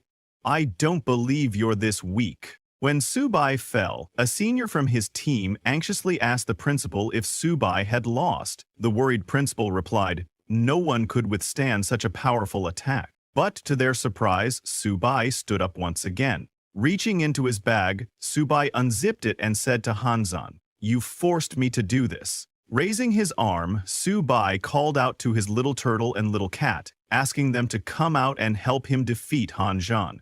Both Little Turtle and Little Cat emerged from the bag and activated their ancient beast forms. Seeing this, Han Zhan smirked and said, "Very good, Subai, you've finally shown your full power." Subai activated his energy once again, and together with Little Turtle and Little Cat, he charged at Han Zhan, shouting, "Old Han, you're finished." Subai attempted to kick Han Zhan first, but Han Zhan swiftly dodged the attack. Next, Little Cat leaped forward, striking with its claws. Han Zhan blocked the attack with his spear, but Subai's assault didn't end there. While Han Zhan was busy defending against Little Cat, Little Turtle launched a powerful strike. The impact was so intense that Han Zhan's armor cracked and shattered, sending him flying. Half of Han Zhan's gold-grade body armor was now destroyed, but once again, Han Zhan stood up. Subai warned him, "Don't be stubborn. There's no shame in admitting defeat." However, Han Zhan refused to give up. Gripping his spear with his other hand, he released a surge of energy and said, "I didn't want to use this move. I still can't fully control this power, but now I have no choice." With that, Han Zhan unleashed his full power. The purple energy radiating from his body surged so fiercely that it reached the stadium ceiling. Subai was shocked by Han Zhan's power and asked, "Is he even human?" Feeling a hint of fear, Subai wondered if this was really gold rank power. It was far too terrifying. Suddenly, a system warning notification appeared in front of Subai, alerting him that his opponent was extremely dangerous. As Han Zhan's eyes turned purple, he laughed ominously and declared, "Subai, you're destined to lose this round." Previously, we saw that Han Zhan unleashed his gold tier aura. Just as he did, a system warning notification popped up in front of Subai, informing him that his opponent was in extreme danger. Meanwhile, Han Zhan's eyes turned purple. He laughed and told Subai that he was destined to lose this round. The audience was not pleased when the judges stated that everything below gold is an ant. However, a man from the crowd explained to the others that the gold rank is the watershed of true experts, and that Hanzan was likely at the peak of gold rank. In contrast, Subai was only bronze ranked, so no matter how strong he was, he couldn't compete with a gold-ranked opponent. Inside the arena, Hanzan, having fully unleashed his aura, shouted at Subai, declaring that he wouldn't be able to withstand his final blow. With that, Hanzan struck at Subai with full power. His attack was so powerful and immense that it reached the stadium ceiling. Seeing the massive strike, Subai immediately realized that he couldn't withstand the blow that was about to hit him. At that moment, he remembered the new transposition skill he had unlocked just a day before. Without hesitation, he turned to Little Turtle, calling for its help. Acting quickly, Subai activated the transposition skill, swapping positions with Little Turtle. Now, in Subai's previous position, Little Turtle took the full force of Hanzan's aura strike. As the attack landed, a massive explosion erupted, shocking the entire audience. However, after swapping places, Subai remained completely unharmed. He didn't waste any time, and in the middle of that explosion, he asked Little Cat to attach Hanzan because he would definitely be exhausted now. The judges were shocked seeing Subai swap places with his Little Turtle, asking what is this spatial ability. They could not become their eyes because this is the ability that Platinum rank can barely touch. They all start to wonder if Subai is really bronze. A judge asked other if could this be the characteristic of shared origin? But a senior judge immediately decided there that explaining that shifting position, this is the heaven rank technique and Subai actually modified it, that judge wondered that could Subai's talent be comparable to the great? Luo Fan, the students who participated in this tournament were too shocked. Seeing the power of Hanzan asking, is this really a gold rank league? A worried student of Magic University said that this match is going to tear down their Magic Martial University. Meanwhile, in the arena, as the smoke of the explosion start to clear, the host said that it looks like the winner has been decided. And just as he said, when the smoke cleared, Subai was still standing and Hanzan was under Subai's Little Turtle lying on the ground. Hanzan admitted his defeat, telling Subai that in this match he won. Hearing that Subai loudly saying, "Old Han, you're a pervert," the host was quite shocked, seeing that Subai won because most of the people didn't saw Subai swapping places with his Little Turtle eye at the last second. While collecting his composure, the host announces that the champion of this league is Zhengzhou Martial University's Subai. Hearing that, all Subai seniors jumped in happiness while crying, "Subai's principal, get on his knees," saying, "Great! I didn't misjudge you, Subai." The whole audience start cheer for Subai, saying he is the strongest of the younger generation. He is invincible. People start to call him champion. This match was live telecasted at the Jiangzhou Martial University. Students of the Jiangzhou Martial University get very excited seeing that Subai really won this match. Subai's roommate who were in the audience start shouting that Brother Su is too awesome. Waifu Yanran was also there, and she gets very happy seeing Subai, saying he is the best. In the Su family's living room, Subai's sister jumped with joy upon seeing that her brother had won and was now the champion. She excitedly called out to their father, "Dad, look, quickly, Subai won. He's the national champion." Subai's father burst into tears upon seeing his son's victory and realizing that he had become the national champion. Meanwhile, in the arena, just as Subai was about to leave, a swarm of reporters suddenly surrounded him from all directions. Some asked if he had anything to say to his opponent, Hanzan, while others questioned him about his future plans now that he was the 100 Schools League champion. Exhausted from the intense fight, Subai was not particularly happy to see the reporters rushing toward him all at once. Fortunately, his principal came to his rescue, asking the reporters to make way as Subai needed to rest. He assured them that their questions would be answered later. The principal somehow managed to escort Subai away from the crowd and helped him down from the arena. While walking, he told Subai that he had consumed too much energy and should return to the hotel to rest. He reassured him, saying, "I'll handle the rest." Filled with excitement, the principal then added with a grin, "Subai, you've made a fortune after this battle. We're rich now." The military's resource rewards now belonged entirely to Subai. Hearing his principal's words, Subai immediately got excited and asked, "Principal, how much is it?" The principal replied, "At least 600 million. Hearing that, Subei's jaw dropped in shock. Overwhelmed with excitement, he asked his principal to let go of him, exclaiming, "The match isn't over yet. I want to fight 10 more Hanjans." Sometime later, at Magic City Hotel, the Dragon Kingdom military channel reported that the 100 Schools League had recently concluded. The students from various martial universities had showcased their impressive talents to the world through this prestigious competition. Among them, the most remarkable was the overall champion of this year's 100 Schools League, Su Bai, from Jiangzhou Martial University. In recognition of Su Bai's brave and fearless performance on stage, Su Bai was specially awarded a first-class merit, a Great Wall Honor Medal, and 60,000 military merits. The military expressed their hope that other martial university students would learn from Su Bai and that, no matter how strong the enemy was, they must always have the spirit to fight until the end. The new 100 schools ranking list was also announced. First place, Zhangzhou Martial University. The military will invest 50 billion yuan annually. Second place, Great Wall Guards University. The military will invest 50 billion yuan annually.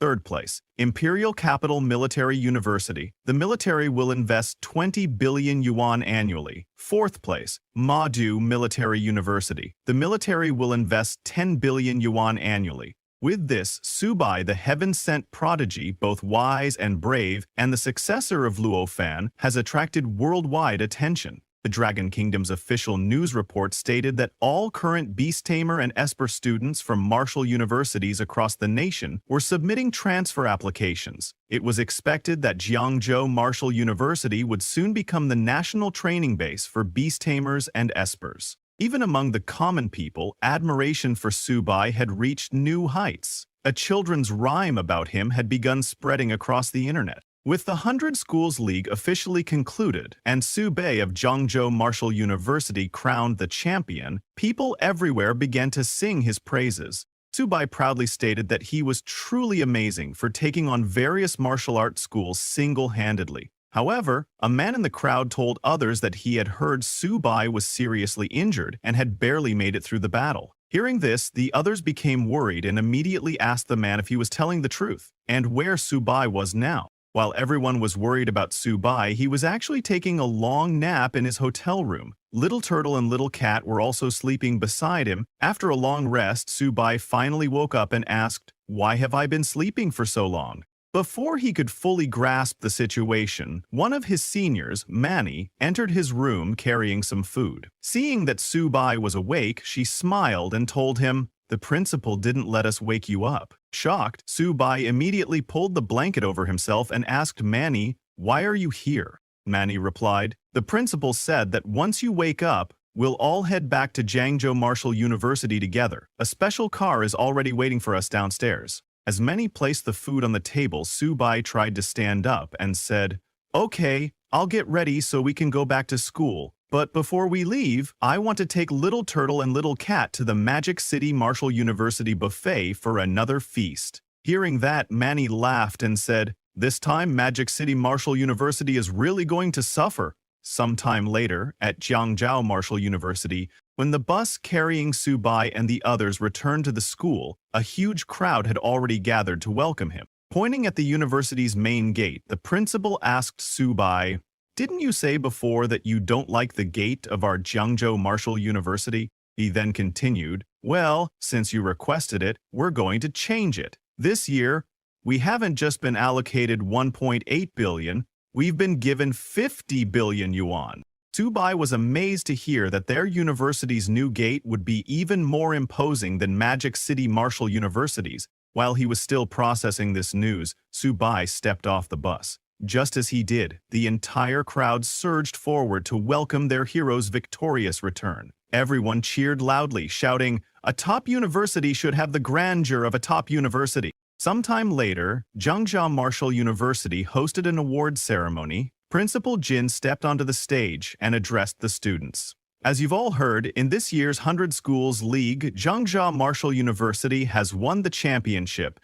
Su Bai thought for a moment before telling the principal, "I think the key difference between us and the top universities is cultivation resources, so I suggest we hire alchemists to refine potions for us. This will help bridge the gap in students' cultivation resources." The entire crowd agreed with him. Subai then handed the mic back to the principal and said, "That's all I wanted to say. I hope that in the future we can all work together to revitalize Jiangzhou Martial University." Hearing this, the crowd praised him, saying, "Student Subai is truly worthy of being the overall champion of the 100 Schools League, a role model for our Jiangzhou Martial University." Sometime later, at the principal's office, the principal handed Subai the medal he had received after winning the tournament. While giving him the medal, the principal said, "Back when you earned your first Great Wall Gold medal, I knew you would accomplish great things in the future." Hearing this, Subai blushed as Zero replied, "This is what I should do."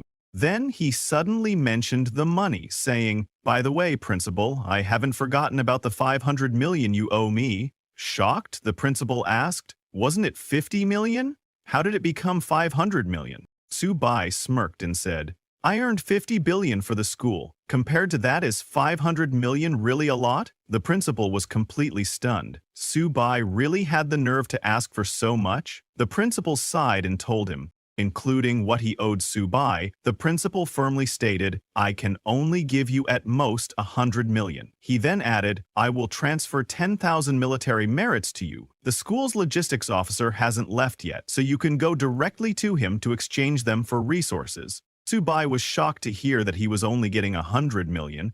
He asked the principal, "Are you treating me like a beggar after everything I've sacrificed for the school?" But the principal ignored him and kicked him out of the office. Frustrated, Subai shouted, "You're ungrateful, you're biting the hand that feeds you, you're kicking away the ladder." However, the principal didn't argue and simply said, "You must be tired, so go back and rest early." Then he immediately closed the door. Seeing this, Subai became even angrier and muttered, "You're too cruel." Still fuming, he headed back to his room, saying to himself, "A gentleman waits 10 years for revenge." Despite his frustration, he decided to take the 100 million, thinking it should be enough for Little Turtle and Cat to level up for now. A few days later, many girls arrived at Subai's dormitory, carrying gifts. They excitedly asked, "Is this student Subai's dorm room? We want to see him."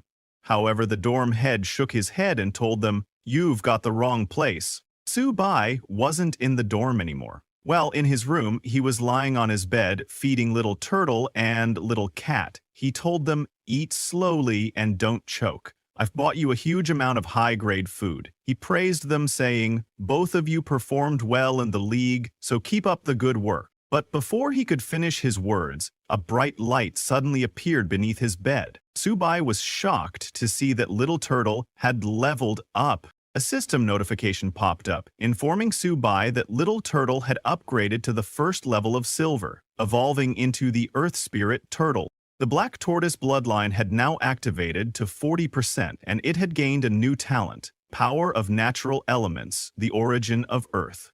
At the same time, Subai's level increased to Silver Primary Stage, while Little Turtle reached Silver Beginner level. With the Zhuanwu bloodline activation at 40%, Subai's inheritable attribute ratio increased to 40%, and his Earth Gravity talent was strengthened. Currently, Little Turtle's stats were as follows: Constitution 738, Defense 862, Agility 120. Spirit 120. It now possessed 4 talents, with the first one being Earth Wall. It can gather the power of the earth to form a defensive posture, increasing defense by 500%. The second talent is Earth Spirit Possession. It consumes a certain amount of physical energy to fully cover itself with Earth Element energy, enhancing attack power by 100% to 200%, and defense power by 200% to 300%.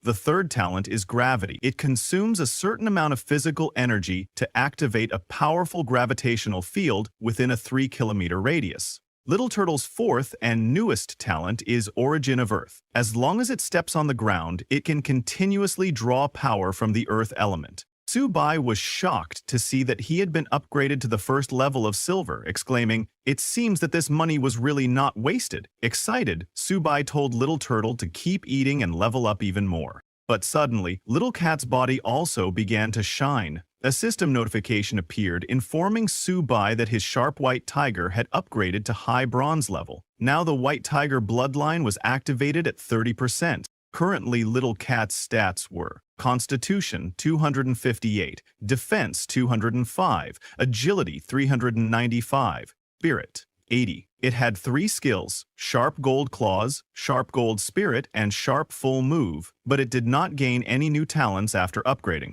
Subai was surprised to see that Little Cat had also leveled up. Laughing, he petted Little Turtle and Little Cat, saying, "Hanzon has worked hard to cultivate until he's 20 years old, and is only at the beginning of the silver level, but with my 2 little eaters, I leveled up straight to silver." But just as Subai was celebrating, his room door suddenly swung open and Hanjing came running toward him, shouting, "Brother Su, you are my god!" Subai was shocked to see Hanjing behaving like that and asked, "What's wrong with you?" Hanjing, overcome with excitement, immediately grabbed Subai's legs. Subai asked him to calm down and speak slowly, but Hanjing couldn't contain his excitement. He told Subai that he had awakened his Beast Tamer ability and that he was now an honorable and powerful Beast Tamer shifter, just like Subai. Then, Hanjing pulled a normal sea turtle out of his bag and excitedly asked Subai to take a look at it. Surprised, Subai asked Hanjing, "Why did you also get a turtle?"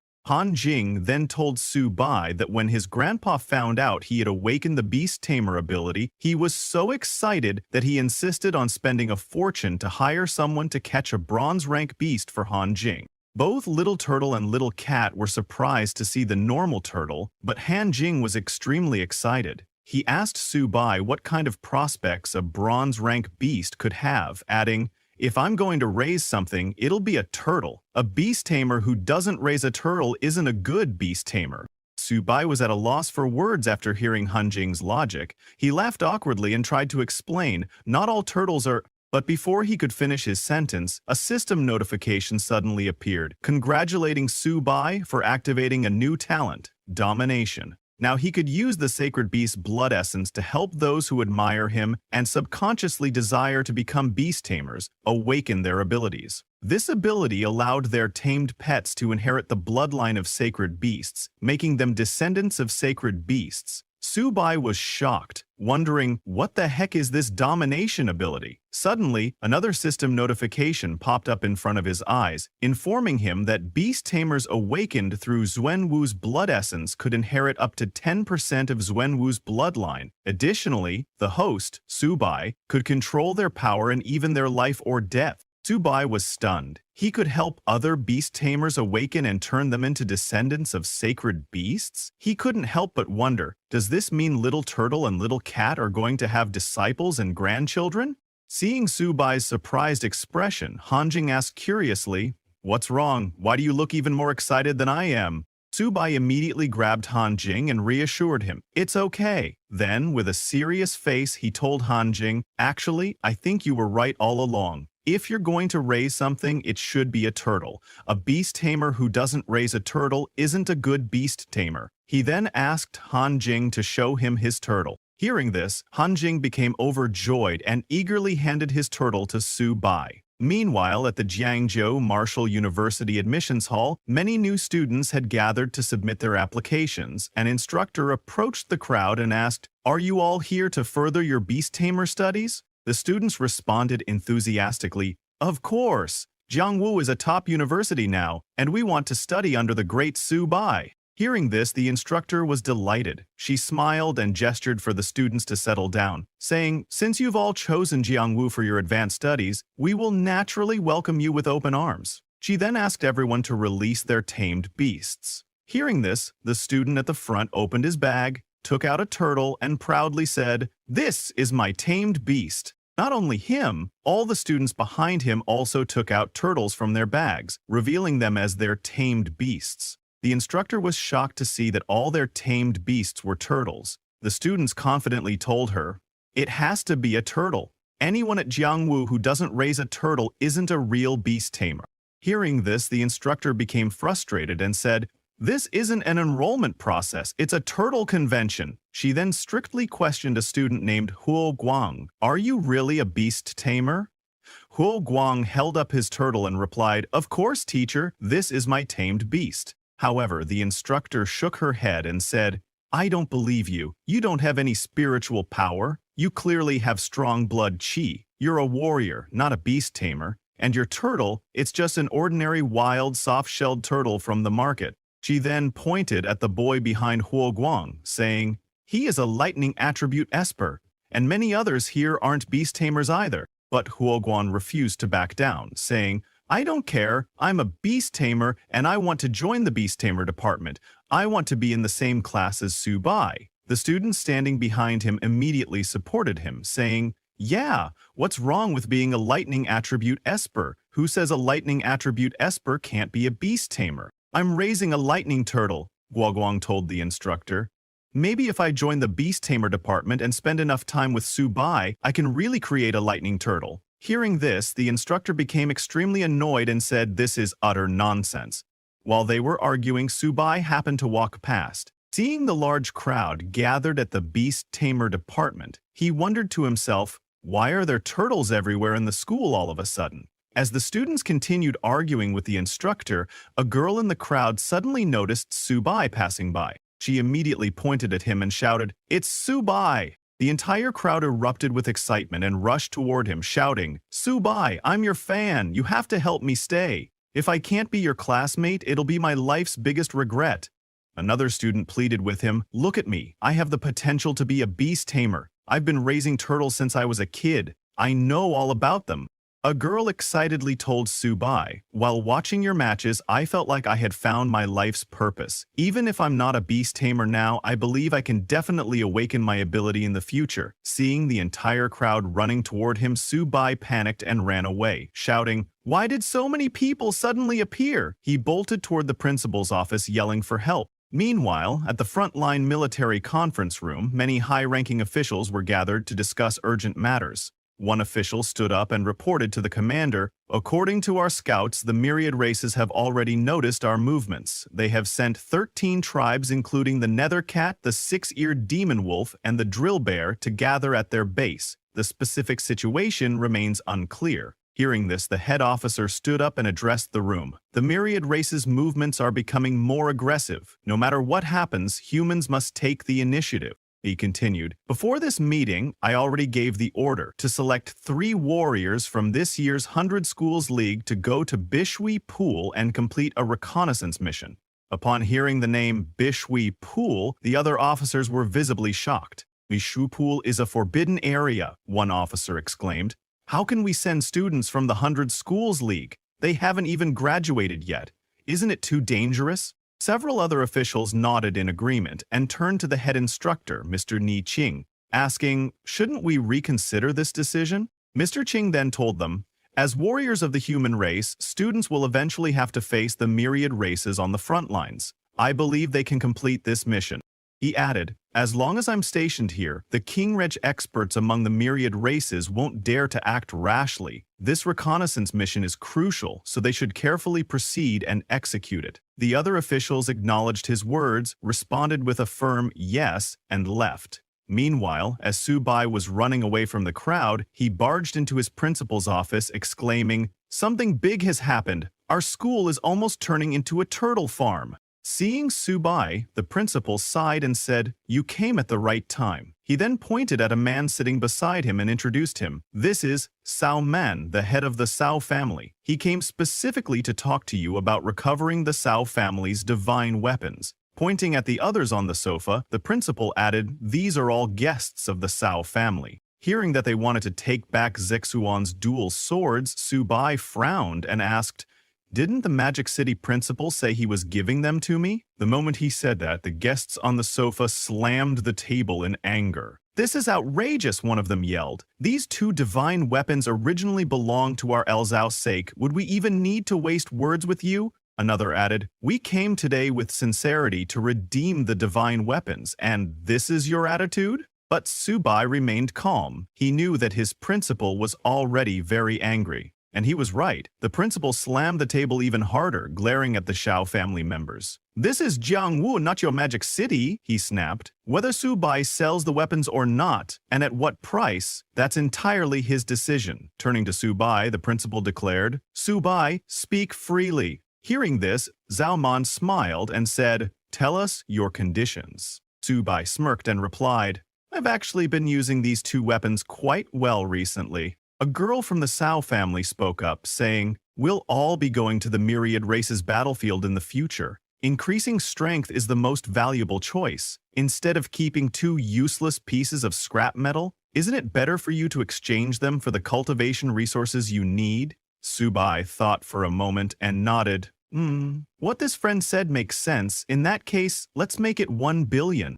Ew. The Cao family was stunned. The girl gasped, 1 billion? Even reforging divine weapons wouldn't cost that much. Subai shrugged and replied, "That's not true. These two divine weapons may be of little use to me, but in Cao Zixuan's hands, they're life-saving items. So, isn't Cao Zixuan's life worth 1 billion? Also, how much time would it take to reforge a divine weapon?" The Seo family fell silent, unable to refute his words. The girl gritted her teeth in frustration and snapped, "This is blatant extortion. You're so young. Why don't you just go rob a bank?" The principal, holding back a laugh, thought to himself, now they're finally seeing the true face of this young merchant. However, just as the argument continued, Cao Man suddenly spoke up. "It's a deal," he said, agreeing to Subai's $1 billion demand. Subai grinned, delighted. As they were leaving, Cao Man turned to Subai and said, "The money will be transferred to you today.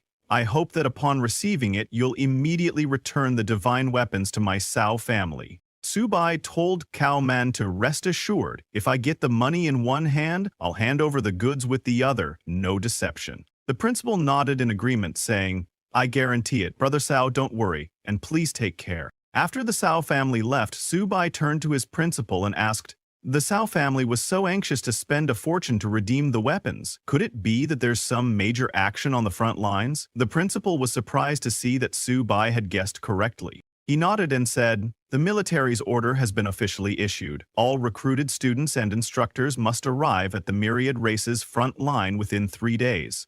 This time, I'm also going." Then, looking at Subai, he added, "The military has arranged a special mission for you and King Shui as well." Subai was shocked to hear about another special mission. The principal continued, "This battle marks the first counterattack the human race has launched against the myriad races in over 100 years.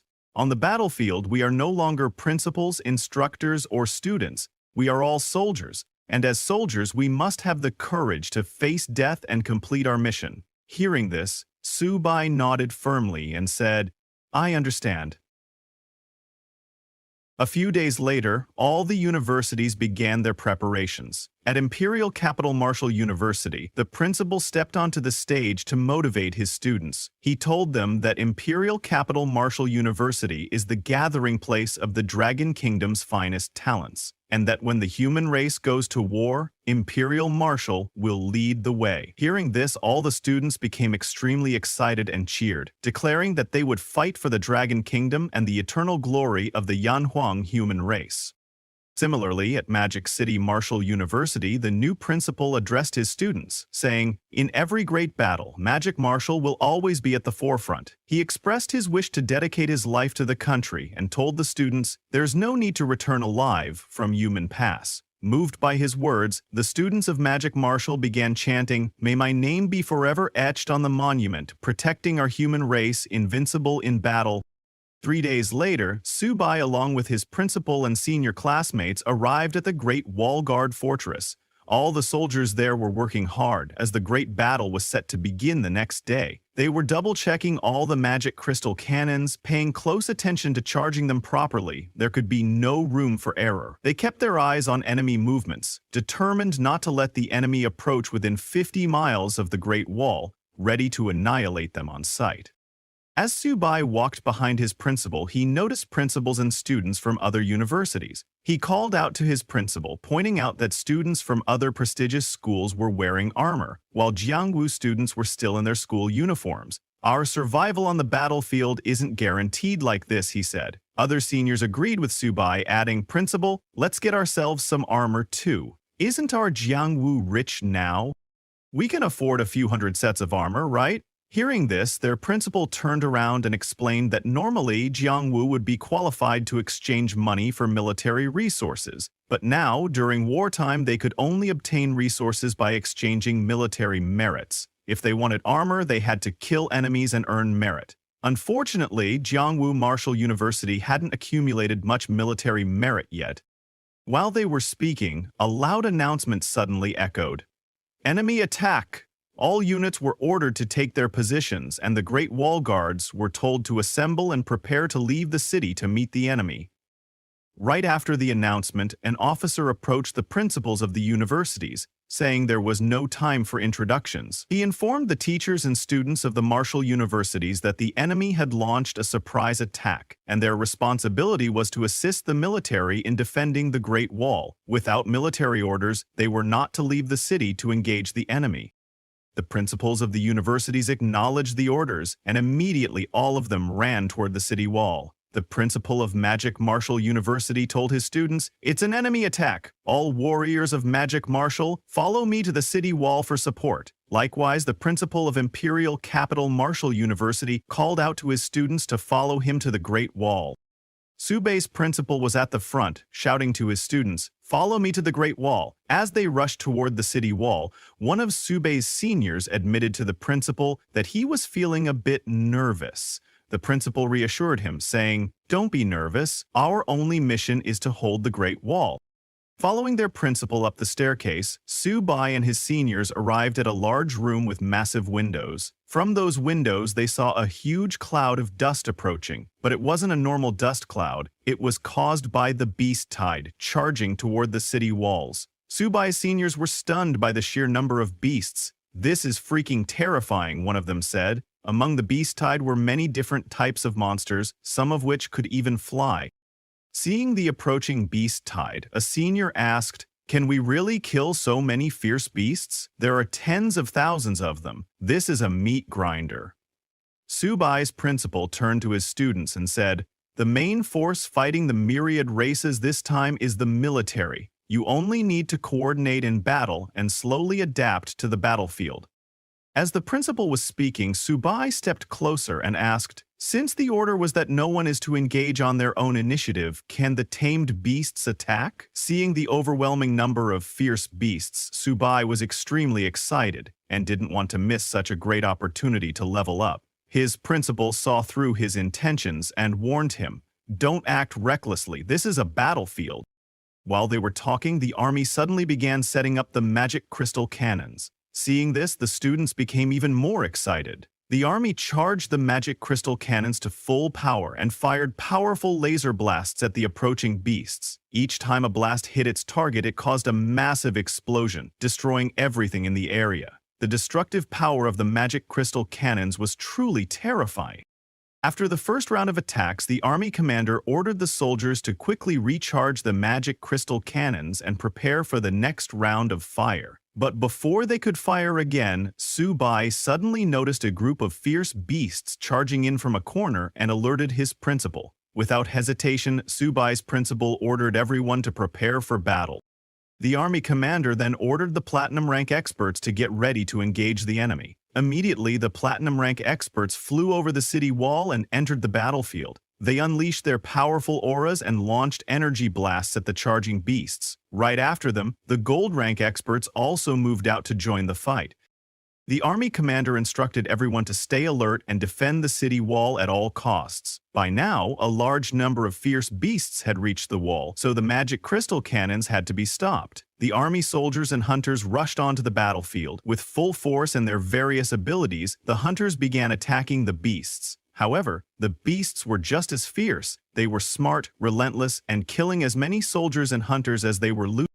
Watching the chaotic battlefield, one of Subai's seniors turned to their principal and asked to join the fight, saying he wanted to fight alongside the Great Wall Guards. Other seniors agreed, expressing their frustration at standing idly by. But Subai's principal firmly stopped them. "Stop talking nonsense. This is a battlefield, not a place for impulsive action. Your mission is to assist in defending the Great Wall," he said sternly. He explained that the military had issued this order to protect them, and letting them charge into the battlefield now would be a pointless sacrifice. "Once you become qualified warriors," he added, "you'll have your opportunity to kill enemies." But while the principal was still speaking, Subai quietly opened his bag and released his tamed beasts. His senior was shocked, but it was already too late to stop him. Meanwhile, as the platinum rank experts battled the beasts, a sudden laser blast shot out from the city, instantly killing a powerful beast. The platinum rank experts were stunned. "What's going on?" one of them asked. "Weren't the magic crystal cannons supposed to stop firing?" Even the commander in charge of the cannons was shocked. "Why are the magic crystal cannons still firing?" he demanded. But as he looked closer, he realized something was off about the power of the blast. He turned to his signalman and asked, "Didn't we order the soldiers to cease fire? So who's firing?"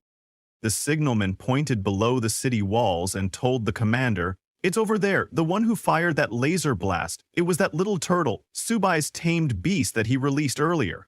Subai laughed and shouted, "Good job, little turtle. Keep blasting." His principal was stunned to see that Subai had actually released his tamed beasts into the battlefield. His seniors were equally shocked. This unorthodox method was actually working. It was the first time they realized that beast tamers could fight like this. But instead of being impressed, Subai's principal grew furious. Subai, however, ignored their reactions. Pointing toward a group of fierce beasts, he commanded, "Little turtle, aim for that nest of bronze ranks and blast them." The turtle fired again, hitting the target perfectly, but the ones it hit turned out to be silver rank beasts. Seeing this, Subai grew annoyed and shouted, "Little turtle, are you stupid? Didn't you see those were silver rank? The cannon can't kill them, and we don't get military merit for that. Just blast the bronze ranks, and be careful not to hit our own people." Just then, Subai's little cat also joined the battle, darting through the battlefield and slashing down fierce beasts with its razor-sharp claws. "Hey, little cat," Subai yelled, "put some effort into it. If you slack off, I'll feed all the beast cores to Little Turtle." Hearing that, the cat got visibly angry and began tearing through more and more beasts with ferocious speed. Not to be outdone, Little Turtle got competitive and increased the power of its laser blasts, turning the battlefield into a storm of explosions. Hunters fighting nearby were shocked by the destruction caused by the two tamed beasts. "Where did these two come from?" someone yelled. "Their strength is insane." "I heard," another hunter said. "They belong to a student from Jiangwu." Everyone was shocked when they heard that. "Impossible," they said. "A student who hasn't even graduated can actually raise such terrifying tamed beasts?" With the help of platinum and gold rank hunters, the Great Wall Guards, and Subai's little cat and turtle, all the fierce beasts were eliminated and the battle ended quickly. Seeing the remaining beasts trying to escape, the army commander gave the order. All platinum rank experts were to pursue the fleeing beasts, while gold rank experts were tasked with clearing out the remaining enemies on the battlefield. Witnessing the performance of Subai's little turtle and cat, his principal was overjoyed and praised him, saying, "You really can come up with anything, can't you?" Then one of Subai's seniors asked, "How did your two tamed beasts get so strong in such a short time?" Subai glanced at his principal and laughed. "It's all thanks to the resource support provided by our principal." Hearing that, the principal became furious in his mind. "Subai, you little brat, why don't you mention how you extorted several $100 million from me alone?" But Subai wasn't done. He asked with a grin, "Don't you think I've made another big contribution this time? How about giving me some more military merit support?"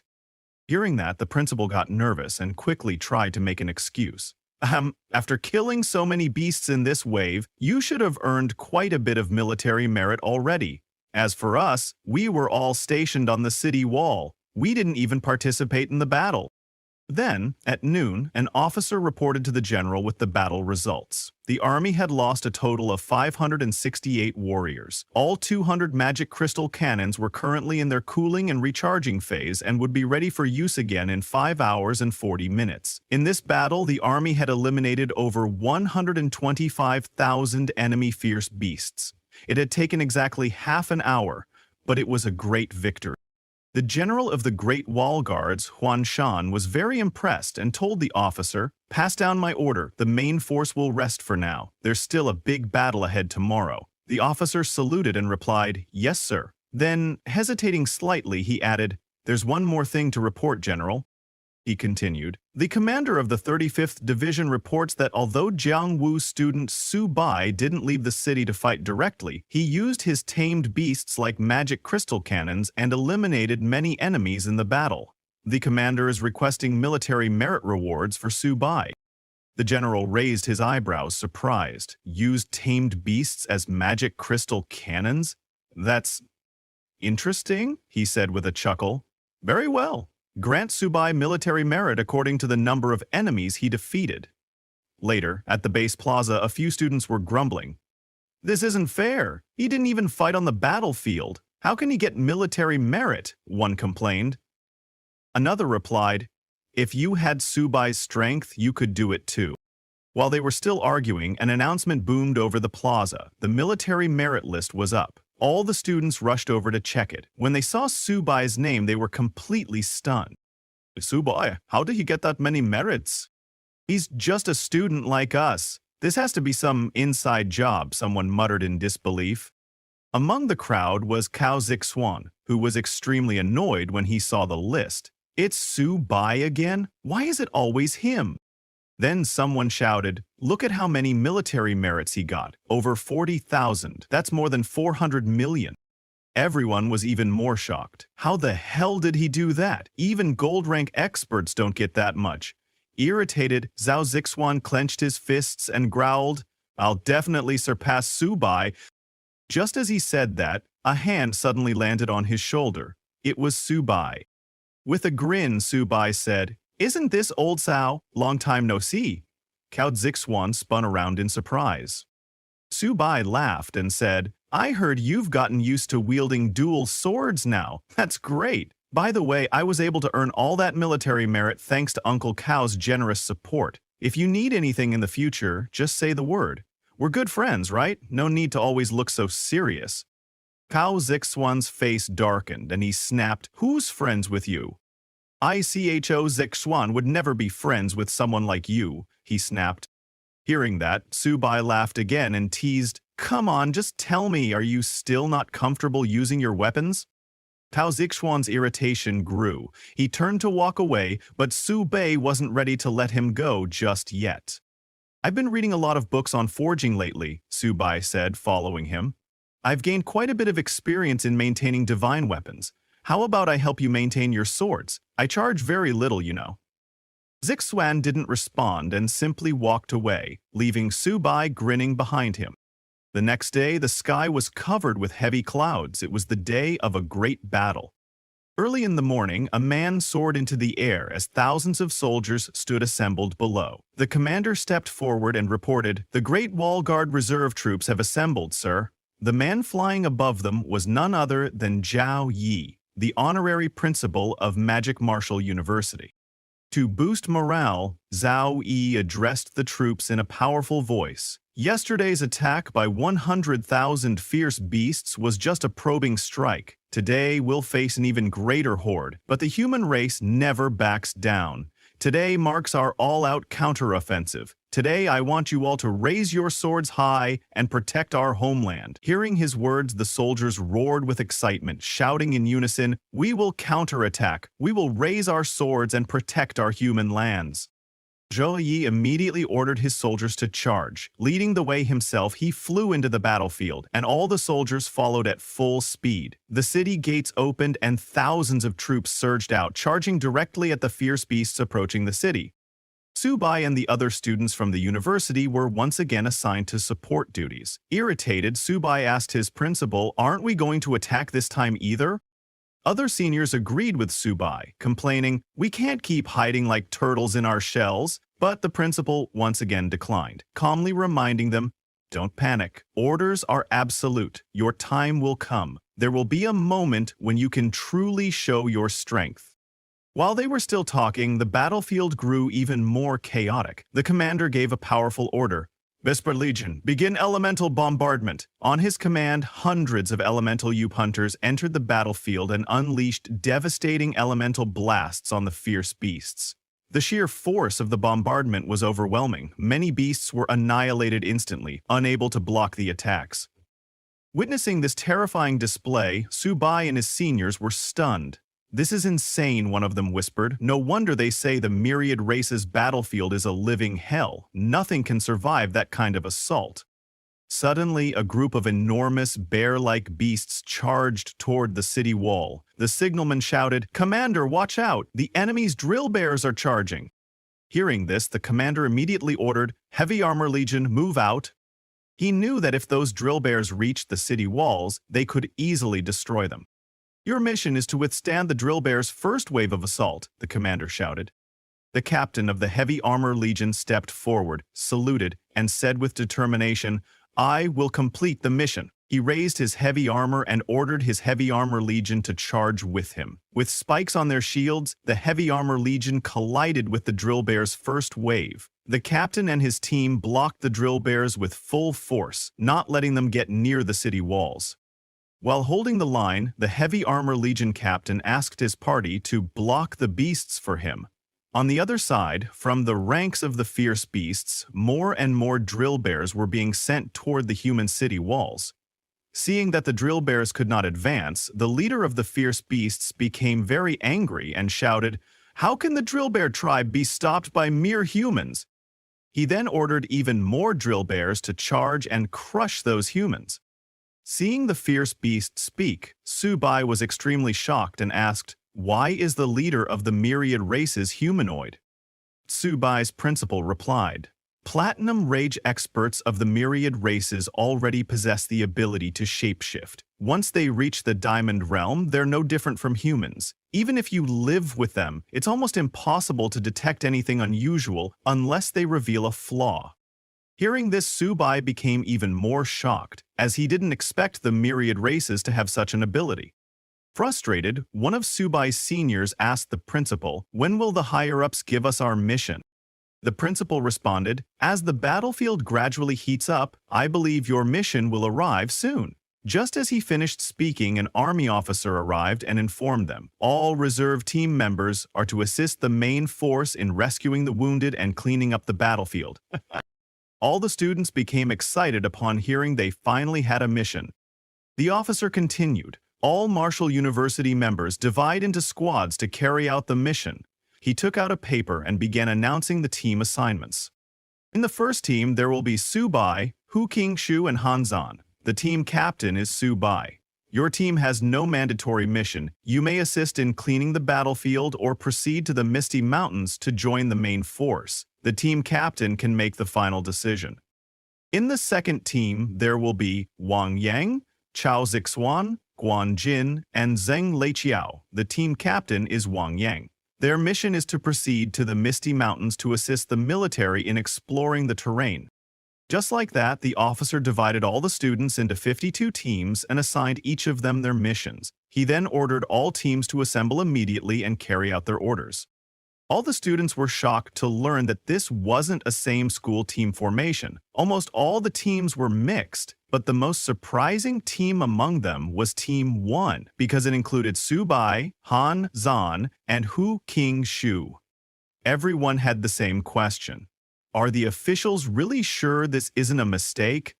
While everyone was talking, Han Zhan walked over and said, "Subai, long time no see." He asked Subai, "When are we going to have another great battle?" Subai replied, "We'll talk about fighting later. What's going on with this mission?" Hu Qingshu said, "Putting the three of us in one team and giving us such a vague mission, it's really strange." Han Zan looked at Subai and said, "Since you're the captain and even you don't know what's going on, how would I?" Subai was speechless and started thinking seriously about their mission.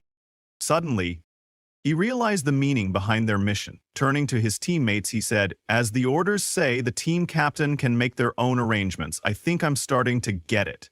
Hu Qingshu asked, "Get what?" But Subai didn't answer. Instead, he told both of them to follow him. Before leaving, Subai turned to his principal and said, "We're heading off to carry out the mission." The principal nodded and warned, "Be careful, your lives are important." Without hesitation, Subai leaped out of the window, calling back, "Got it," and urged, "Han Zan, Hu Qingshu, keep up." Han Zan and Hu Qingshu exchanged glances, then also jumped out the window, chasing after Subai. As they ran, Hu Qingshu shouted, "What exactly is our mission?" But Han Zhan just laughed. "I think Subai's been cooped up too long. He just wants to let loose."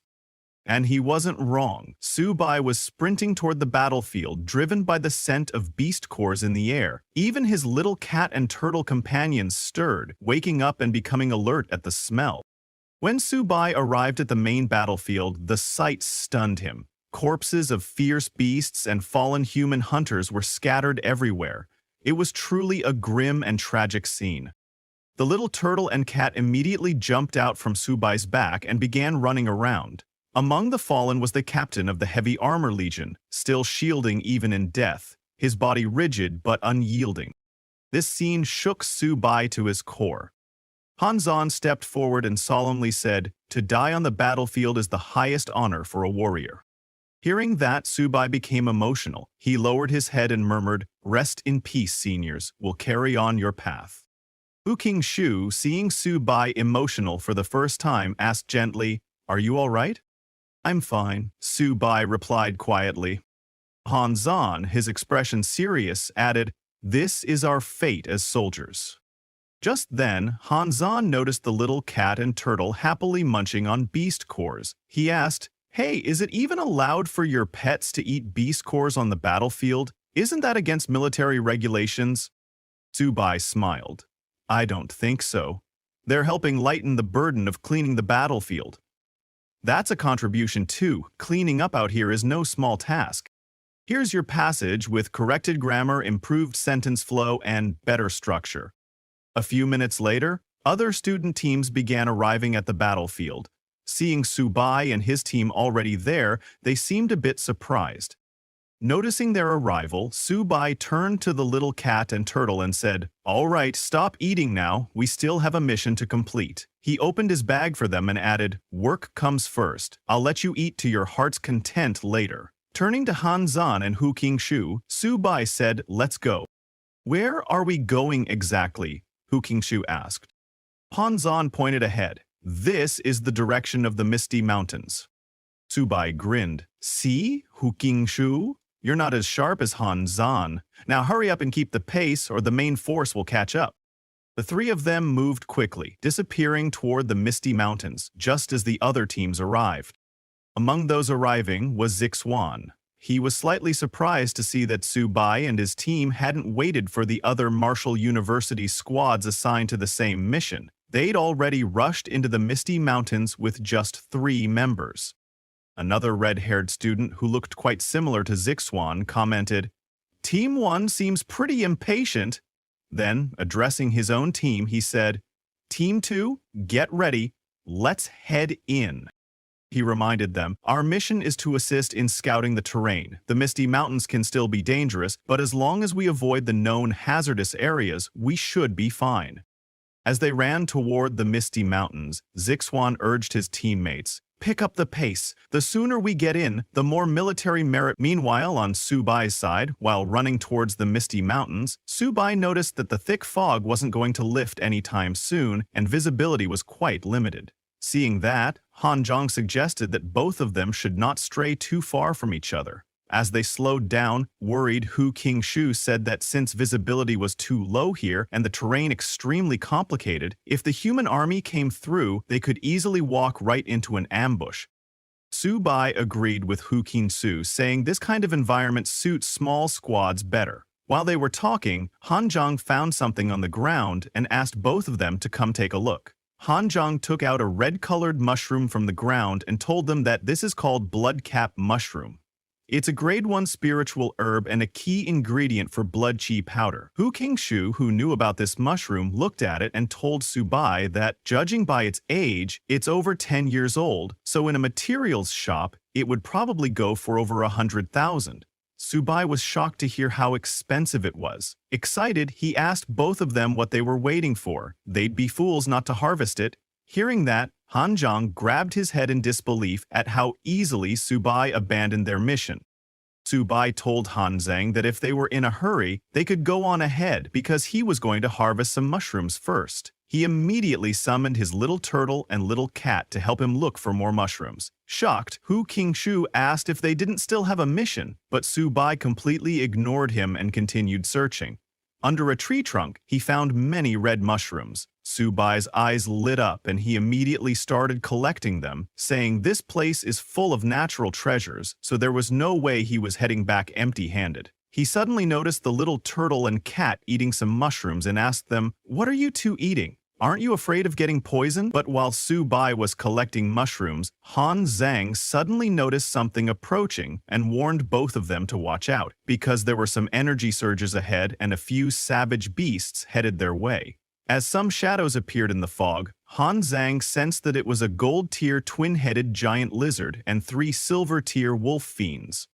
Hearing that it was a gold-tier beast at the initial stage, Subai smiled and told Han Zhang that he could handle it himself. He told Hu Qingshu and Han Zhang to continue scouting, but to his surprise, both Han Zhang and Hu Qingshu jumped towards the savage beasts. Han Zhang told Subai not to even think about claiming all the credit this time. Hu Qingshu agreed with him, telling Subai that even though he was the captain, he couldn't hog all the rewards. Subai was shocked to see that both of them were actually on the same page and were working together. Han Zhang used his long blade to attack the savage beasts, while Hu Qingshu used his wind blades. But the beast Han Zhang was fighting had 2 heads, and it grabbed Han Zhang's blade with one head and tried to attack with the other. In the blink of an eye, Subai came and, using his internal energy, kicked the savage beast on the head, telling Han Zhang to take a break for now and give him 5 minutes, saying he would handle this one. Seeing Subai's energy, Han Zhang was shocked because it had only been a few days and he was already about to break through to mid-silver tier. On the other hand, Hu Qingshu, who was fighting 2 wolf-tailed savage beasts, told Subai to stop talking and said, "Let's see who's really got the skills to take down these fierce beasts." Hearing that, Subai got angry and shouted at both of them, telling them not to kill all the beasts and to leave some for him. But Hu Qingshu laughed, telling Subai that his speed was just a bit too slow. Meanwhile, Zixuan's team also caught up to them in the fog. Noticing the energy presence, Zixuan told his team, "There's a battle up ahead. These energy surges, warriors and ability users, plus a gold-tier savage beast." Thinking someone might be in trouble, Wang Yang asked Zixuan if they should go provide support. But as they got closer, they found the dead bodies of savage beasts all around. Seeing that, a guy from Zixuan's team commented, "This is too brutal." On the other hand, Subai and his team had already killed all the savage beasts that attacked them. Hu Qingshu told Subai, who was sitting on the corpse of one of the beasts, that he was too sly, always targeting the beast's weak spots. Han Zhang agreed with Hu Qingshu and told Subai he was ruthless. Hearing them, Subai laughed and told them they were too kind. Subai then took out the energy crystals from the savage beasts and fed them to his little turtle and cat, saying, "You two are in luck again. Eat up. Once you're full, get ready to work." While he was doing that, Zixuan's team arrived. They were shocked and couldn't understand how, just 5 minutes ago, they could feel the powerful energy fluctuations from a large group of fierce beasts, yet now they had all been wiped out so quickly. Zixuan was speechless. Wang Yang told his team that it completely made sense because these 3 were just on another level. Wang Yang approached Han Zhang, saying, "As expected of the strongest prodigy of the Great Wall Guard army, your strength is indeed extraordinary." Hearing that, Han Zhang got annoyed and asked Wang Yang if he was mocking him. Pointing at Subai, Han Zhang told Wang Yang that most of those fierce beasts were killed by Subai and his tamed beasts, and that Hu Qingshu and he didn't even get a chance to drink any soup. Zixuan was shocked, hearing that all of them had been killed by Subai in just 5 minutes. When Subai saw Zixuan, he again started acting like a scammer and with a smile asked Zixuan if he had come to get Subai to maintain his divine weapons. Subai told Zixuan that he kinda missed those 2 divine weapons after not seeing them for a while. Hearing that, Zixuan got even angrier and told Subai to shut up. Then Wang Yang intervened, telling them to stop arguing because the mission comes first. He asked Subai, since he was the captain of the first squad, what his plan was next. Subai told Wang Yang that this was a great place, so he was thinking of heading deeper into the misty mountain range to exterminate more fierce beasts and secure a stable rear for their human army.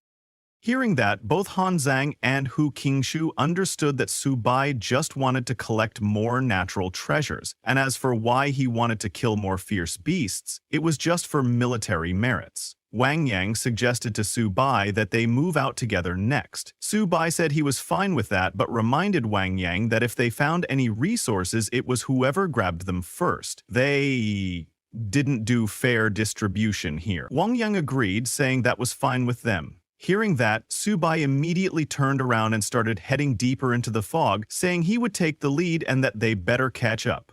Hu Qingshu followed after, asking Su Bai to slow down. Han Zhong also followed, telling Su Bai not to even think about hogging everything.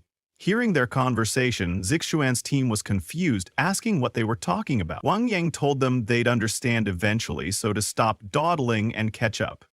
As Zixuan's team followed Su Bai's team, they entered a forest. Going deeper, Zixuan saw that Su Bai and his team had stopped in the middle. Seeing them, Wang Yang was confused and asked why they had stopped. But when Wang Yang got closer to Su Bai, he was shocked and asked, "Why are so many gold-tier beasts showing up all of a sudden?"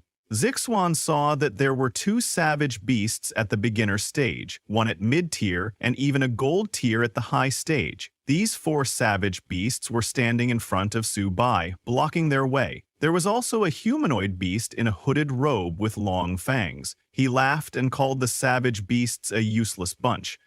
That humanoid beast was mid-gold tier, and all the other savage beasts were kneeling before him. The humanoid beast scolded the others, asking how they dared let these silver-tier humans get this far. Su Bai was shocked seeing the humanoid fierce beast, thinking it was a platinum-tier expert. Hu Qingshu was also shocked, asking if it was really platinum tier, but Han Zhang corrected them. He told them that it wasn't a platinum tier expert, but a member of the Dezang Mystic Snake Clan, one of the 3 royal clans and the strongest subordinate species under the 9 hells, devouring Heaven Boa. It's a noble bloodline among the 10,000 races, capable of transforming into a human at a lower tier. Their combat power far exceeds others of the same tier. This is the hardest one to deal with here, Han Zhang warned. While he was explaining, suddenly the humanoid beast ordered the savage beasts to kill all the humans and not let a single one escape. Just as he said that, hundreds of savage beasts of different races and stages suddenly appeared and surrounded Su Bai and Zixuan's team. They were all shocked, wondering why there were so many fierce beasts. Han Zhong quietly turned to Wang Yang, telling him that since he was the fastest, he should go get reinforcements. Wang Yang agreed, activated his Earth-tier battle skill and Wind Spirit possession to strengthen his body, and before leaving, told Su Bai, Han Zhang, and Zixuan to hang in there. Wang Yang then, with lightning speed, ran toward their military base to get reinforcements. But just as he left, silver-tier gold speeds chased after him at full speed to stop him. Before Wang Yang could even escape the forest, those savage beasts caught up and appeared ahead of him. Wang Yang was shocked, wondering how they could reach here before him. He couldn't believe they were actually faster than him. Now he had no choice but to try his best. On the other hand, Zixuan jumped at the monsters, shouting that he would slaughter every last one of them. Zixuan's team, along with Hu Qingshu and Han Zhang, also charged at the savage beasts with full power. While running towards the beasts, Han Zhang asked Su Bai if he could really handle the black serpent alone. Seeing Su Bai not attacking, the humanoid beast tried to provoke him, asking why he wasn't making a move. Was he scared? But Su Bai didn't fall for his provocation.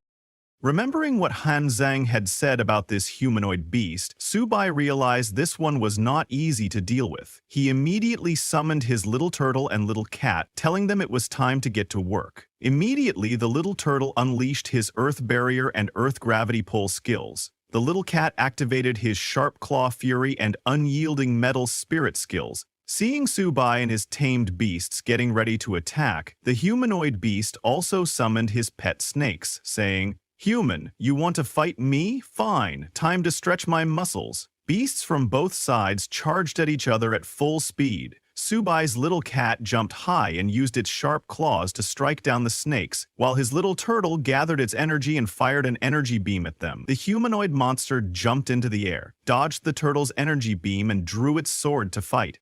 Meanwhile, Hu Qingshu and Han Zhang were fighting the gold-tier savage beast together, but the beast was easily blocking their attacks. Seeing that, Hu Qingshu said, "This high-tier gold power is truly extraordinary." Han Zhang agreed and told Hu Qingshu that Wang Yang had managed to lure away 3 of the savage beasts, so he was in danger now. While they were talking, the gold-tier beast suddenly attacked Han Zhang, who blocked it with his blade but felt the immense power of the beast and called out to Su Bai to finish it quickly because Wang could be in trouble. Su Bai, who was fighting the humanoid beast's snake pet and was holding its mouth, shouted back that he got it. He unleashed his internal energy and tore the snake's body apart, telling the little turtle and cat to finish the fight quickly. On Su Bai's command, the little cat immediately charged at the humanoid beast and struck with its sharp claws, while the little turtle stayed behind and prepared to unleash another energy blast. Hearing Su Bai's words, the humanoid beast grew very angry, shouting, "You lowly humans dare to speak such arrogant words!" But when the humanoid beast looked at the little turtle, he sensed the energy was too strong. But the turtle didn't give him any chance to dodge and fired its energy beam at full power, directly hitting the humanoid beast and causing a massive explosion. As the smoke started to clear, Su Bai thought that a normal gold-tier beast would be dead after taking that hit. But for this humanoid beast, it wasn't enough. He was right. As the smoke cleared, the humanoid beast transformed back into its savage beast form, turning into a giant snake. The giant snake roared, telling Su Bai that he was strong because he had actually forced him to reveal his true form. Seeing the giant snake, Su Bai was shocked and said, "That's a pretty big head, even bigger than little cats." After transforming into the giant snake, the beast lunged at Su Bai to bite him. Seeing that the beast was targeting him instead of his tamed beasts, Su Bai said, "Seems like you've got some brains. You know to attack me." But before the beast could bite Su Bai, he activated his internal energy and dodged with lightning speed. Su Bai stood on the back of the little turtle and mocked the beast, telling it that its speed couldn't catch up to him. He then ordered the little turtle to attack. The turtle roared loudly and, with full speed, charged at the giant snake beast, using its body slam technique. The turtle hit the giant snake in the stomach with a solid impact, making the beast bleed from its mouth. Su Bai followed after the turtle, telling the little cat to attack and finish this quickly. The little cat leapt at the giant snake beast and began striking it fiercely. Meanwhile, Hu Qingshu and Han Zhang were still fighting the gold-tier beasts. Han Zhang was shocked by how incredible Su Bai's 2 tamed beasts were. They had actually managed to put a mystic snake leader in such a state. But Hu Qingshu was very worried because the fight had been going on for a while and they didn't know whether Wang Yang could hold on. Su Bai told them to stop messing around because they still had other missions to complete. Saying that, he jumped and kicked the giant snake beast on the head. Right after, the little turtle also leapt high into the air and attacked the giant snake beast. Seeing the little turtle, Su Bai asked the little cat who was biting the giant snake beast to move out of the way. With full speed, Su Bai's little turtle smashed into the giant snake beast with its heavy body, making it bleed heavily. After that attack, the giant snake beast stopped moving and fell unconscious with its tongue out. Seeing that it had stopped moving, Su Bai thought it was finally over. He then turned around to go save Wang Yang, but before he could leave, suddenly the giant snake beast's body started swelling, shocking everyone. Before Su Bai could react, the giant snake beast's body exploded in a massive blast. Han Shang and Hu Qingshu shouted for Su Bai, thinking he was caught in the explosion. But at the last second, Su Bai activated his little turtle's earth barrier and was protected. Su Bai was surprised to see that the beast still had another trick up its sleeve. But when Su Bai looked ahead, he saw the giant snake beast's size had shrunk and it was running away into the forest. Su Bai was shocked to see the beast was still alive, but Han Zhang, who was fighting the gold-tier beast, told Su Bai not to chase it, as he had already crippled the mystic snake.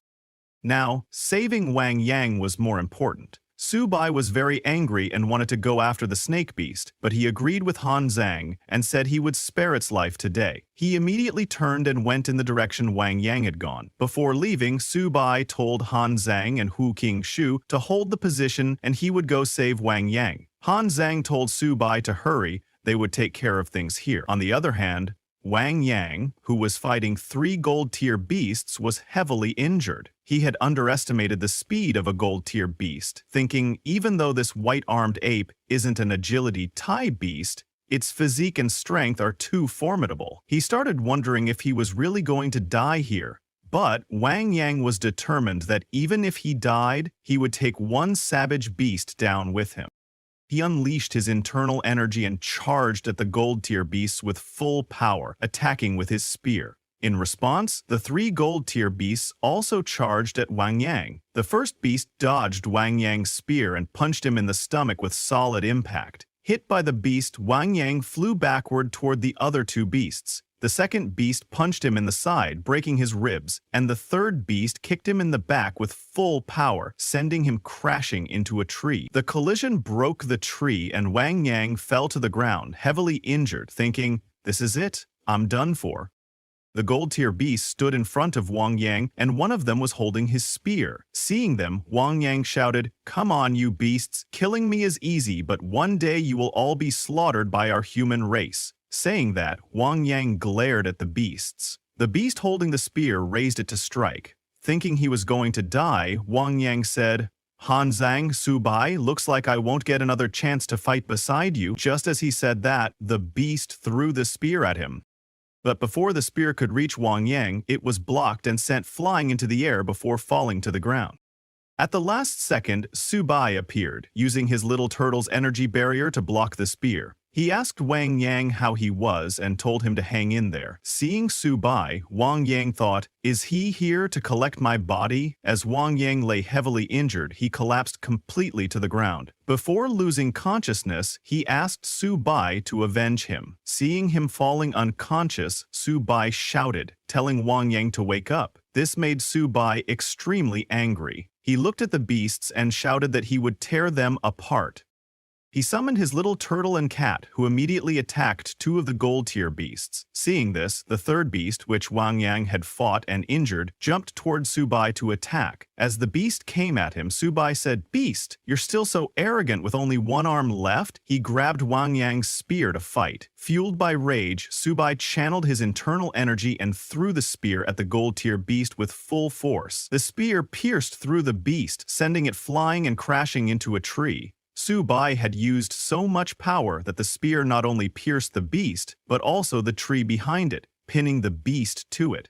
The gold-tier beast died instantly. Meanwhile, the little turtle and cat also killed the beasts they were fighting. After killing them, Su Bai turned to Wang Yang, asking him to wake up now that he had avenged him. Then suddenly, a system notification appeared, informing Su Bai that a high-quality target capable of becoming a descendant of the White Tiger bloodline had been detected. But they were currently in critical condition. The system offered Su Bai the option to use White Tiger essence blood to save their life, and asked if he wanted to convert them into a bloodline descendant. Su Bai was surprised by the notification, but there was no time to waste. He rushed to Wang Yang, trying to wake him up, telling him that he had a way to save him. But Wang Yang was not responding, and began to lose consciousness. Seeing that, Su Bai shook him and told him again that he had a way to save him. But the price was that from now on, Wang Yang would lose his freedom and be forever under Su Bai's control. Su Bai asked Wang Yang if he was willing. Before completely losing consciousness, Wang Yang confirmed, saying he was willing. As soon as Wang Yang confirmed, Su Bai immediately turned to Little Cat and asked it to give him 3 drops of its essence blood. Little Cat unleashed its sharp claws skill and threw 3 drops of its essence blood. As Su Bai received the blood, he ordered Little Turtle and Little Cat to protect him while he worked to save Wang Yang. He then turned to Wang Yang and told him to endure it. He first applied the 3 drops of essence blood to Wang Yang's wounds and then infused them into his body using the bloodline recast technique. As Little Cat's essence blood entered Wang Yang's body, all of Little Cat's power awakened within him, overwhelming him with spiritual energy. The energy was too much for Wang Yang to handle and he screamed in pain. His clothes burned away from the energy his body released. Then, after a few seconds, as the spiritual energy of Little Cat accepted Wang Yang's body, it stopped resisting and began to heal him. As Wang Yang regained consciousness, Su Bai asked him how he was feeling. Wang Yang looked at his body and was shocked to see all his injuries completely healed. He asked Su Bai, "How did you do it? This power definitely doesn't belong to a mortal. Not even a king-ranked expert could do this." Su Bai didn't answer the question and instead warned him, "Wang Yang, before I saved you, I obtained your consent that you would be under my control. You must never reveal anything about my secrets." Just as Su Bai told him that, Wang Yang suddenly had a vision. A large and powerful unknown entity stood in front of him. The entity warned Wang Yang, saying it was forbidden to reveal any secrets about Su Bai, and that violators would be punished by heaven and earth, their souls annihilated. Hearing the entity's voice, Wang Yang became terrified and replied that he understood. Su Bai then began his money game. He turned around and told Wang Yang, "I put in so much effort to save you. Your life is worth more than those 2 swords of Zixuan, so you can't short me on this bill." Wang Yang was shocked at Su Bai's words, but before he could respond, the ground around them suddenly started shaking. Wang Yang felt something approaching and immediately stood in front of Su Bai, warning him to be careful. Su Bai also turned and asked, "What's that?" Before they could react, tens of giant snakes burst from the ground. Wang Yang was stunned. "What the heck is this? Where did all these snakes come from again?" Seeing the snakes, Su Bai said he shouldn't have let that wretch escape. He ordered Little Cat to get rid of the disgusting creatures. At Su Bai's command, Little Cat immediately jumped onto the snakes and began slashing them with its sharp claws. But as it cut them, the snakes' bodies turned into liquid. Su Bai was shocked and asked, "What's going on?" As the snakes died, more emerged from the ground. Their numbers kept increasing. As the snakes began surrounding Su Bai and Wang Yang, Han Zhang, Xiang, and others arrived. When Han Zhang came, he told Su Bai he had cleared his side. As Hu Qingshu arrived, he asked Wang Yang if he was all right. Wang Yang said he was fine, but Su Bai was a little angry at them, asking why they had only arrived now. Both Hu Qingshu and Han Zhang immediately began attacking the snakes, telling Su Bai that it seemed the snakes couldn't be killed, but there must be someone controlling them. They urged him to quickly find the source. Su Bai told them it must be the giant snake beast they failed to kill earlier. While everyone else was fighting the snakes, Su Bai asked Wang Yang to lend him his gun. He looked around and spotted the giant snake beast hiding behind a tree, controlling the snakes. As soon as Su Bai saw it, he fired an energy beam at it using Wang Yang's gun. However, the beast jumped and dodged the attack, then laughed at Su Bai and the others, calling them a bunch of insects daring to oppose his 9 nether clan. When the giant snake beast emerged from hiding, Hu Qingshu was shocked and asked how it was possible that the beast had returned to its original form after being struck, only to recover back into human form moments later. Su Bai agreed, saying it seemed this snake beast was truly no ordinary enemy. This time the snake beast looked different. Its aura had become much stronger. It was not alone. It was holding the dried-out corpse of a human. The beast laughed and told Su Bai and the others that the one they fought before was merely his clone. Seeing the beast laugh, everyone grew angry, but they became even more furious when they recognized the body it was holding. It was Zhang Lei Xiao from Zixuan Academy. Seeing his dead friend, Zixuan became furious and shouted, "You snake bastard, I'm going to kill you." Han Zhang was also shocked and couldn't understand when Zhang Lei Xiao had been killed. He immediately warned everyone to be careful, saying that this snake beast was far stronger than before. Hearing Han Zhang, the enraged Zixuan turned to Su Bai and asked him to kill the snake beast, promising to give Su Bai any amount of money he wanted in return. Upon hearing that, Su Bai immediately told Han Zhang and Hu Qingshu to deal with the snakes, saying he would handle the snake beast himself. Han Zhang and Hu Qingshu agreed and charged at the snakes. Hearing that Su Bai wanted to fight him alone, the snake beast laughed and said, "You lowly insect, how dare you speak so arrogantly?" It raised its hand and unleashed its aura into the sky. But Su Bai didn't stop. He also released his energy and leapt to attack the snake beast, shouting that he would slaughter it and turn it into snake soup. Subai then buffed himself using Little Turtle's Earth Spirit Possession and Earth Barrier, as well as Little Cat's Sharp Golden Spirit and the Fierce Golden Ghost Shadow effect.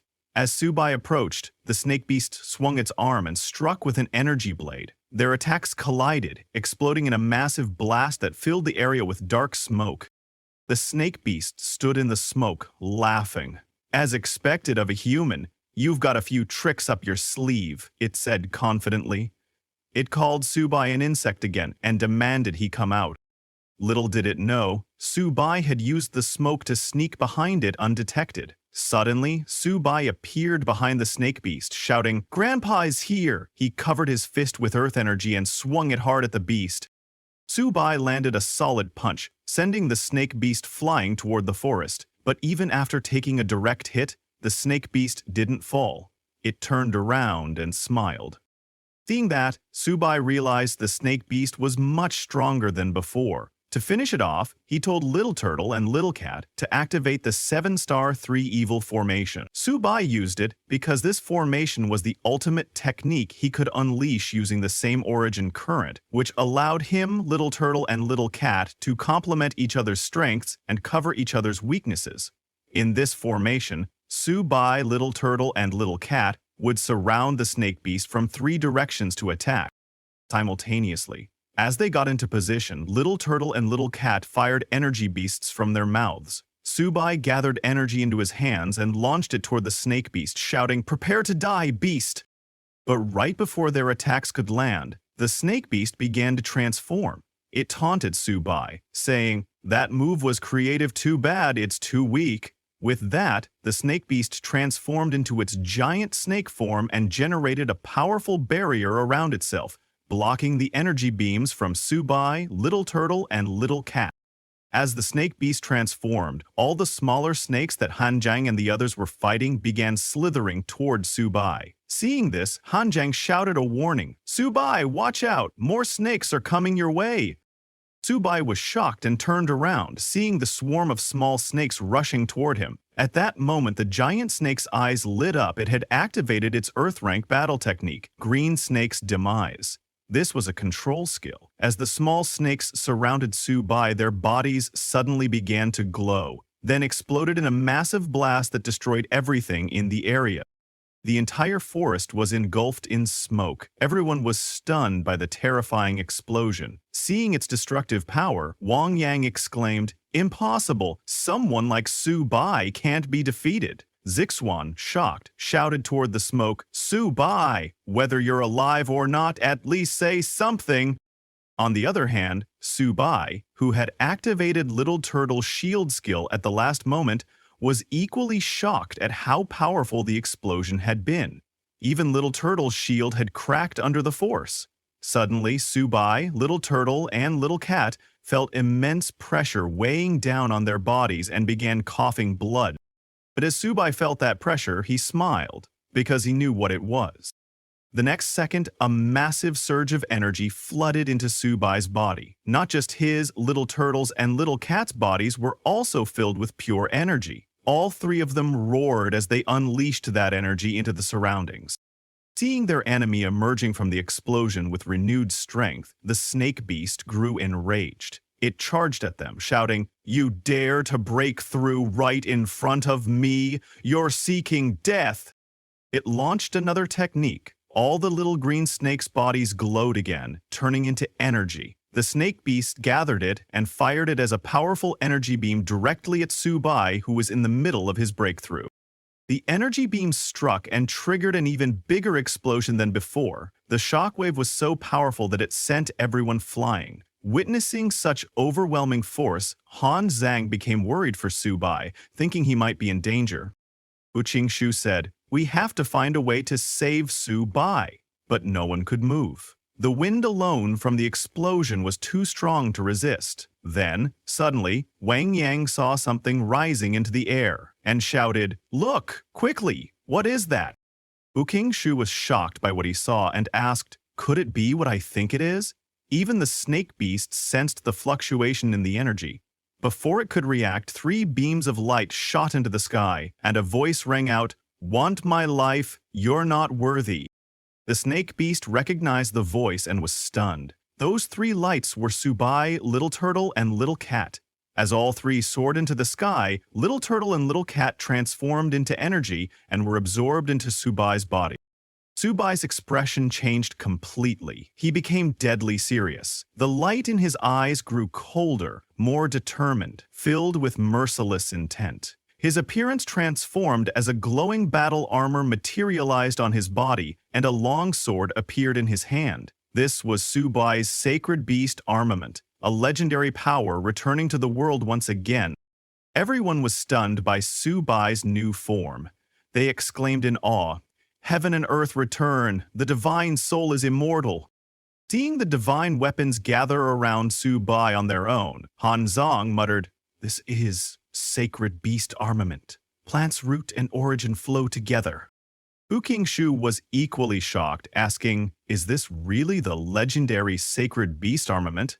An excited Wang Yang confirmed it to everyone, saying, "This is the ultimate combat power, the sacred beast armament. The very power with which Lord Luo Fan once charged 10,000 li, fought countless experts, faced 2 kings alone, and killed them both." Even the giant snake beast, witnessing this overwhelming phenomenon, began to question, could this be the sacred beast armament? The ultimate technique of that man from 100 years ago? As everyone processed what was happening, a system notification suddenly appeared. "Congratulations to Subai for awakening the sacred beast armament." Subai's status window popped up. He was currently in a sacred beast armament state. Constitution 5942, base 430, inherited 3435 from Little Turtle, 2077 from Little Cat. Agility 5906, base 420, inherited 1800 from Little Turtle, 3686 from Little Cat. Spirit 4000, base 800, 1600 from Little Turtle, 1600 from Little Cat. New talent acquired, Sacred Beast Armament. In this state, Little Turtle's and Little Cat's Sacred Beast bloodlines were temporarily awakened to 80%, unleashing a portion of their divine might. Their attributes surged, and all talent powers increased threefold. Another system notification followed. Morning. Due to premature awakening of the Sacred Beast armament and 80% Sacred Beast bloodline power, the strength far exceeds the host's current limit. This will rapidly consume the vitality and spiritual energy of both the host and the Sacred Beasts. The host's strength is insufficient to fully control this power. When vitality and energy reach critical depletion, the Sacred Beast armament state will deactivate and the host will enter a period of weakness. Estimated remaining time, 3 minutes. Please finish the battle within this time limit. After reading the notification, Subai looked down at the giant snake beast on the ground and asked coldly, "Are you ready to die?" But the snake beast still couldn't believe Subai had activated the Sacred Beast armament. In disbelief, it fired another energy beam at him, just like before. But this time it wouldn't work. Not again. Subai swung his sword and cut the giant snake beast's energy beam cleanly in two. The beast was stunned, asking in disbelief, "How is this possible?" But Subai didn't give it another chance to attack. He swung his sword again, striking the giant snake beast with full force. Realizing it was about to die, the snake beast cried out in its final moments, calling upon the Lord of the Nine Nether Realms to avenge him. Just as it finished speaking, Subai's sword struck true, completely erasing its existence from the face of the earth.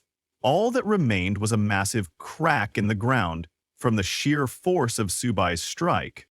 At the Great Wall Guard Fortress, the human race's only ring-rank expert, Ni Qing, was standing atop a crystal cannon when he sensed Subai's transformation. He remarked, "This kid is growing quite fast." But suddenly, he felt a powerful presence behind him and turned, asking, "Is the Lord of the Nine Netherrealms attacking a junior?" Lord Ni unsheathed his sword and swung it toward the distant presence, saying, "Did you really think I was dead?"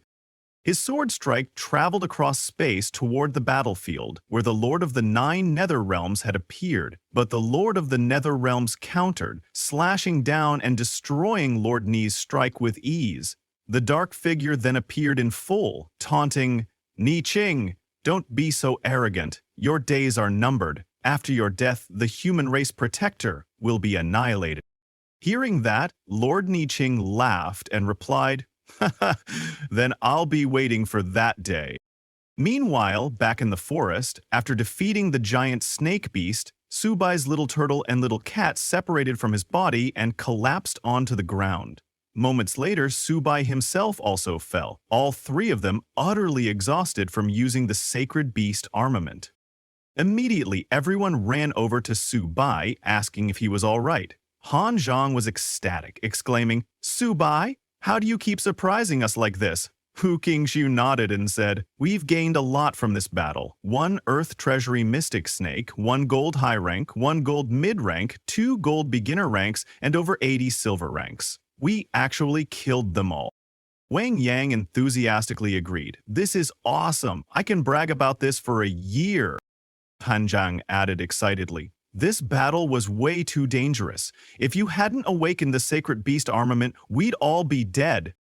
Zixuan, a bit saddened, said quietly, It's a pity we couldn't save Zheng Lichu. After regaining some energy, Subai stood up and warned everyone, The smell of blood here might attract fierce beasts from other areas. We shouldn't stay long. But just as he said that, a shadow appeared in the sky, and a chilling voice echoed, None of you will escape. As the shadow revealed its aura, Han Zhang shouted, Everyone be careful, this enemy is above Lord rank. Before anyone could even react, the figure in the sky summoned a giant snake made of pure aura and sent it crashing down toward them. Subai, too exhausted to dodge, closed his eyes and raised his hand, thinking it was the end. But after a few seconds, nothing happened.